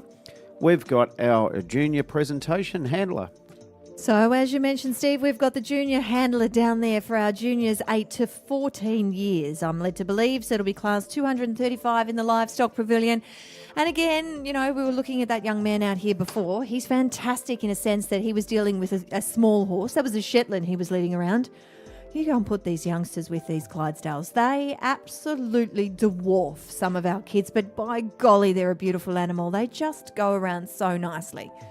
And the junior handler class, is, of course, consists of teaching our show handlers of next generation who commence. So some of the classes are junior handler 8 to 14 years, junior handler 15 to 17 years. And it consists of preparing the horse for the show ring. So taking them out of their stables, washing, preparing, platting and then eventually exhibiting the Clydesdales in front of a judge, as they would under normal show circumstances. Well, you talk about that, the platting, the presentation, the prepping. Let's talk all things presentation. Now, we're probably not seeing the presentation out here with our little Shetty, which is class number 348. Let's just make a mention of that. This is our Shetland mare for our horses 10-2 hands and under. But we talk about presentation for the horses. So for those of you that are in the grandstands and you're wondering the presentation that goes into these horses, well, we will see later on through the show. We probably can't see it with the Clydesdale with their feather because their feather it goes over the top of the foot. Hang on, feather? On a horse? Aren't feathers on birds? No, on a horse. And it's not feathers, it's feather on a Clydesdale. You know that, though. You're trying to bring me unstuck. Guess what? You're not going to do it. But where I was going with this is ladies wear makeup, ladies wear nail polish. Do you know that out here with our horses, regardless of whether they're male or female, our horses are wearing, sounds silly, yes I know, nail polish. What colour is the nail polish? I think it's called hoof black. Exactly. It's called hoof black. It's an enamel, and what it does is we cover our horses' feet and they will be black. So that's a traditional showing presentation. What we're not seeing out here with our Shetlands, because horses are most likely with our little Shetlands, they're shown in their natural coat. But when we bring in other horses throughout the event of the show, you'll really get to see the highlight of the black hoof. They also wear makeup. Yes, I said that. Horses wear makeup. Eyeshadow? Yes, they do. Eyeshadow. I know. You're sitting there thinking, really? Do they really do that? Trust me. Hang on a minute, They Case. do. They don't wear lipstick, surely. No, look. One can be remiss of saying it is lipstick. So what we can do is we wear... Shush now. I heard that.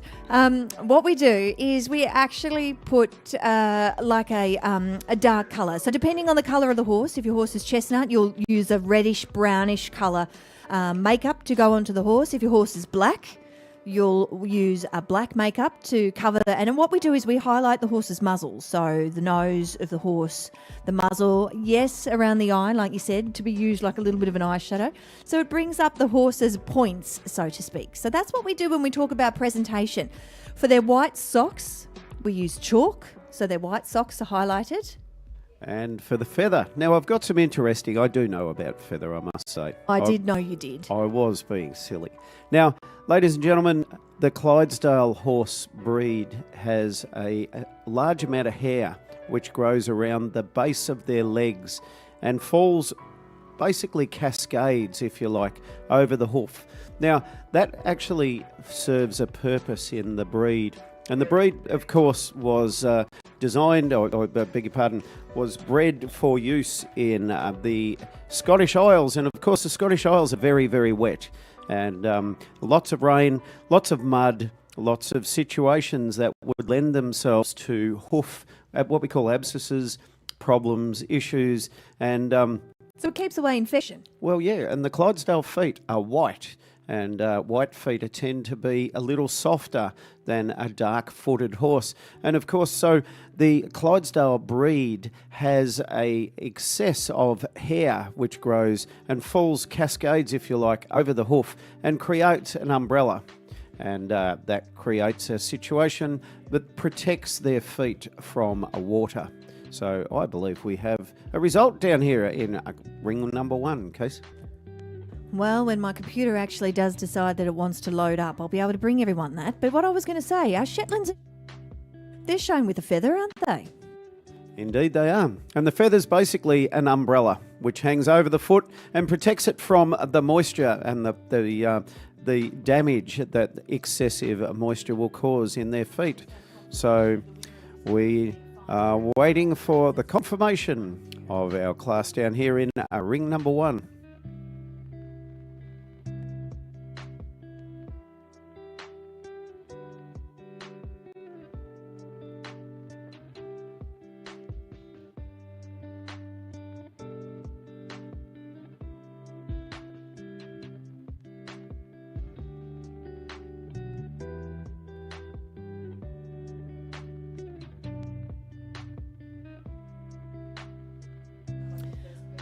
Well, ladies and gentlemen, you can see our judge down there is anticipating and waiting to place the blue ribbon onto our winning Shetland. It is class 348, our harness Shetland mare for our horses 10 2 hands and under. The win goes the way of Chateau Gay Graceella, driven by Carly Thomas. So congratulations to Carly and the team from Cannons Creek here in Victoria.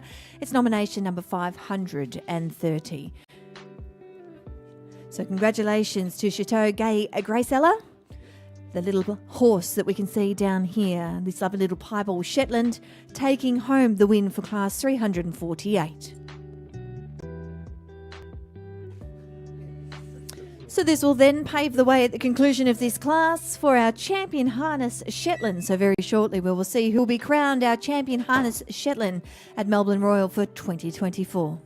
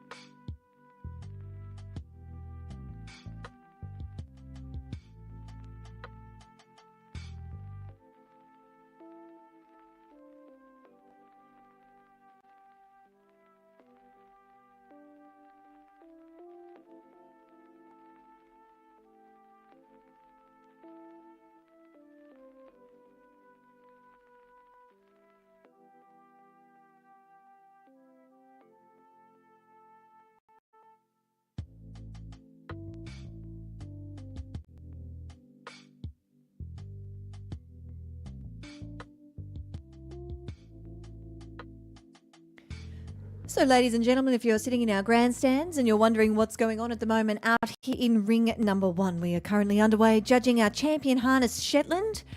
So what we've seen out here now and what is actually getting underway, if you weren't in the grandstands earlier when we explained the process of our championships here at Melbourne Royal, of course what happens is our winner of their respective classes compete for a championship. But what we can do then is the horse that's actually crowned champion, and those that are out in the arena that are in the know who they are.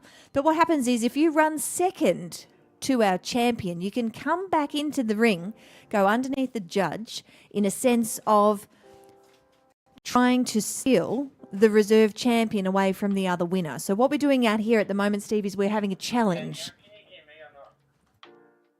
Yes, that's correct, Casey. So effectively, our reserve champion, in the judge's opinion, is our second best. In this case, Harness Shetland entered at the 2024 Melbourne Royal Show. So we have our champion, which is effectively our best. Now the judge is ascertaining who is our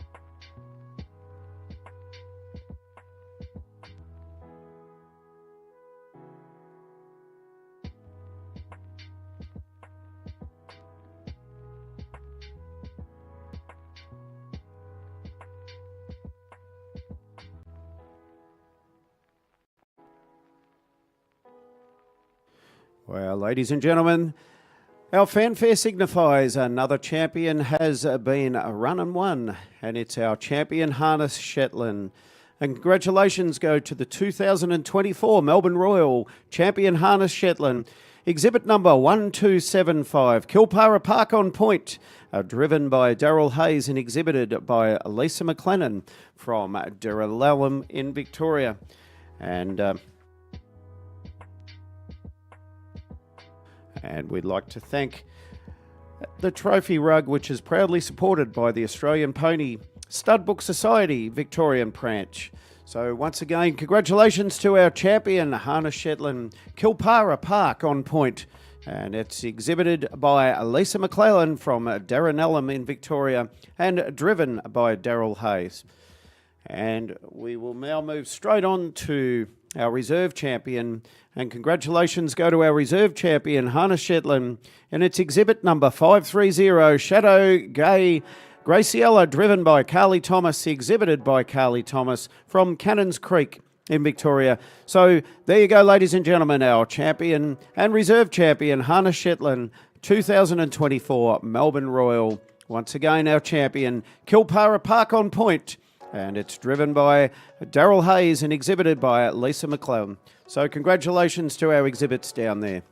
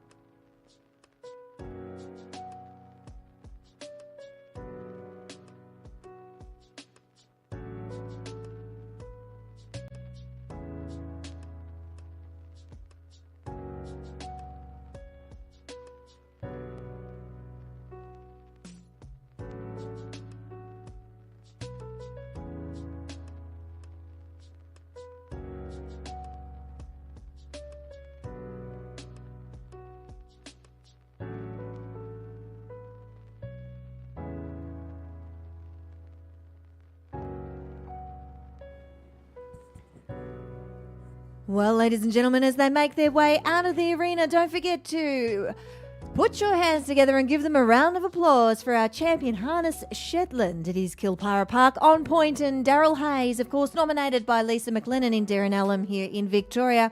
And our reserve goes to... This is concluding our rings now for today being day number 3, grand final day. The Brisbane Lions take home the trophy back to the state of Queensland, but we better thank our judges and stewards out here. Thank you to our judge, Mr. Joe Lawrence, for completing our timetable for today, and of course to his lovely stewards that are out there giving him a hand, to our red coats, to Mr. Dean Matthews, to them all.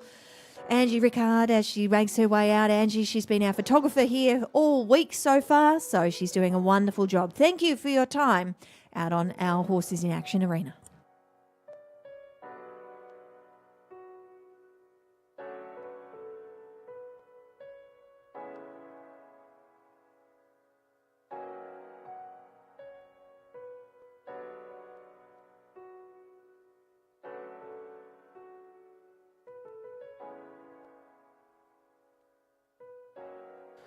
Ladies and gentlemen, we have a special... Melbourne Royal would like to pay tribute to those special individuals who have passed over the last year in this, the 2024 Valet Memorial Melbourne Royal Show. Colin Cox, 1943 to 2024. Melbourne Royal Show exhibitor for nearly 50 years. A life member of the Commonwealth Clydesdale Horse Society here in Australia, an instigator of first editor of the Victorian Clydesdale Yearbook. Mr. Damien Nasida, Melbourne Royal Honorary Life Member, Melbourne Royal Horse Steward since the early 1980s. Assisted with swab... Janet Farrow, 1935 to 2024. Team of Riders winner here in 1955. High marking competitor of the Gary Owen and a lover of all thoroughbreds.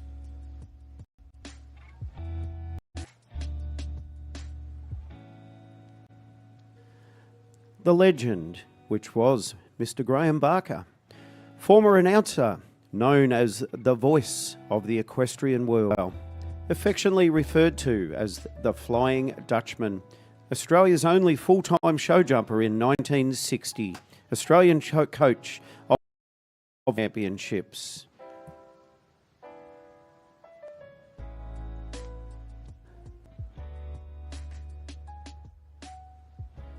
We remember them